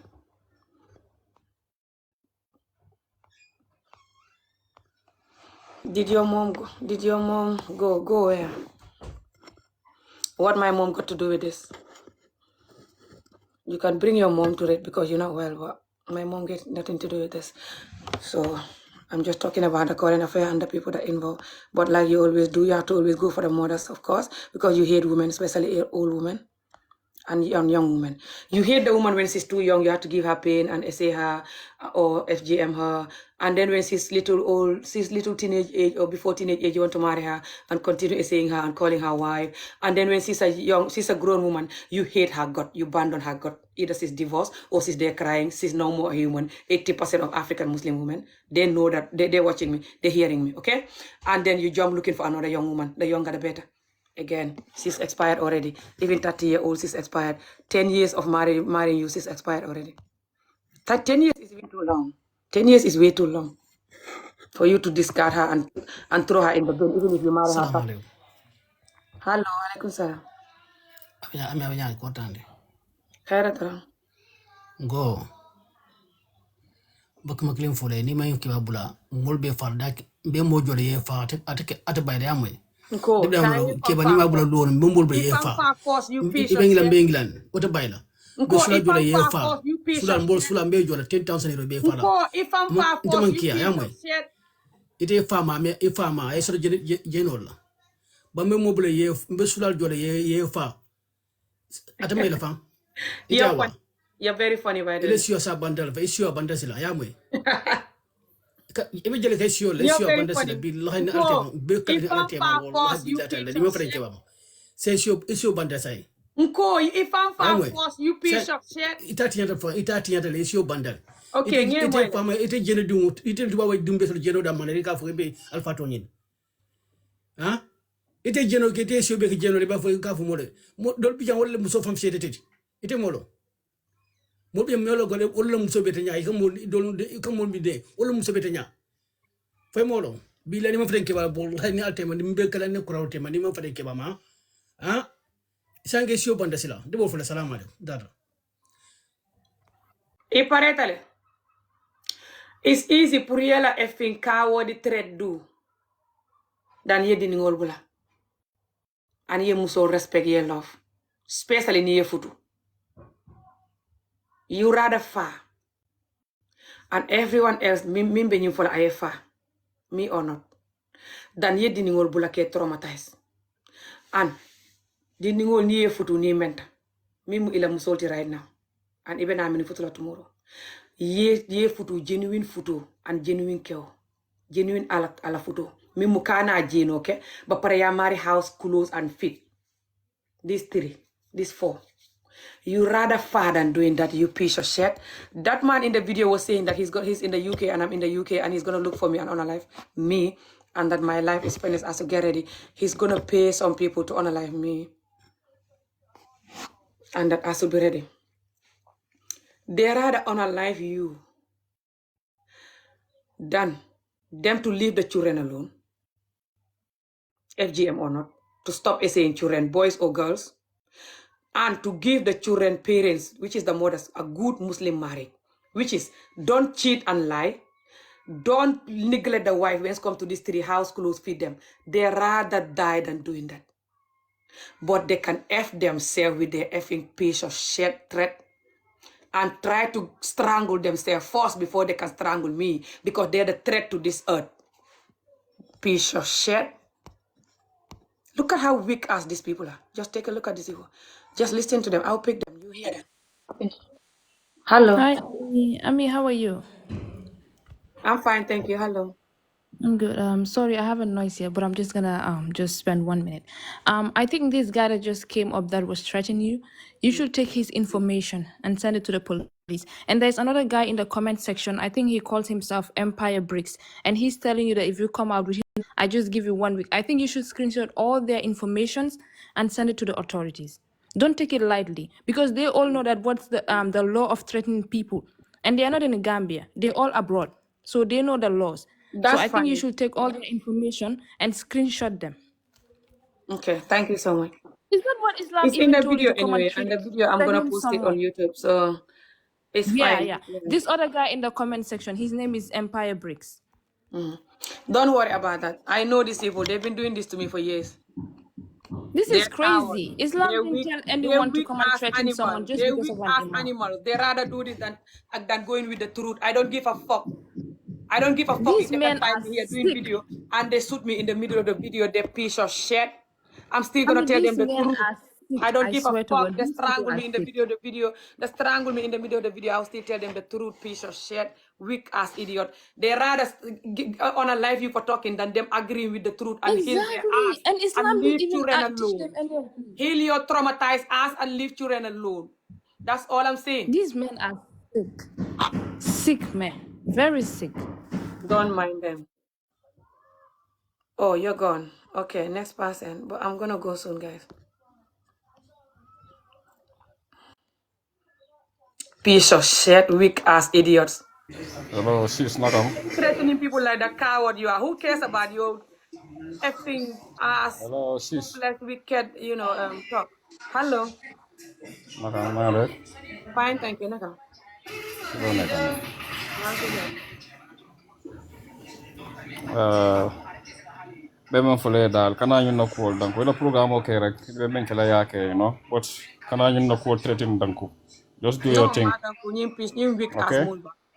Nta Do your dankula, thing, you weak ass mulbang. No one can take your life, only God will take your life. Don't mind them. I know their asses Yeah. already. But thank you so Okay much. I then. appreciate it. Okay, all right. Okay, bye. Take care. Thank you. They're very weak and idiotic. They rather the whole community will watch them traumatize people and torture women and children, but nobody will talk. Weak ass idiot. This is all you can do, threatening like the weak ass you are, than agreeing with the truth.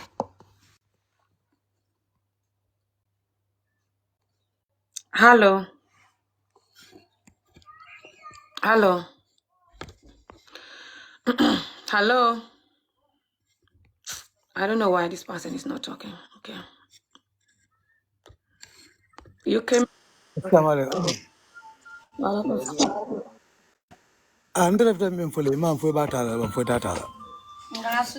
I depend on them. Lefta min na re sakino ni ko ba mi ka je imam fati please. Dukare ngina wala yala na tare kana ka kala fongoto.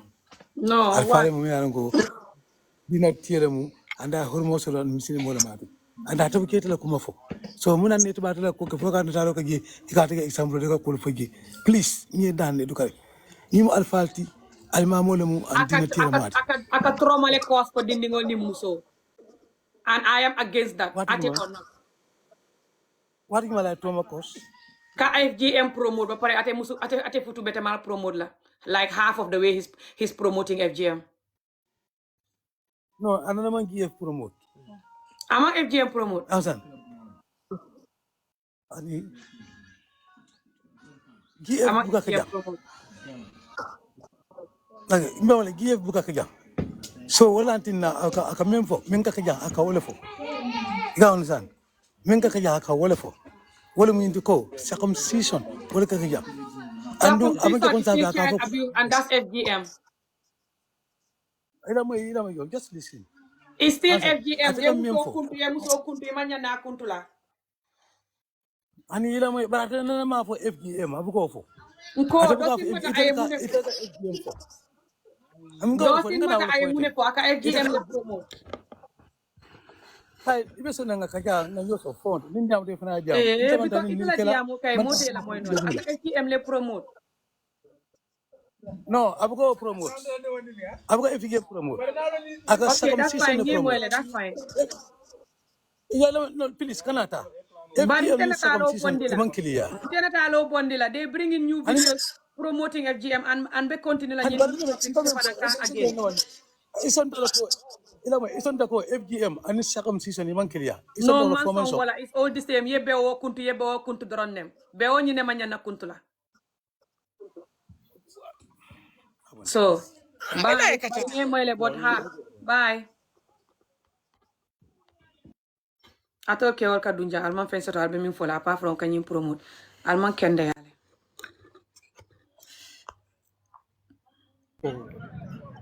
iko nyeso e diamu ba iko ite nyanta mune diamu la. Hello. Oui.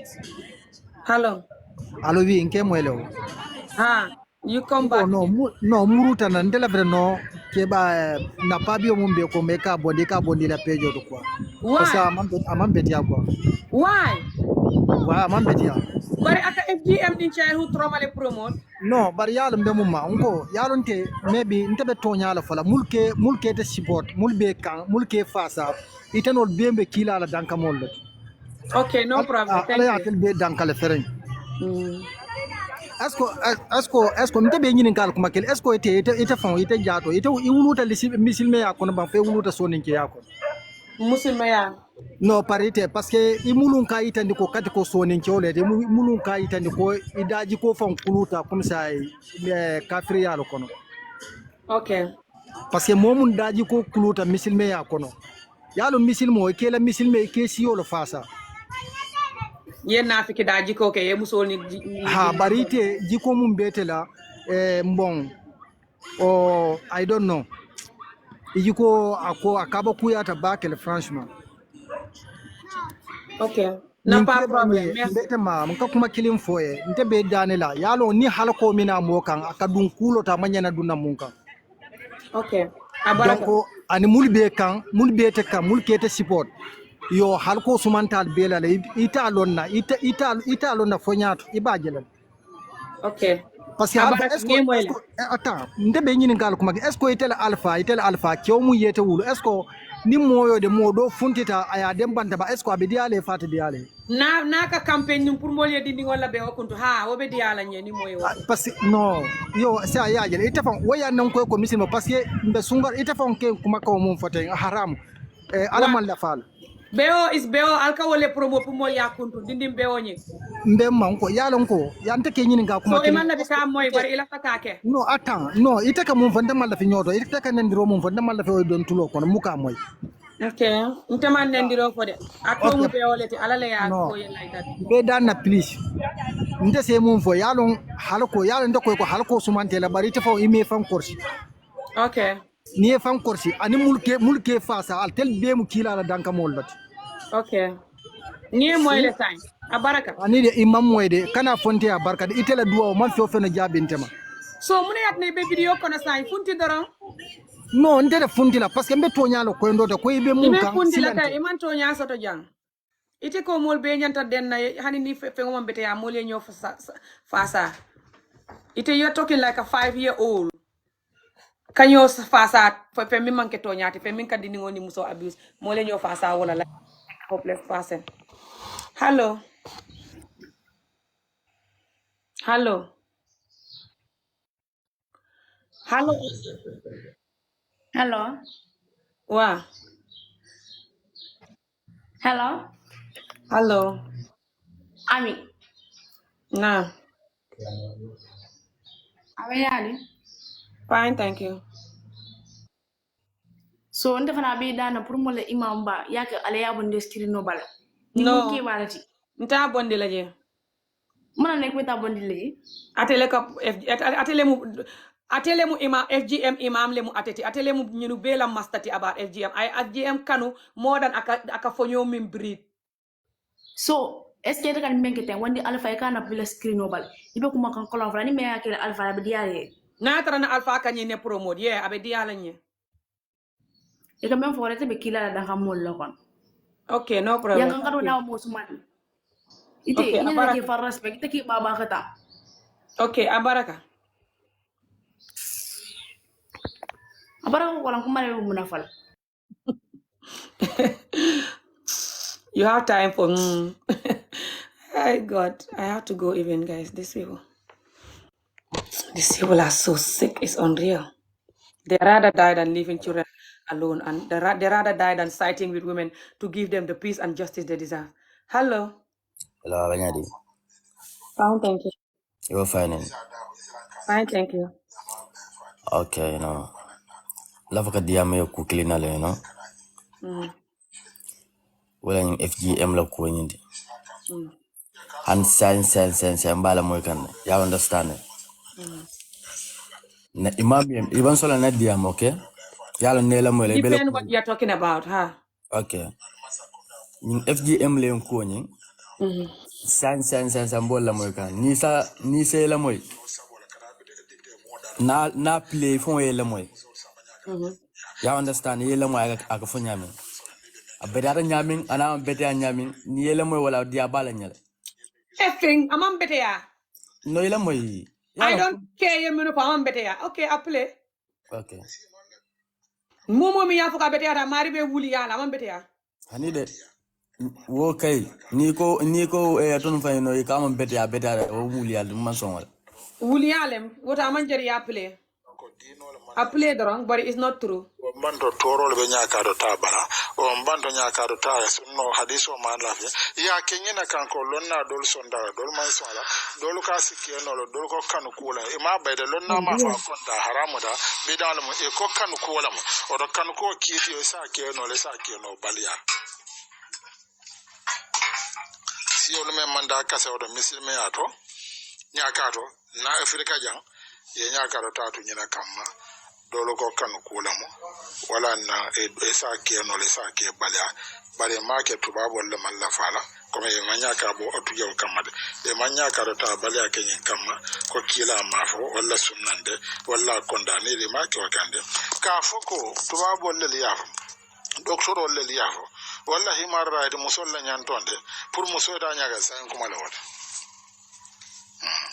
wala na usaso men be karala siol men bikara nya kare law sa so lallo nya ka do nyanna bolale e man lo nyin kanko e tolma mol men manta e ba karaba e fanyol banyol ba amal lo nyin kanko nya ka man beti wala ne tol fanyol man e mamanyol manta wonde de kanu ko wala ne yatuje mol kana ko jakase de sa su e siol men kada nya ka do ko men mandinka ba mo siyo den so to fono ani wotanolo walla nya ka do ta mandinka walla nya ka do ta ifuna malo nyin kanko nya ka do ta ne dia ba ne dia tuli alo en sunno e mai ka to la musolla sunna to ta mai ko ta nya ka do e ma ke kuma adolem hanna do go siyo do ka ta nya ka do wol ma ke mesimede bari mesime wol men ka ta nya ka do commanden kana sifa wol ma ke nyin kanko nya ka do ta mu adole de wala nan na adolem bakira ani e ka fura nya ka do ta mu dino le de ala ya fo kila ya fo maliki sondala anan qur'ano ya fo nya ka do ta mu sunno le de wol fon ka to la sunno le ni boda man ka ba to wala nya ka de ni bodo ka fo la sunna boyo ke wala sunna to ta anan musolla sunna to ta oto yake dino le ka men be kake ya to dino ka oto be usa so men e tolla mol ka nya karo ka foko nya karo ta tilim bali alamo anede ede dina de te fara adado e mama nyolle nya karo ta bali amange ko tilim bali alamo aka musolla ni dia le tinya hadiso mafo ya kenyana kamma ko kanu ko wala mo mosa keno moma keno comme dunia dino la kanu ko e si do je banku do de ta jira banku do e sa je do ka kanu ko do ke do bu ka ka ne dino la sunna ko do e ka bel dino la lasulo do le bala la sunno na bulolo e ka wali o do mazia bolto anim mo la baro o do nya ka betene sa mbita nyen kuma do me bola je pura be fa kana La ilaha Muhammad Rasul. barambe men fola ima abulay fatiya ana islam council la nyaton ko isa da ko What? ibrahima jeju lamin tura ana si falu dia mo men nyana ke imam fadi ala fo muske bali yen comme kila e men fo muske bali yen anen nun to atol fon kam men fo ne wala yalan dino mal fa nyonya nyino no nyowali nyonya wala a hormata wala kanyo wali nyanyin kanyo nyawali wala nyo kan fando no nyo hada nyo dino hormata wala de dino be tulale aloko dale alinga to anyama sa nundo alka wala kila fo men fo ala muske bay atiya men ka fure ko ka musolla akati muto ka musolla kila jamano madina ate fo ka ko kila ne baba atiya kila la mbadu suba atiya kila la mbadu suba ala muske ba men ka musol samanya kar alfon na ko fo no nyo saba fo loldo kila kana ko domanden kundu ibulo selendi sana Allahu akbar. Nge moyle already. Hello, boy mo. Nge moyle already. Okay, so say ya moyle already nyaka do ta ndafa nan sa ku kelnum fo no jeno na nimba diamal please amanjar comme ça intro okay comme ça bonno so kan hakilol No, iman hakili kilin soto iben sola minna. But okay, it so be jabila. okay, so nyaka do ta ado long anu fanan abadino konale ya understand kila sallallahu alaihi wasallam fon dim muso tatale mi ental fon be da mi alan ko ental be samanan dino kono ya understand ami olof mi da fon samanan dino kono ya min kinam pray mol yamar dino la muhammad sallallahu alaihi wasallam ata fon dim muso atara nyakatole muso mi alan ko ya understand atala ko fure kuo ke makani madina kono ayol nyinin kale nyakata dal kuwa ya understand so now ni ko moyta nyakato mfende mi alan ko amaka comme say ba mu mela bela bondi la ji non nyim pour ka musol ma koy ya understand nyakato ta ni ba kala santo ka do man no bondi je rek do man ding ikola bondi je ni o bondi je e mario da hatale isaje se fo mutano mutanyala mi alan ko ina se betiano but ni muso man ta nyakato billahi wala da fon alana musol mi alan ko man ta nyakato ni e jakel no may kamera ba musol la bidaka ya understand so say now na imam fati kam mimfo kabu ko ha ayenda ka kele andu ayenda ka kele ami olof dino an kana nyo Lamoy nge jabi say wara tigi. no so Lamoy nge jabi. so na diam so No, lamoy nge jabi. okay njabi You lamoy the hell now.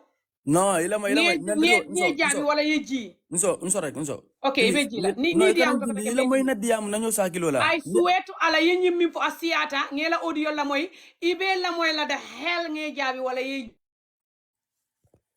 ji the hell. So ila moy da hel nge mood la kana mit ñun dindi fo ni nga bondi ba pare ni ya bondi rek ibe jila. Okay, so Ali video tata aliasia guys. I like this type of stupidity. I like this type of wickedness. I like this type of insane traumatizing people, especially women, especially children, and can never ever give you the life you deserve when they marry you as an adult. They continue traumatizing your ass. Type of a person, type of a Muslim man. Keep typing and sharing. So this guy said that FGM is good and it's sunnah, and that's the audio he was playing. Some other person that was saying it's good and it's sunnah, and you know, Sallallahu Alaihi Wasallam did it, blah blah. They also saying that one of Sallallahu Alaihi Wasallam children is done this because somebody that you know will bath the dead as a Muslim before you're buried confirmed that one of his children have done it, something like this. Some rubbish talk he's talking about. Lot of Islamic scholars, especially the ones that are not Africans, they will tell you that this is not any strong hadith, and the Prophet and his children haven't done this. And even if the Prophet himself did it, and even if it was in the middle of the Quran, never mind Sunnah, if that was written on the Quran, why are they doing it, focusing on it, making so it's going to happen when they don't focus on the fact that they're cheating, lying, and their wives are crying? This thing that is making me rage with them. This thing that they will never focus on, this for, which is they should not cheat, lie, and they should definitely not leave their wife without housing, clothing, feeding them. So, hanina atara nyimbe in the middle of the Quran. Never mind sunnah me yalonko. Lot of Quran scholars will tell you that that is not a strong sunnah, it's not a strong hadith, because the Prophet ala dingol make, ala musul make. Okay? Never mind the fact that sunnah sul siyatale ka bulo domo, ka domoro keni ila bulo is sunnah. Keep typing and sharing. Ka muso futu mi ala futo banta is sunnah, ka muso futu mi ala kema banta is sunnah. Atol le musul hate. And alka musol neng everyday mi ila kema bantay alcohol mu boaleti wala ya kema domo ba pare wala jino le ya kema fa ala jino ba pare na tara ate foto jannata iko atol ate mu chagoleti ate musu jawleti wala atna foto janjanta and is sunna pour yewo muso futu mi ala foto janjanta wala kema banta. Again, another sunnah pour ye domoro keni ila bulo, another sunnah ye smile ye happy ye ke nice person, another sunnah ye la nebo sol kanu, another sunnah ye animal sol kanu, another sunnah ye learning ila bulu bateng, you know, ye lateng. Atol jel la ka wo sunnah practice. Gambian or African Muslim or jel la ka wo sunnah practice. Kata serious. Ali video tap aliasia. Atol dinete kairo sotol. Al kam mixo miso ni diningoy bata. Ka tocho ka dimindi FGM or not. Ka lipa ka dimindi ka ese ka ma ka futu ay kumbo. Wallahi atole mu Africa musola enmity and Africa enemy. Atole traumatized, atole wiketa. So hanina training is in the middle of the Quran. Never mind sunnah that alkamin lukati kata mango sele mango kan kawo sunnah ta from mango santo kanati. When Quran scholars jamaka foko, this is not sunnah. The Prophet make focus on the other sunnahs that the Prophet focused. Atole kake molia Islam jube like Islam is very wicked and bad. Atole yake tubabol and other mol mi manke Muslim ti wol nenete Islam respect la. Wole yatina ni nata jang kadun jang ka yebo Afrique bu alla dingol minu lafita dunna jang from African Muslim countries wala nar Muslim countries wole yatina ka difficult wol bulu ka kayto soto ka difficult the moment wol ya for Muslim wole yatina wol ka wuliya ka foko itol manke Muslim ti on their application to look for paper. Ask them. Wole yatina Europe ka hijab ban. Ask people that live a bit tubabu do miru buka ke wuliyati. Wole yatina ne hijab ke all the neighbors will hate you. Even though tubabi a human right law ne ko you allowed to do your hijab. Some countries, workplace, neighbors, they will hate you because ika hijab ke. Why? Because atol nyong Muslim jawl, min ko Muslim use, ka mol batandi dorong, bari alte Muslim use la mole da. Atol jelu nalye diningo nalye sunna jube, come aliye Allah love so much, which you clearly hate Allah, especially when it comes to don't cheat and house clothes and feed your wife. Atol jamale kam Allah musol house clothes and feed, especially force musonying. Force muso nying minu be wafro la manokan minu be ila badingol minu be tubabu du wolle ka kodo ki ka muso ni diningol mara salo fele kana wol be batala ite diningol te samato sotola diningol te kodo sotola ko bari fama ay kodo soto pour musu do abe mi futula ay kodo soto pour sunkotol jegol modol ay time and kodo and love soto for mo mol not nyim muso ni ala dingol surtout force musol cross Africa countries natra tanem lulu beka kumbo wala wora aliajele Exactly. So hanina tara wo benu in the middle of Quran. Pour ye muso kuntu. Ala ya fo komi salo. Ala ya fo nyame. Ko nalman sali. Alman ke muslimti. Woto. Fo alka campaignes pour salo? No. So na tara be in the middle of Quran. Pour mol aliye musol kuntu ye traumatize ye toccio. Ye injustice delay like nyaka or not. You love to give women injustice and look them down. Nyaka or not. The women didn't know what I'm talking about. Keep tapping and sharing. Hanina tara be in the middle of the Quran. Komi salo be je nyamin komi abi je nyamin ko nal fututa alkana jeno ke ala la muso house ya close ya fit so mune ya tina hani sai albe focus la wo killing ale nyin dol bula woto at least nal focus ta ko nyimbe soto la by force nal ye muso futu woto ala house ala close ala fit ye ala la moy bok at least ye jeno bula muso ye kumbo ala kumbo ye daha after ya lipa ya tocco ya essay warante ya fenko kuntu sai ya futu ay daha ay relax because ite ka ala la moy sai albukar el alala moy never ever especially nata nyoko de biko adiyata al tabula la musu neglect adiyata atelier ko alka musu jama soto albuka wol look after you don't care tika bataka komi itole mo ifan sun kemati because iman ko do soto pour ka wo musu jama soto bari iba kela by force because so ite kata musu fenke atol billahi atol man kende atol who the hell you think you are atol who tell you that you guys can continue treating us like ntol musanji lulu dindingo leti you know sunnah and you don't care about the holy Quran, never mind sunnah. You can say your last word before I take you out here in Syrian. I think fake ass sunnah people, why you don't use something that is more than the sunnah, which is the Quran? He doesn't have anything to say anyway. I'll just take him out. You have something to say about that, the fact that you can never do this thing, I'm telling you, but you can look for sunnah to chop out the girls. What do you say about that? Sunnah diam. Please, yaren yam mutle neighbor you diam the kodi. What do you have to say about that? Okay, lona diam say. I mean all of. Answer about that. Go answer what I asked you. For what? For what? So you didn't hear what I'm saying? Na diam sancha yam from mom ikono. Okay. All this thing coming from the imam. Na mwele, na doon mwele, no? Okay, ye water. Okay, say, mbadung na diam. No, you have to answer me. Listen to me. You have to answer why. Listen to me. You have to answer why. Hanina tarawobenu in the middle of the Quran. Why alka focus were killing all so much ajatala fengo penna. Lamoy. Ila mwene diamu. Okay, lamoy. Iko imana diamu moy. Okay. Na mwele, ila mwene diamu. Ndanku je dorong. Ami wala fini ndanku je dorong warante ji. Yalo ni ma mol so mol ni diam. Okay, ndanku je dorong. La mwele. Yuko mol mi yalo ko yokodol soto. Ya understand ne. Musidol be bulu Gambia idimol bije. Ya understand idimundi mol le mute ibuko sanka fion kiye. Ya understand. Ami all of man wo ko so dindol mi yalo ko no yana ibuko fion soto ifamal ko do be bulu ibuko sanka fion. F yourself, you fucking piece of shit. Man wo fo. Nteko under the mango tree, you campaign damning. Man wo for right now. I didn't talk about people sending money right now. You piece of shit. You don't know what I'm saying or you don't want to know it. Keep tapping and sharing. Ali video tap alias here.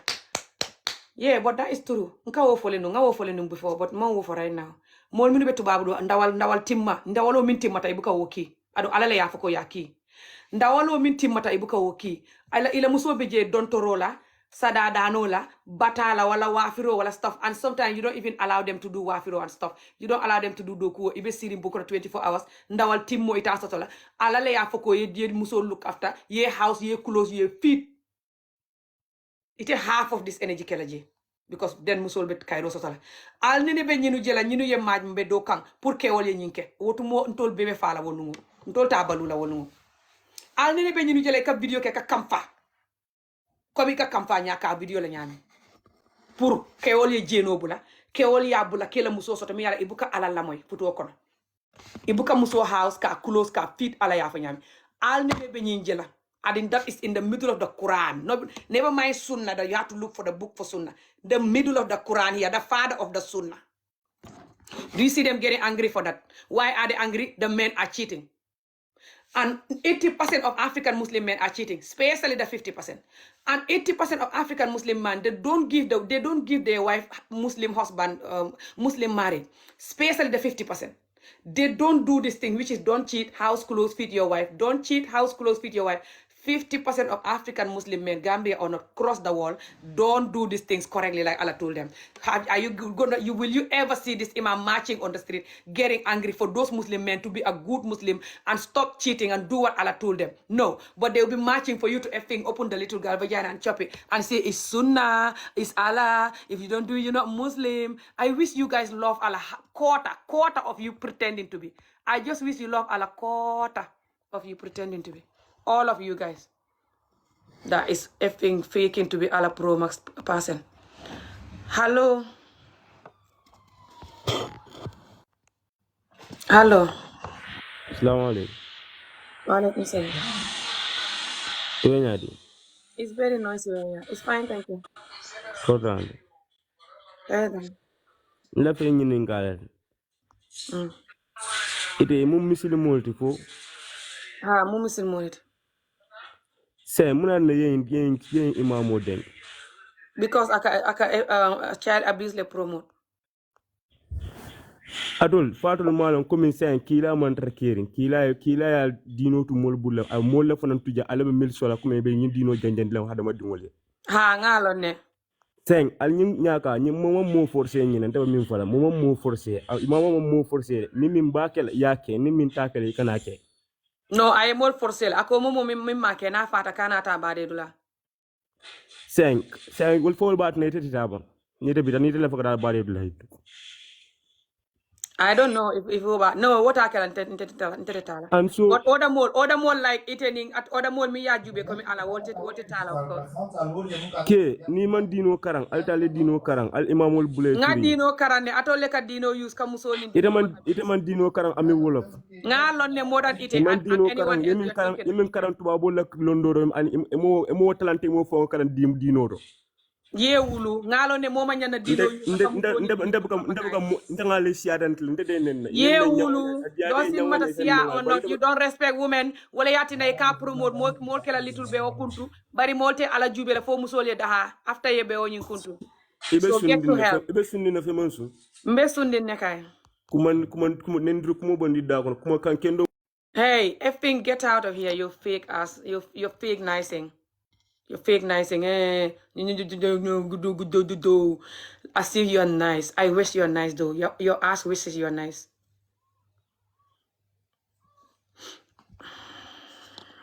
I have to go anyway, guys, but these people are insane.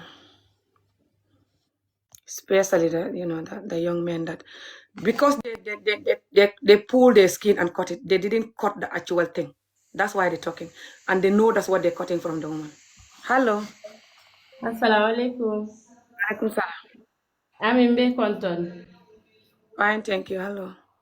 Hello. Ntere manke Gambia no mu Senegalese ulti parinke la moy da wato wat. Thank you. No ibani mon ke la tentin ñun dañ koy rafetlu. Parce que ndel mu soleti njama bi je to njatale woto. Nte franchement kabrin dindimma. Mais nimbe to nya fala alay wo atutan kunto le hanibi parce que hakilo baka kabrin binkma en samba nyakato dinnim fala bije banta banta jele fa nda bi mfutu tale nindim fala bari wo manyina wala hanibi parce que ala yele jama il faut fulol ye infection soto yele jama fenkete je foy fata je to wallahi alazim basun karol kono fom basundin. Donc, this woman is saying, this woman is saying that she's from Senegal, but when she was FGM, 2 people passed away in front of her because of the bleed until they lose their life. And that she's opposing my work. Okay, keep talking. Yeah, continue talking. Il imalo ne ko nyimman betia e ka fale le musolle ma ko pangole ya long e wiketta e jawyata e wiketta e muso head andini voilà wo kambano mun jita no ma long e tol pangole ya long kambano mun jita e mun fuje ay mun foje to wo man ka to nyaati parce que mo jama bi janto musu jama bi janto e man ta nyaakat wala fo ye famuta ko mul fontat donc aman ke tatale man ta ko babula la kewol no ni mu lafta sita ke si ke famuta e be famuta lal o man ke nyakata ko ti walla e man ta nyakato wallahi alazim donc ya blaka musol do yandi ya blaka musol nimi sandi musu jama bi je fele la futu bunda to biba batari ni nyakata ko ibe batari dol man dingo soto no dol ye infection soto je to fo abadan dol bi je wuludula to ka bata wala to fay male be kele nyam few mi yalon ko ni ba kele muka mari tiyo anesthesie wo muru kili bole tale bo kele dinningol bel wo ba fole yele jamala je fo dinnin fula wallahi mbe sundin ne nta hakilo ba kan sanji sabagole soto fo sanji nani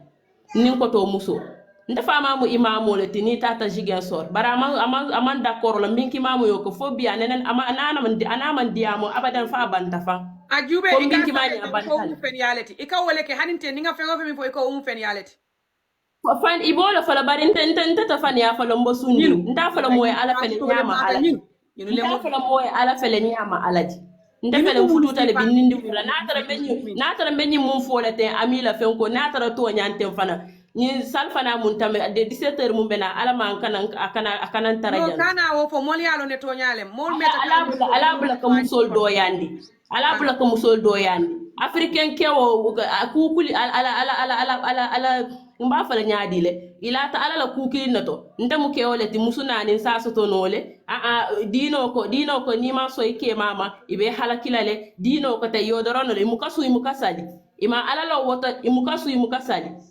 dino ko ni ma muso mun futu ikana katala wo ima ala la woto bari na tara dino ko ngam musunani futu dino ko te yodorono le dino to imi mukasali ala fatal kamunke ale fatal kum ke ale muso buñale ale muso xoromale ale muso buña muso xoromale albala ni dino mu fa alta suratu nisa alta karanje to alta ale alon kunke muno musoti ale muso buña ale muso xorom momo le muso doyani ala se doyani la duniya ko nto ko mbole fola do assalamu ni mum beti ata ala lo muni mum tinyata don telo al siyam fum thank you so much yemi fa be ndindi ami yemi fa be blog le fan ñin do nga blog le adi do bije mbato nga jube ñin fana mbato nga blog ñun mol be mbato nga blog keep tapping and sharing guys momo min ka victim bully jang ka fay ko you are lying be blog la atol mum mo hasidi ya hypocrite wicked mo wotante dimina wala wotante dimina alnerete kayro jela dunya kon atol alnete kayro jele ñing fresh dindingol mi yalo very fresh dindingol al kaminu Mexico they have trauma and pain for no reason wol yemu nek atola atol you have so many things to talk about so many things to promote the dean with especially football side bari al kabisi ka musul trauma ka wala litul be wayele ka kuntu atol lemu hasidiya doro ndo nga fode ala so dinke fula doro balumina ala ban to solo dimuso hani nga tara nga samba Afrique le pasente boru hani nga samba hana tara mba male ya samba nyakato nda yam fulama dunia ni allahira wam fango fole mo almalo ne mune be je to doro wala yatin mu amanke ko mi tata nyaka mata nyaka ni mun ba famu tale be famu talal wa manke nyaka ta kuoti ni be famu wo be ke wala kuolo wol be atello ndakala le musol respect doro wolo. You're crazy. Thank you so much. I really appreciate it. Merci beaucoup. Amin jindi, merci. Thank you so much. Nga really appreciate le nalka najan kadiyamu. Because ninte kadiyamu itol kante bully, kante neng, kante doyandi, and atol manna, it's not easy. Atol bele nyanta funtilan, tol be ye blow join, ye hand join, as a muso, as a keba nga tonya fo. Ali nying kawot pick me da jiko bula ka fo ko ninga fo na kema ben divorce la ninga fo mol ben nenna ninga fo motem futula ninga fo mol ben nenna komi ika al ami olof len nen nyami muni atna ikan ne bi kon tekili ika wole jen kadiyam sanji jelu nkadiyam pour musoni dini wala right sanji jelu wala yatinda bar natara atol be wulta mol ye hand join mol ye tonya fo mol ye focus ke wol minu sasata e bebe jarala wala ite muso soto la kotake bari kanyin sasa ka song nyin sasa la nyin sasa ni ya song ite kayro soto la so ni ma song ibe nenna ni ya song fana ite kayro soto la so what you gonna do just a reject afo no ye fanke kebati ya fo no dunya sate be bu ka song wala dunya musol be arab musolem tuba musolem dunya musol be bu ka song nyin nonsense afrika muso dron ne ka song nyin afrika muso dron ka ke pygmy woman ka traje ka kumbo woy mol koy ka mune kumbo ali mol samba nyaka woy mune atne be mo sambala nyaka ala le yafo adu wokeo amang ala long wala atne ka kumbo ila futu bungo kono you wish wokeo ala long al ye wish al kemali ala long na tara kemata nem sey be man ala long surtout lulu nyin tapote you will single forever I rather single forever than to have a man like you that is supporting FGM but anyway Hello. Okay, I have to go, guys. Billahi, I have to go.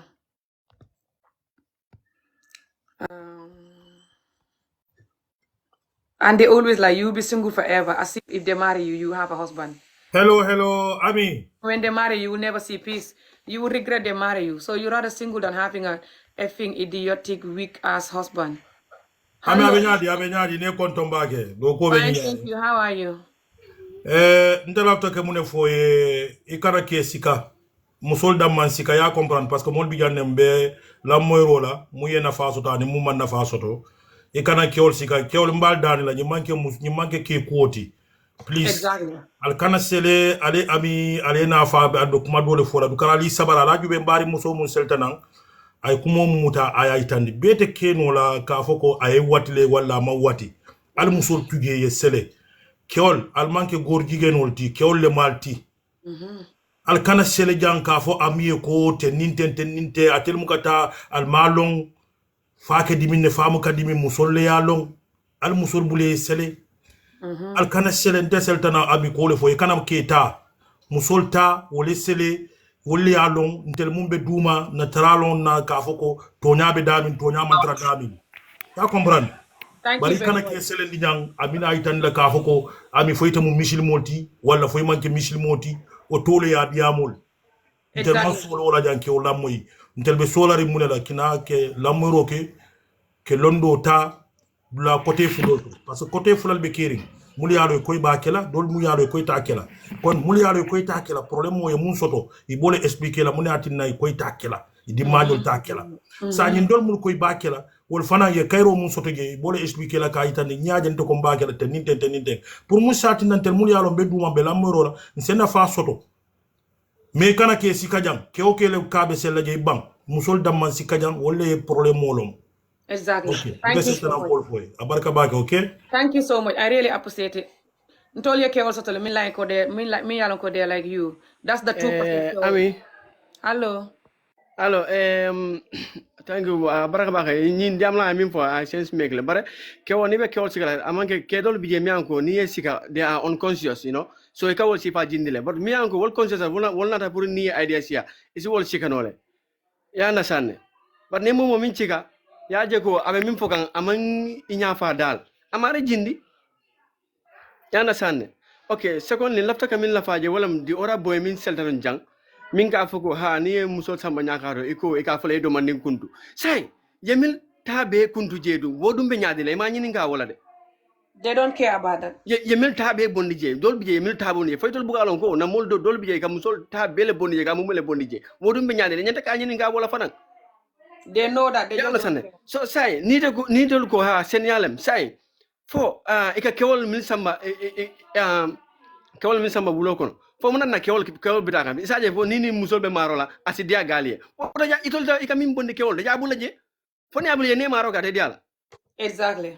Okay, sai mun na ibita be musol ta fana bondi la be am ni wol fana ka dia so dam ni te wol bondi ka fa ko senyala Exactly. ndenga je ko e be musol le batandi ka rek ha so ni ite musol ko fenke ka ite dron ya enjoy ite fengo fenke exactly because ni aje ka kewol ta bon pour kew foto ko foto keso e tarabanda sa fo no wala nyama pour na be marola asidia tay muna na be musol fana mimbe musol diala musole muna na tebe o bondi la jaw ya ko fana il faut que so bulaje ay ko baje ba o ne maro ka be diala wo nyama fana boy ke boy ngato nya fo nyole man wala ko ni be kol sigala kol bial men ko conseil sare si wol sigano eni wole kacha ya stop boy ndol sana ndol dunda fro ko najele ngam na musol jel men ko ye tal bele bondi jamanke ko ye do manine bondi so ni te malo afoko e malo wala ni itela musoma imela musotaje afoko imela musotaje wala man dotaje it is insane, you know, a stupid battle, you know. Yes. Thank you very much for saying this. Okay. Kewo mi yalon ko ay muso love le genuinely comme ba ma love nyami na ay muso je mi yalon ko mol ya fengo fenke ate diala la akante ni yoku yalla fani ni ngaje to ni muso je ko ya ta be bonda to ka foko do mani tere ka ta bele bondi fang kan ni yoku yalla hansa ni ngam miracle wala kan dofli ndele so this is very sad, you know.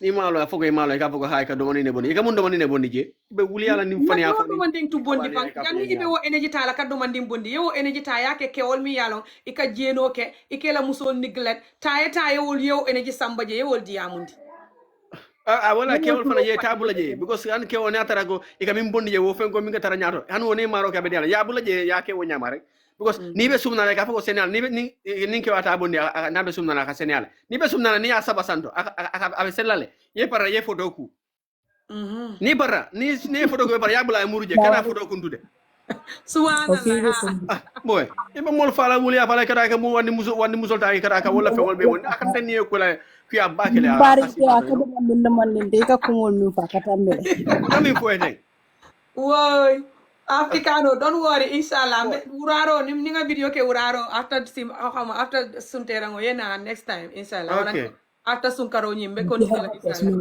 okay thank you so much hello Zainab wa ame wa makam wo yugo ke bor fine thank you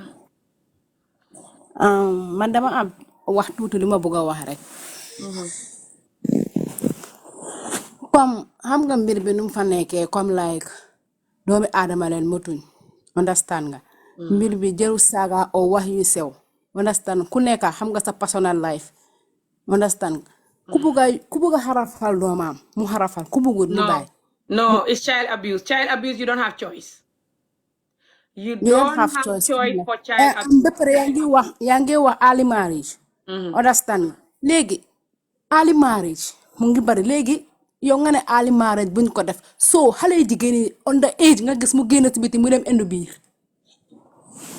how comes nga ne ku koy biiral góor ñi waaw góor ñi la léegi apart from góor kan taxawal rek imam bi wax ji muy wax pour ñu xarafal bu ne su waxoon genn wàlli loolu ak moromi góoram ñiy biiral nit ñi foogoo ne konoon dina dimbale askan bi wax leen ne yàlla buggut ñu tëddal nit kuñ takku taxawal ma waxal la rek yàlla mi wax ne moom lay use pour ñu xarafal nit moom moo buggut nit nga tëdd koo xam ne takkoo ko yàlla loolu la gën a bañ yàlla even xarafal góor sax boo ko laajontee ne ko ñu xarafal góor wala ñu tëdd ak nit kuñ takkut mu ne la bul tëdd ak nit koo takkut te bul xarafal góor waaw very good understand xam nga under age bi wax ak góor ñoo ñu bàyyi xale yi ñooy biiral xale yi waaw léegi understand la léegi xale bu nekk under age understand nga stay 18 years nga maye sa doom 18 years mu sëy I think moo gën mu dem jaaloo si biti asil la biir asil la ay doom waxuma 18 years bul ko def de 18 years du under age marriage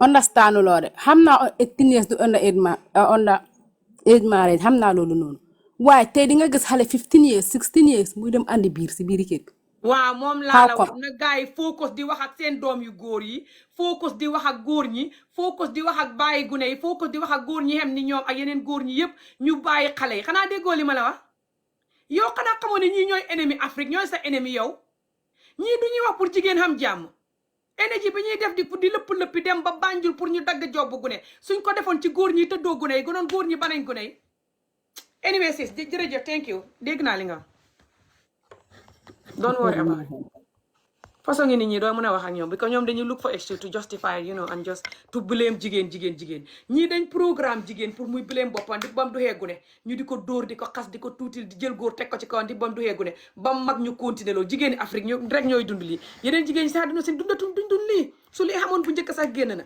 moo tax xamu leen lu human right moo tax man mi leen di xeexal human right ñii def ma ennemi fañ bañ pour yéen ngeen xeew su ko defee duñ leen sonnalati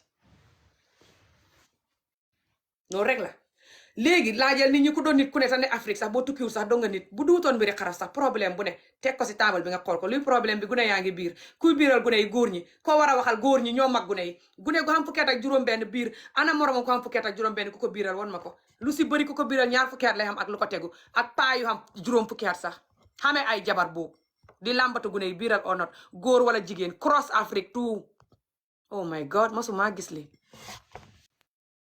insane waaye nit ñi di wax mais ni gune gu xam juróom hello wow assalamu alaikum wa alaikum salam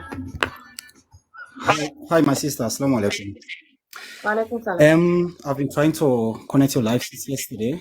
I'm DS. I live in Germany, and of course I wanted to make my contribution since I've been following you these days. First of all, I want to say I'm really proud of you for what you're doing, taking your time. I'm Israeli, I'm based in Germany. Okay, welcome.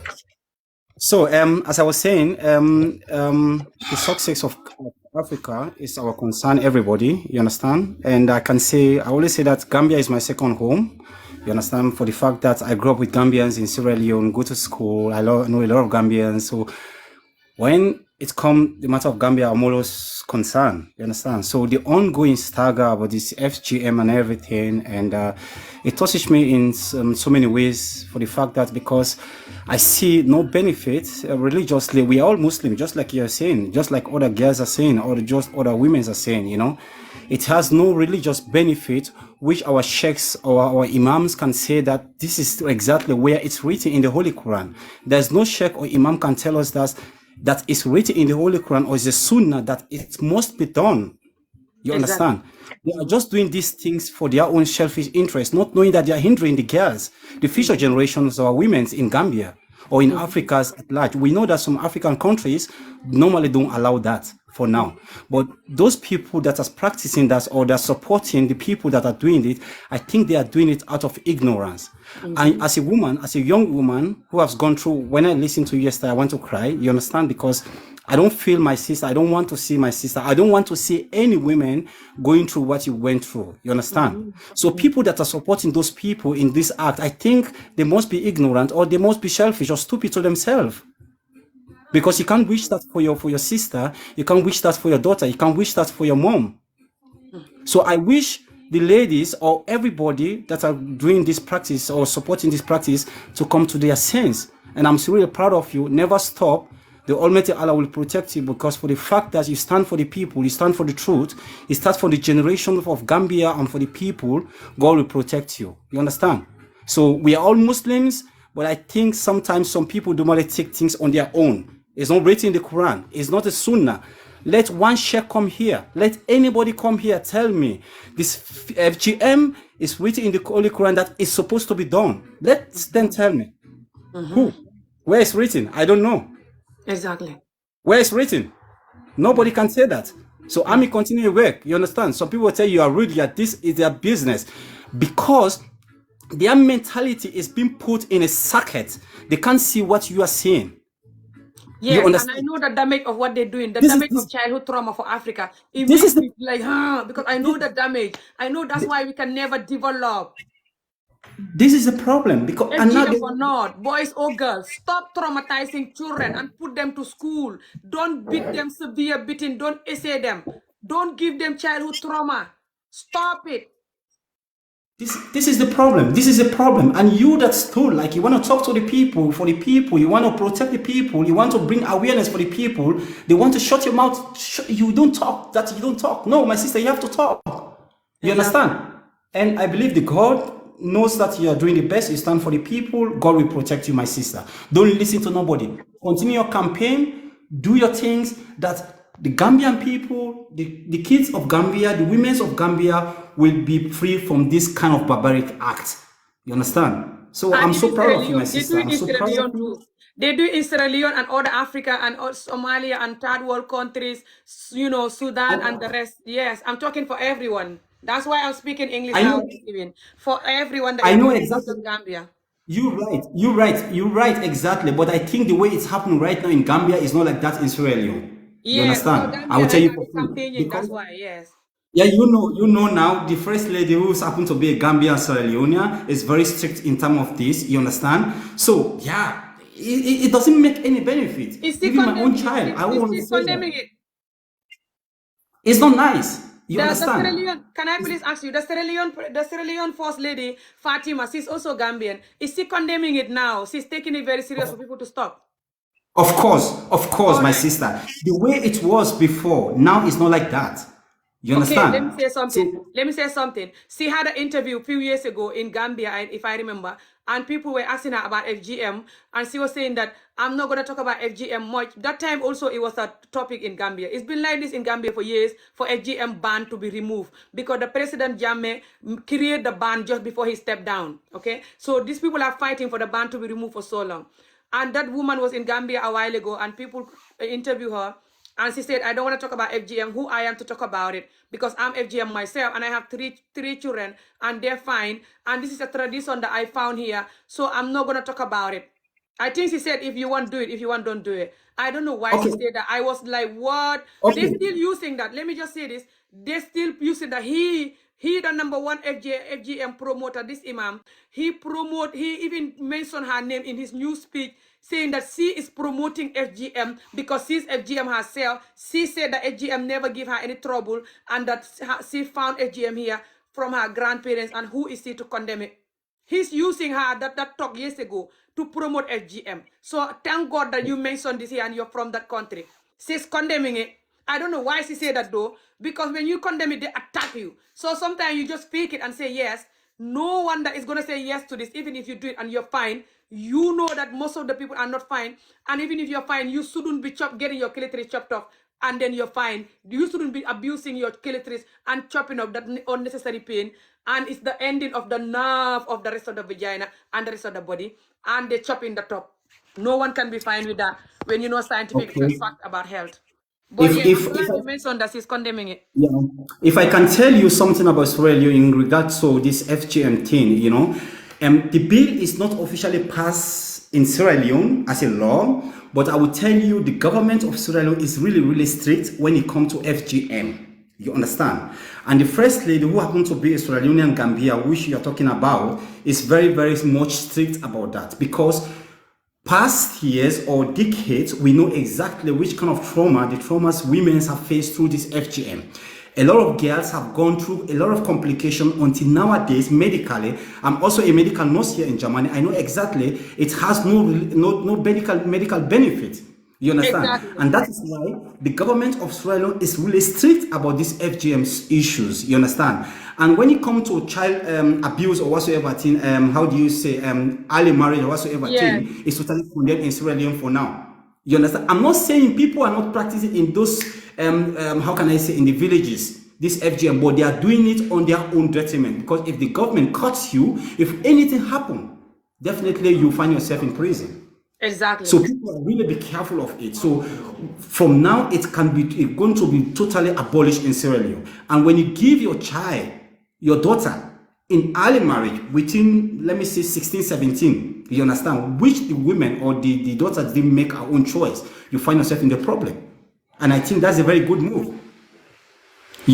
So in a nutshell, I say, Ami, sometimes this religion and traditions hinders our future, hinders our continent, hinders our country. I'm telling you for free. And this imam, of course, I'm a Muslim, I'm a Madinga as well, I'm a Muslim, a bona fide Muslim, you understand? But I will tell you for free, there's no part of the Holy Quran that will tell you that this is what the hadith says, that FGM should be done on women. There's no part of the Holy Quran or the hadith that will tell you that girls under the age without their will or without their choice. Let anybody come here and challenge you or challenge me here. Nobody. Exactly. Thank you so much. I really appreciate it. Thank you so much. I follow you back even. Keep typing and sharing and supporting the video. I'm going to speak for all of the countries that does this, not just Gambia. Everywhere else that is doing this. Okay, I'm going to take this person and I'm going to go soon. Thank you so much. I really appreciate it, DS. So thank you so much. Okay, keep typing and sharing, guys. Okay, I'm going to take this too and I'm going to go now. I want to go.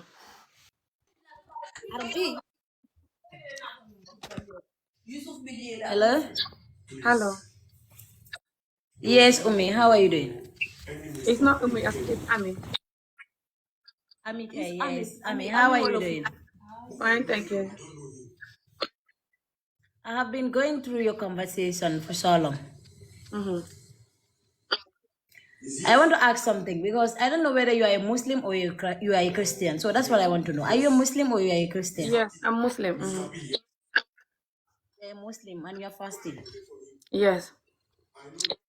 And you keep insulting your elders. You keep insulting elders in the social I'm media. not So insulting do you? any I have been going through your conversation, not today. The last time I went through your conversation. What insult did I say? What insult did I insult? Not necessary for me to repeat that. So, but I think the most important thing is you are talking about the FGM. You are according to your statement, you said you are fighting the right of the females, the ladies, the now generation. What is happening? You said that's what you are. But I want to know the differences I'm between not fighting for FGM ladies. and Wait, calm down. I'm not fighting for ladies. I'm fighting for children. Okay, you are fighting for children. Thank you. Okay, I want to know the differences between FGM and FGC. FGMC. Money.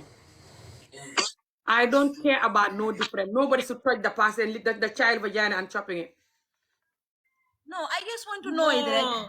I I just want to don't know care it, right? about the different. No one should touch the child. It's child abuse. Okay. No, I'm not against you, but what I want to know, so now if that's the right you are fighting. If that's the right you are fighting for the children. If they cut the children, did they used to cut up or they used to cut down? Doesn't matter what they cut, they shouldn't cut nothing. No, to be honest, it really matters because when giving birth, you give birth through your down part. You don't give birth through the up part. Oh my God. You have to understand. We have to understand each other. I am a lady. I already give birth. I'm a mother. I already give birth to my first child. And I believe so maybe you also give birth. So if I give birth and I go through this circumcision, I did not face any challenges during my giving birth. When I put to bed during my childbirth, I did not face any challenges. And I enjoy a man very well. When I have sex with my husband, I really enjoy it to the flesh. You release. And people that go through this, if they are seeing they are encountering things, it really doubts me. Because most of them go through this circumcision and they are still complaining because they want people to stop it. And the one who even caught me is a nurse. Could you believe? The one who even caught me is a nurse. So you are saying that it's the nurses that are telling you people to tell the society to stop doing this. And what is the problem of stopping this? Is it affecting the whole children wider world or is affecting only a few people in the society? So you don't hear the man that was here today and saying that his own child died because of this 1-year-old child, 2014. I cannot believe that. I cannot believe that because these are the people that are spoiling the society. They are saying certain things. What they know that they don't have any proof. They are just saying it just to say it, just to make people comfortable, just to say things that are not even happening in the society. Because all the children that are going through this FGM, they are cutting them. The blood that will go out from them, it will not even take more than 2 hours. If it even go up to 2 hours, maybe you may have some complications in your system, that is why. But if they cut you, the moment you piece the first time, the blood stop. You understand? The blood doesn't continue like that. If you see, in fact, a boy children, a boy child, if you cut that one, sometimes the flowing continues the whole day. Disconnect. You are sick. What are they? You receive insult from you. Who insults me? Let them insult. We are telling the truth. Let them insult. We are telling the truth. They say their own mind of view. We are also saying our own mind of view. Let them. La ilaha illallah Muhammad Rasulullah.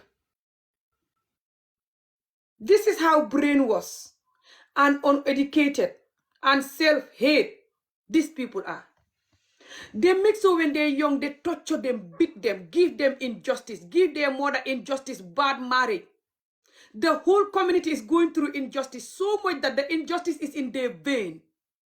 So even if you don't have problem with the FGM, when you have sex, it's fine. You hear other people saying it's not fine.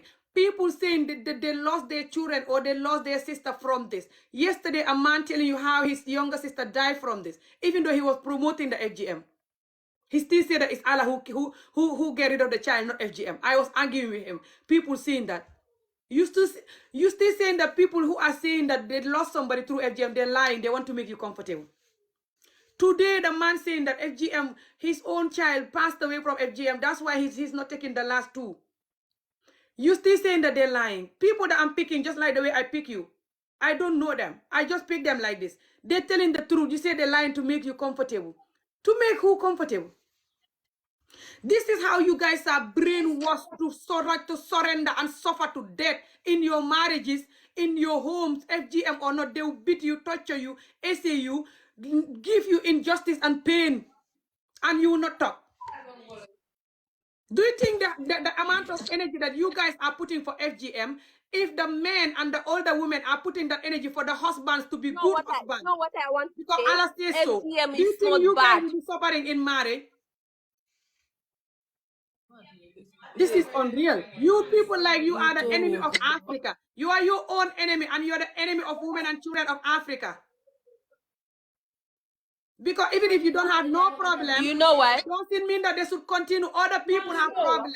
And you can have your correct vagina No. alone. You can have your correct vagina and still They are get not cutting married the and be vagina. That's fine. where you get that's where you get it wrong. They are not cutting the vagina. It's not the vagina that they cut. Not the I vagina. don't care. They're cutting It's not the vagina that they cut. The vagina is the whole thing. They shouldn't cut the thing. Not the vagina.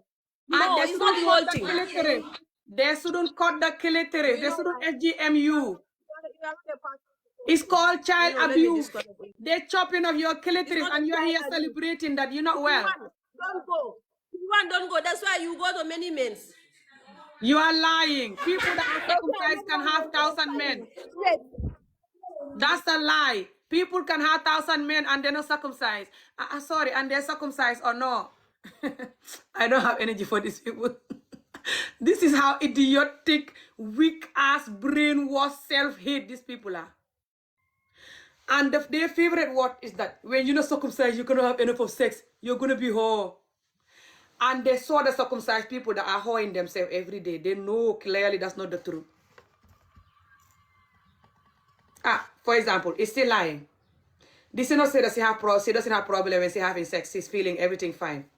Exactly. Which means she can have sex with anybody she wants because it doesn't affect her. Exactly. So, what else is she saying? This is the way they program African women to be their own enemy, guys.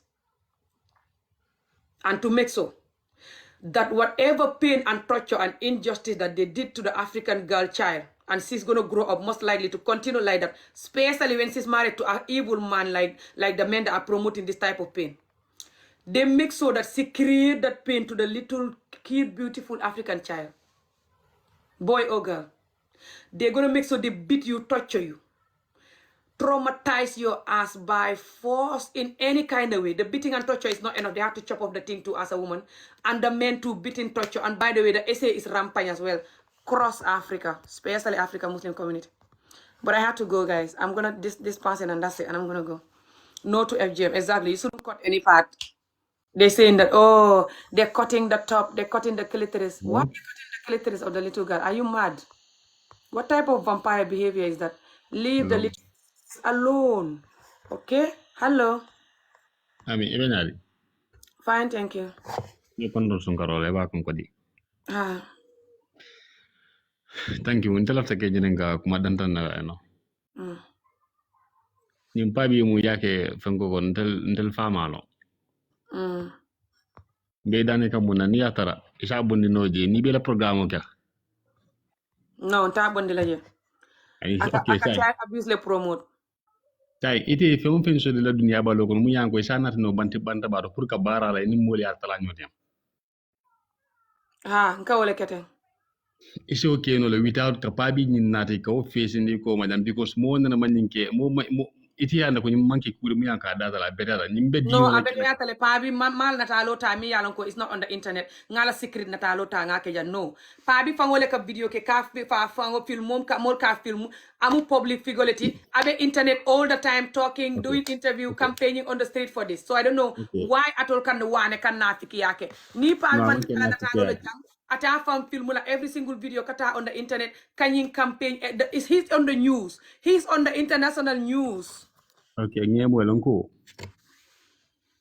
yalan pabi nyin abenin ke ga abe okay kan ayo moy alla kuma kan wala kono wayo ta qur'an wala kono ante kono ka ala la use wala yati nan ka foko wona yati mun yati na pabite ala jubela ay ala kuma kan ofo mimu ke wolte yeke muske betoti ite jeno kala ye muso house ya close ya fit muso ye kema bete ma soto mimbe alqur'ano tema mun yati na campaign wala comme aka FGM campaign yamen ko ka kawan do la moy pabi la kawan do la moy pabi meta wala kala wala abuka wo campaign comme FGM abuka wo campaign comme FGM abuka futu beto ma campaign comme FGM anni atara maslan pabi be okay gambar pabi man sapi mo kam yan ko anyin kyala le bay force pabi be muslima abe wala kele kan dalilo alaykum ay ala qur'an kuma kam munta qur'an ko na ko wala fo mo le mu yata fa salam no ako mo mi make na fata kana ta bade dula ha bar sai ni tem ilata wala fo malawal lata munna ngama ite bo balandi ni dala ko ni mo mayenke hansa e muslima ala kan sosolo wala hanbi don na la kuma kan mo ba fo kan ko e munta ala bulna subhanahu wa ta'ala ko wala kuma kan senodi ar ali ala annabi mul jarabi nyin nale ya fam ay kila ala mul jarabi nyin nale ya kele anu telefonal ke aba ala ay kudol min fo min bete ata katambi nyin na wala mu ila musoni ya soto a house close a fit ay timma akana bata domor ko bunko do yo nyim fanan be wala kono keno ke abe inda mi do Quran atol jama ka wo kele every time so you don't care about ala bondi ñu ko la you don't know ala no ndel mo muslim mo le ñantak ala la long ya famle iman ala long surtout al ila futo kono atol na tara atol tanem lulu be man ala long futo kono so to fen ka diamo ja ka fo ko ami hakilo do wallahi I don't care amari nafiki abe wala fala amari sala hakilo hakko abe so ka so ni ndini ngo traumatize wo hakko ba amari falale ebe duwa ke en ami yalan I don't care mun duwa e min ke ni duwa je wala abe nala amari la sondo mo kono wo duwa be ba amari sondo mo le kong la na doman nyo faham mo li itele nyanta doman la yena fiki yabula aman ke me na fiki mo li kanu la wala ne be nim fo so ka ala use ka dini wala little be o kuntu bari ite ala use la yeke ke betoti wo man ke na fiki ya okay no problem have a good day ajibe ngeso hakilo la ngeso hakilo ndabe no la mo hakilo so be min dinala yo so do man ni ngadi amo yem faham no man tra no te faham la because isi yara ndit le ndra budale la bari sa ndila ta mun ndra fa pa bi mum bel la fen ko kayra ni mo la nta jindila adu nyinna danko wallahi abenni man satala de nyinna danko na la de kan ite fanna fa jandila ani fente la kan amanke aka ala la use ka dini ngol traumatized ebe mun abuka ala use musole da ha futo kono anyanta ala la use la pour ko because ala la yo fala lun nal mu annabi mol jo sayol let ya faham le mul lun nal let ala la ya foy sa fa mole ya faham because ya karanne bari ite man fen karanjang ite la diamo be kono nte buka hankul walla fa mo yeta la je mum fasar mole ya faham no ya faham ite ne be ko qur'an kulo fo jang adu ite ko mo muslim molti ebe sunninde ebe nandiro fo kan jang ebe musuma nandiro fo kan je nawala ebe sunni ila sunbe nyaadi le ede be sunni ke kan jumale adu ala le ete da ede be bula kan ala fawon la jang malam fo yalon ede man dara bula kan mo kan jande mo la jande be bula kan man sata la fawon mu yete da ami fo da man ke muslim wodi bam ani de be jikiri munale la dunya balu ko ni da faada be mun tarla ebe jikiri munala nge moyle thank you nge moyle no mbe kono do yakane de be jikiri munala ni faada nyanta ka mun sot kadu ni molo misilmi akara kan kele kan mi nyoso kan nyantola moye fengolo mu yalan ko ite malon ami ni atre dia kan so han bi tayta programme do nade wala balangala dro ite si yefatama ina yefatani ma because ni dia mo be kono ndena na ma mo ja ba folo ami olof nyintu ami olof ndena mu yeto mo yal ndena ma ja e ke ala fenkol dalila juma ne de be sembo so le be hanyo so la kada ko ina be jamfar nyola ka ke ko madam mo be dunya mo be nyaal adu nyimu alfa balade din be far ñi bulle tep musul babu atele ka child abuse promote ha bar say nati a promise iti a jalale ete wo jalale ngam ite man lafi wala la dunya kono ite man lafi wala amuta ko ite man lafi wala ya fatama no be diamu la about this yo say ni be diamu la kele ka funtindi ka diamu anala mol be ka ñim promote fo mol ko na diamu ñin dibong ya make it very clear ko this is child abuse no problem hanbi ni atre be diam kala diamala ko mi atre diam kala nyamen ko mi atre diam kala mi to na nte manke ateti wodo ite mu fanna jawolti because ate I don't care what you call me abe ameta tonati ala diamo kono ame post ala media to I don't afata care dima because I nyame can mean ame lo diamu nyame askan ne ham and I'm gonna diamu against that. no but saying ndebe dani kam muna ni ta ko ni na danko kana mura billahi wallahi summa wallahi ni na danko mura ami wallahi te fanna fala Fuck yourself. Abe itele mutala maybe. billahi ngato nyala Abe ko itele mutala maybe. ninga fem fo anne Nko wala abe buka fem itele fa mutala maybe. abe ka fem fo an media Okay, la nye ay mun moyle soto nko ala alla la danko kuma be kan itele wala mutala qur'ano kon maybe. aka Talk wala about banke something aka wala else. e hakilo dum wol kam mun fo e nyom musol le ba Nko findi ala kan danko be itele mutala maybe. e la musol e ñom musol la ka findi jan san san de mun ka foy ko ñim muy ba ke kan I data le don't care because what ñim ala musol, they jarabol weak and they're their own ala enemy. ala la jarabindiro la mu yanka Nko, you ala don't have harama din anything to kan ne say. Matine jinde. pour ka ke no problem isin jindi no la nadia de because ida man kam kumo moy la de falo le muy de man ke modi dan ko le be te soto kan ite dan ko ite soto e hal ko le tilila ite fo ite halaki fo mo le sijan intele be yamaro di kele jam fo mo le sijan yete ami jele halaki da You was. billahi fo mo le si ya de ami halaki da Ye wulu itele bena halakila nyindi ngol la hakolte watila. billahi intele nga foy wallahi Ye nim wulu, pa you bi don't care about the yenyata billahi ite jeno la, jene la, musu batandi abaraka la, ke wulo abaraka pakirit head ala something and muso keo. Ifam fuck bang. So, ali video tata aliasi alkana ke ngasi jang adun tela tata la sai. So, nying keo ateka ala kole fo. Nte, nkamin fo wole kana adini ngo traumatize. Ala or not. So, ninte man Quran long komi aya long nyami man Quran be long komi aya long nyami. By the way, be wuli ala ko man Fatiha long wala man kul wallahu long wala kula hosibrem nas kula hosibrem fala nga wol be londe and ayatul kursi and stuff. But anyway, Ali tap and see and how to sali, how to do jannah, how to call Allah's name and stuff. Also, ngamin long wole mol ka fen use ka mol abuse Allah or not. And that's what he's doing. Mol be ya file, henik imam mol ya file, not just me. Okay? But atol la daji ko traumatized with ket wulu daji ko nying. That's the problem. Okay? Allah wulu daji ko is the enemy of Africa. Because nali to nya fo mol bal isolate la mol yal bully, mol yal kumandito la comme atol fango kante ke nyami. That's fine. Sign wala yatina albala juo soronna. I know. But sign ni moye da yele ay diamu. Al yal juo yele ya mari neng ya doyandi. Albe junu bo sotala double bakar, double kama. Diningol la kama and amari min ka diamu ika wala juo min batandi kawo batandi wala kama. Sign. How the hell ni alale nyim for sunna lem. Alaye fengol fe min tambita sunna. Wale mu alkana jeno ke ni mo. Futo or not. And Africa kewol Muslim Africa kewol be cross Africa e be ka jeno kele at least tango tang say be ka jeno kele futu or not.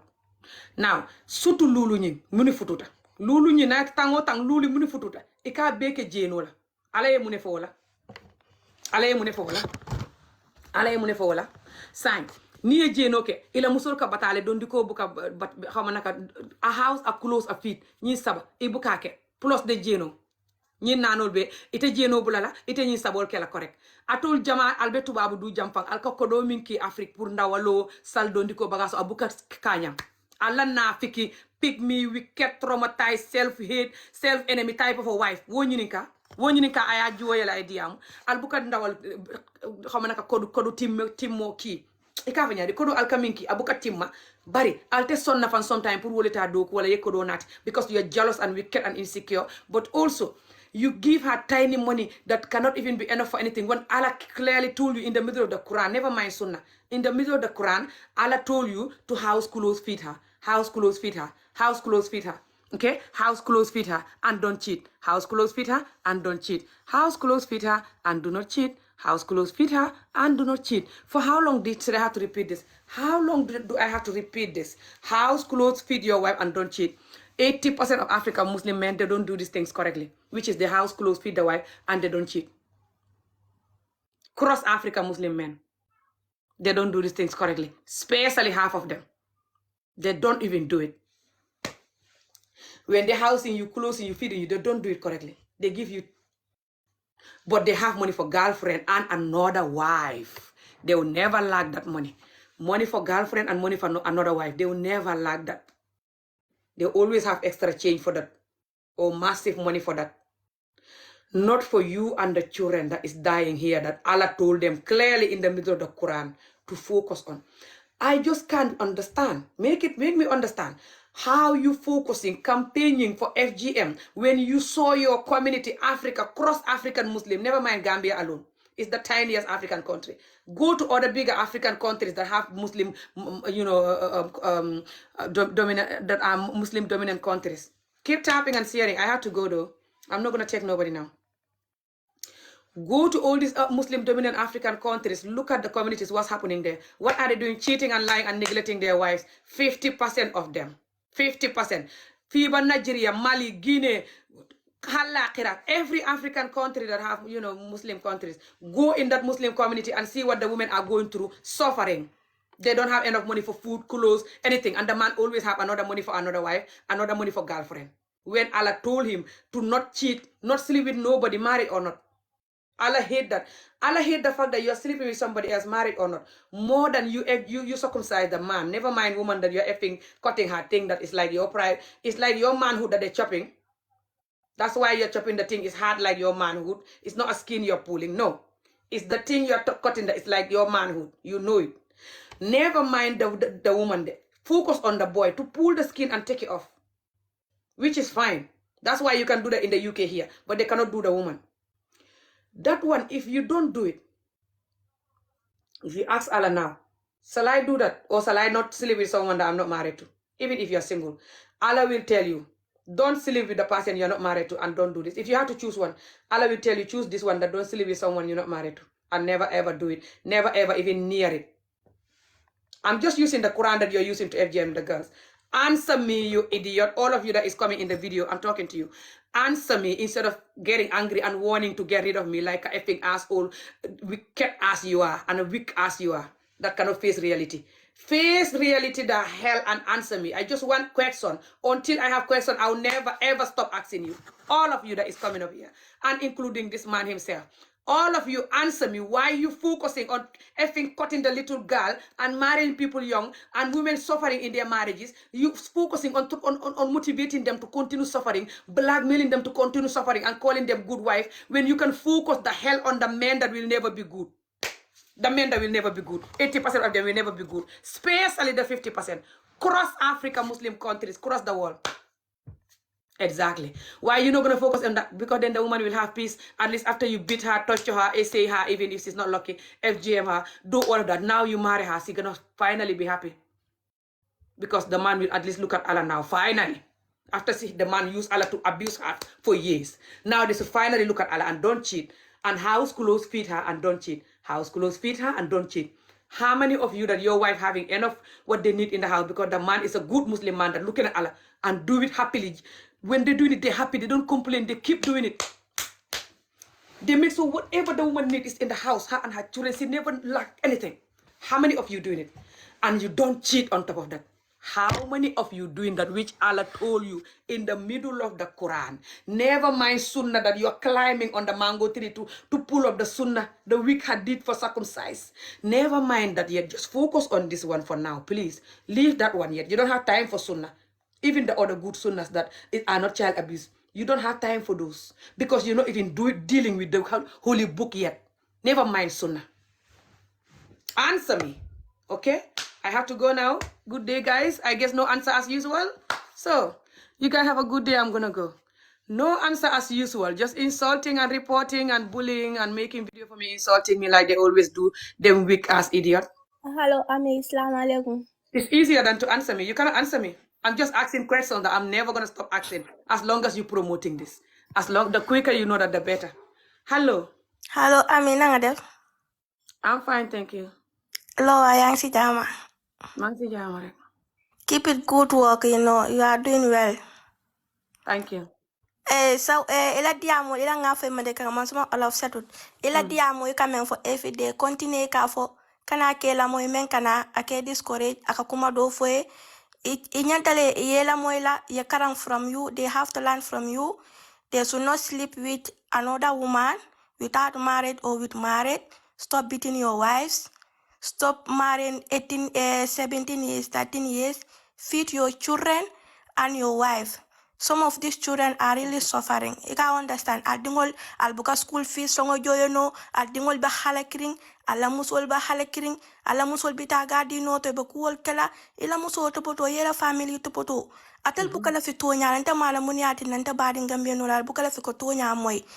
Al come benefit la soto ka denan merongo dol beje ngaja the time I was in Gambia, small baby less than 2 months old.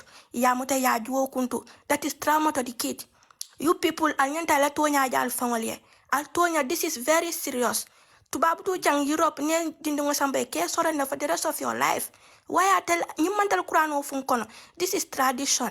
Kewol mel kanai be kumol fole because of their own interest. Musol dol men fanan kanai ka kumol for because of their own selfish interest. Because ke jama be je kala fi virgin musolale. Mune ko cause because of ni FGM. Ikadindingol sukile. Dindingol nying ikatala fo ke baya hani kewya try abuka kuono muso nyima.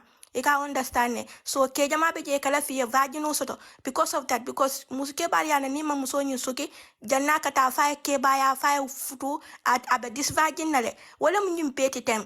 Musu jama be je society kone ke dingol FGM ika samba because of imala fi society kone dingol ye malundi imala fi dingol kono ma janni ka futu ite you cannot trust your own kid idingo sindi ye dingo karandi atra idingo ani nyolong potito to kela ye dingo bula fango e ko yeta denan mereng ya samba ya juo kunto. What kind of thing is that? Ala stop al kala musol bute al taleta do ko la ya dingo take care ya dingo samba school al ya musol take care. Africa muso patata bagal Africa muso is so fat really. Al ami bula free abe men ke kan I continue abe men ke kan al binal al ba manipulate la kameno fonda ta kamu manipulate ni ko killing ala but you are not following that ala rules and regulation. Are you following that other rules and regulation? Are you not sleeping woman outside? Are you not? Are you taking care of your kid or your wife? Alinga wuliya pulanga tonya fonyo wai. Alkana mol manipulate alaku nimbe fada mbera long alabe mol be joj le nyame. So rakra jangal nga nyaare nga tonya fonyo. Ning FGM is too dangerous. Kana mo lamoy ami kana mo lamoy continue doing your thing. Kewol mel fon kane kadia mun ta fon bukol understand. Muna bata ye woto. Taya tela muso take care. Astobi kela muso bute. It's not done in anywhere in Quran. Ikela muso bute. It's not done ike kango wuri la muso kang. But anatel futu taria la muso like a slave. Gambian kawa people need to change. Ala daji call falling. Al kana jang alba muso nena alba muso disrespect la. Huh? Ala daji call falling. Kamuso ni kabiri ya jame beje ni momo yake ya jame kafale ye sora. So why now? Why now sir? Yeah, barole ya wale yatin. Momo nyinke nyanta care for the rest of your life. This is not done. This is trauma to the kid. Small baby, 2 months old, 1 month old. Imam bala fasoto, ibala tiyo malo, kuman kila. Dena mereng ay wulu don yata ya juo kunto. Dena no wuru fama la ba wuru nyame. Yata ya suki wokang, nata ta fututa, akemata kuno lala, yene ya bondi kotenke. Ubala dimo is too painful. Sukol ka bole fo dol ka konoma. It's too painful. Sutu tanje, sukol ka bole fo dol ka konoma. Musol melka ne ba fula is not working. Ito nyanta minkela wale mu ito ninke olye diamu minu ka dini wol konomande. Ye wol diamu ye dini wol. Ni be dingo samba ni ta fongo ta that is not our problem. You can understand but it does wrong. Meliane tata ni FGM. Meliane ko yeta samba they have problem on it. Wol moli binale be problem o explain what they feel about it. Your kolya ku women take la wuludula your kolya ku women take as a woman. Ni bo foka tina no le kaneka o against wala sofata. Ita ma felonje ni mo bala experience ya kan ablaya sia kana na ya fo ebo mari stop la kana na ya fo ko melka nyinka most of the time from is manding call ikaka muna kama ha ni manta ka fo ne ta musoli mal. What kind of thing is that? Muna wati ibera dunia tinyala because of society. No one cares about Solima or nothing. No one cares about that like because of society. Because of society lam nyimbeti but dindu ngol torala. Mantar any dino kono ke wala altaria do ko kala ala muso te kaya dingol samba school ala dingol te kaya ala sto par kala muso bute ni moye kumandi solima ya kumandi half beo I could be a moye bang no one want to have a half beo taye la half beo apuse nte fana ngana full beo apuse solima man te dini ite man kende awre na kante ne ayala muso kita ayala muso kita ijalo sana full beo Jalo Albuka sta. chiti na ale tale ale musuto Solima istimam penlo. Ko itele penlo. soba Ite min kanyi musunan promo. albuka la kurto fongo sorono al you people don't stay in one place al kana jangal kalga FGM dimot mi ana ko kurano ni men fongo man tatal bo kekan Individual every day and traumatizing night human every individual. day and night atal be kukuru ngole kekan ha atel mo stop no al kana al kafu ko FGM ami momo na tele life akabe stop la mari tindi wala ya block this is your life kana so moye disrespect la life. Thank you so much. I really appreciate it. Bye. Thank you so much, Princess. I really appreciate it. Sometimes cable lady am so askan ya long ito inyama ila brain nyamata nyami ila brain kumuta nyami askan ya moy wala yat nan cable ka diang sometimes on purpose. But coming in sukuto yemin for good point mbena talale ye bari ali video tap daram bari mbena tale I don't know why alkafo nyanga nyim percent I don't know Kyle or what who is that Kati or something. Who is that and why you left nga marita? Ite nanola by the way because you only have 8 followers. Oh my god. Who are you and what do you want to say? You only have 8 followers though. Matungi pin formally accept. Formally follow. Hopefully they will follow you. You have to follow this person so they can come next time when I'm on, but I have to go now. Okay, Nyi sunkuto yemi for princess I point do foleko molka mol suki ka kuntu because mol bukala fi mol ye konoma. That's not how to bring up a child. I have a daughter. My daughter is 17 years old. My daughter right now sits in her room studying. Some of her friends, they're outside with boyfriend. And I don't beat her. I don't touch her. Why? Because I make her know the value of her and the consequence of na tata nyokodela, I ekonoma, I bata. Nga fa very clear, tete dingo mutala ni ekonomata. I don't tete aboson kela itela. Iba mutala. Bari, tete makola, your life is finished nak. Ko yen jelen batata nyami kal bring up on my own as a single mom because of nafutu jawa alfama e mindina so ta sign nageta moye konomandi your fairness ite you are young and beautiful ta karangola ye fankanu ye fanke moti ye pare ye time tay molbe normal a different mo surtout ni successful ta muso na successful ta be do ko wala be business ay kodo soto adu abe nyinyari surtout oh my god millions of keol benala ke betol fan dol be jeyte bete ala ba dol bete ala abe choice to la ye mo choose ala tamina e futu nga wole kala sundo mo kono wole atna and because mbuka lapi ka toccio all the time fire stress so naye modo je banta mi e kano dira don abe sonna atole kadini ngo lipe ka stress ka lipa tayeta ya karam mol kadini ngo kulu nyamen yeta expert la moy al kanyi askan min copy ning askan aka minke abuka tama 80% of ika minke is not good wole yatina africa be halakita 80% of Africa Kaminka is not good. From Domuru Jawo to Diamu Jawo to self-love, Iman to neglecting your entire generation, man or woman. That's why when the people are in the government, they give you back that neglecting you. That's why you cannot have a thing paracetamol. You know you are your enemy. You know the system I'm fighting is you and I enemy. But it's easy to attack me than facing the enemy, you coward. The hell. Sign. Back to I mean for no. Nayatara you know diningo ite ka sokile ka keten pour akana konoma mol min jawyata aka abe diningo nene la wat kala domani fast for soko yebo by the way aliya jeli sign number 1 number 2 mola private part is not a joke it's very sensitive organ wala yatina a softer thing you know a delicate nying ikamin kuntu is like ke yala kungo ikamin kuntu it's not photo de muso don't have photo ikamin pool ya kuntu aliya lonne muso a nying a bambantale it's like keyandingo santote do baby masulol baby inside nasol baby inside join everything link is very important janning albe sila la nyinna nta satisfy nola woy komi nying imamo kanyimi foko muso nyin ni ma kuntu ita satisfy nola inyanta kuntu la so ye mo nani mutano kedo fanan kunun abe diamula at one kobo I interview keje mandika keonyin about nying FGM itol mo fala bejenu keep tapping and sharing. Solima wotente dimila Solima is you don't know anything. I know something that your father don't know. If your father have half of this knowledge I'm saying, you will not be like this supporting this. So that doesn't pain me that you're calling me you don't know anything. Or Solima is like ila vagina is not cut. I told you already 100 times my vagina is not cut. How you can insult me for that? I'm happy that it's not cut. I'm very extremely grateful for that. You should be sad if your vagina is cut or you promoting tiny girls, tiny little babies' vaginas chopped off. You're not well. So why you think I'm going to be angry with that? Are you okay? Look at how mad you guys are. You're like 5-year-olds. Why can't you guys... So back to the topic. I nyimi foko. Niye sunkuto nying jankuntu. Ya suki. You know, pur akana konoma. Why alkaji sunkutol kuntu ke soki pur ikana konoma? Taeta ke ol diamundi minka diningol konomandi. Ke ol diamundi minka diningol konomandi. Ke ol diamundi minuka diningol konomandi. Ke ol minuka diningol konomandi. Ta yeta wo di ya mundi. Inte tantango kosinola jam because of the phone is here. Listen.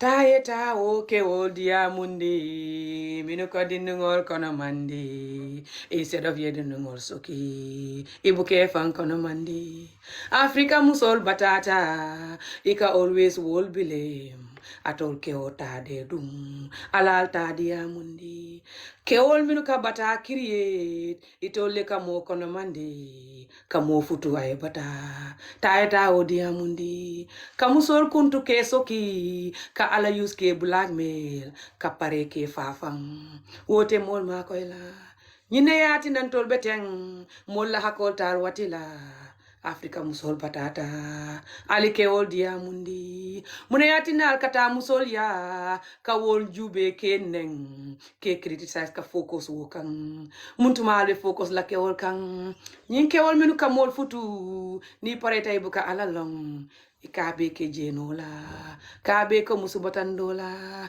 hani ni me futu ibe mala ye kono mandi waranti yeso ko bondi taeta o ke odia mundi dindin jama kata ke olia because ye neglect le musufula mususaba dindin tan dindin muang adun dindin olte karana de moru beto te sotola dondi ko beto te sotola abeni nendi do li paro dindin ol be traumatized la dindin ol be stress la dindin ol be love nyini la hani na kita fake love ti surtout ke ol minu yalon ko ilafta dindin ola ye futule or not fo e dindin o ma dorong ni wo dindin sifaje ya fa comme I love you ya sumbu ya ma ye dindin o kono mandi wala yatina hani ni soki ibe ka kono male san tata nje Gambia jube soki onot atinyata focus on keol nying alka focus muso kan kabrin dunya natani san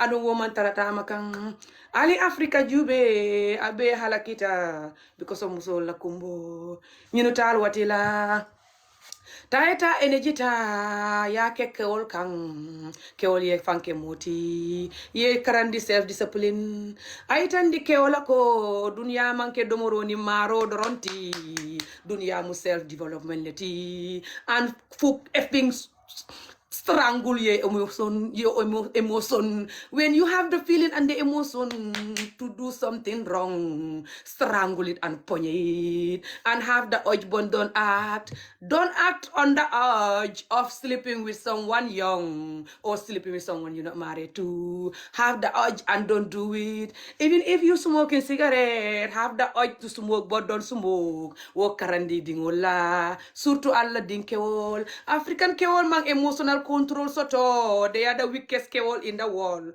African kewol tango tang. Eight bele wikta. Muso or not. African kewol ma fan control no. A wikta a kawota. A buka sonto nyala. Because alke lipaketo cho. Kabri wol keta diningoti. Wol buka long how to stand up. And be a adult and tell the truth. Ali Africa dindingol bula. Sutu musol alka focus minukang. Ali focus kebala. Ye fanke moti sutu kebal mi futo kono African kewol mi muso soto sutu African kewol mi muslim ti woli focus ya ala jube atol kewol jamabe Gambia almanke muslimoti alla musol ka batale because alman ala jube alka sasa fannati because alka mol bele nyoko de kakodoning lo fo sambadula do to kaj kabali ila musoni dingola ala juma alkawole use for ali ala fulale soto bang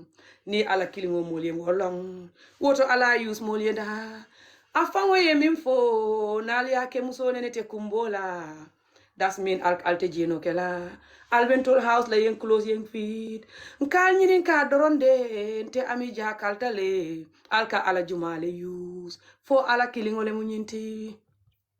Kadingo suki kalipa ka kuntu pour akana la fikeola na mente ya futu iko anyanta la flakeola sai kununga keo minja interview ke ako keo be manke kilinti dol man larango no ni mamuso kuntu dum ibe kedo sotola aye futu ate larango no la ado ayatara mol me kuntu ibe bulila keo be bulila aye bula Nyindi ya musifa jube fal nyina take dol bije itol correctale and itol yelara ngono why ika woke o nyina ika nyinke o doron remember aninke o mi yalon ko ake abukatama wala yatina nyanta diningol be kuntula what about proper ke o du be munekela ali self love tik diningol ye ali yet karandi how to not have sex why they shouldn't have sex and the consequences of with having sex nyokode or not al nyanta wole kala diningol kang alte okay no la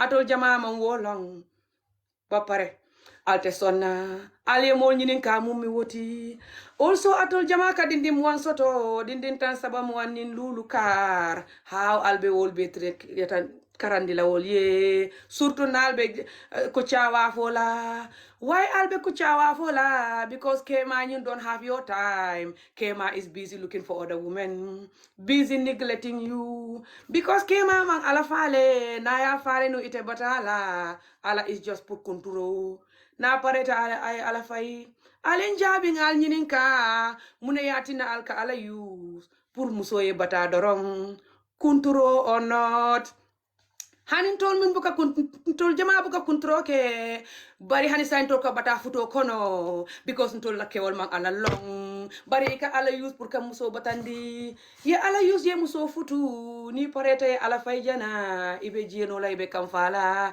ibe ta muso do nyini la kake komi nyale mata komi manke muslimti ni muso diamuta iko adasi hatale alka musol minubule from young age on tanina mari ka jani muso nyimbe ulula ika mari bile musol jani be ulula jani abe ulula ika ba ma bile ko akadingo ulu amanyan na kumbola alka fole ko surtout ñi imam FGM ako FGM ni yake ni ka wulu ibuka kumbo das min mo hani nabe wulula amanyan na kumbola hani sainti mo dimita nyaonya asi sotop aye wulu alka muso blem hani nabe timo kono alka nenko aye sotop aye wulu muso ye muneke atolla alal fanke moti afrika kewol al nyongo man soto al ye musol het nyaming nal mal daji ko ceñ afrika nene te barkala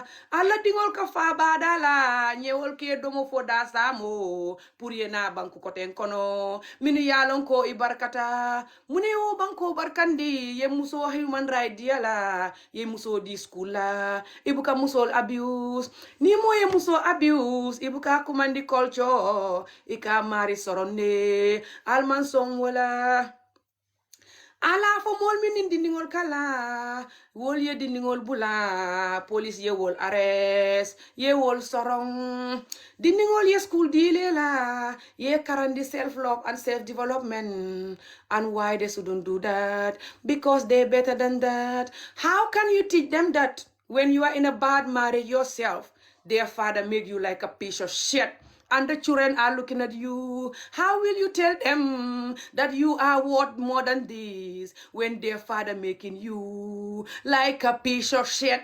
In front of them every day, you've been treated like you are nothing and you are the number one person where they should learn that from. Alala musol muta, alye wol ke moti, surtu musu folol, alkaminu ke wuloti, wala dingol balo nanyadi, ko itol mu fenneti, ni wol bama muta, yake komi funto, ala daji ko change, al dingol be menta, bara category fulale menta nafikol ani minu keta moti dol minu yalon ko imentale bari imang hani ka diamu because alkante ke nyamin imang hani wala ameta nyawol be wulila because hani ni man diamu ibe fala albulu hani mo man diamu hani sai abe batala alkasasa nati alla musola because of nyoko de outside kodo anin love nying alkamindi modola ala leaf ala di ala musola ali wuri wokola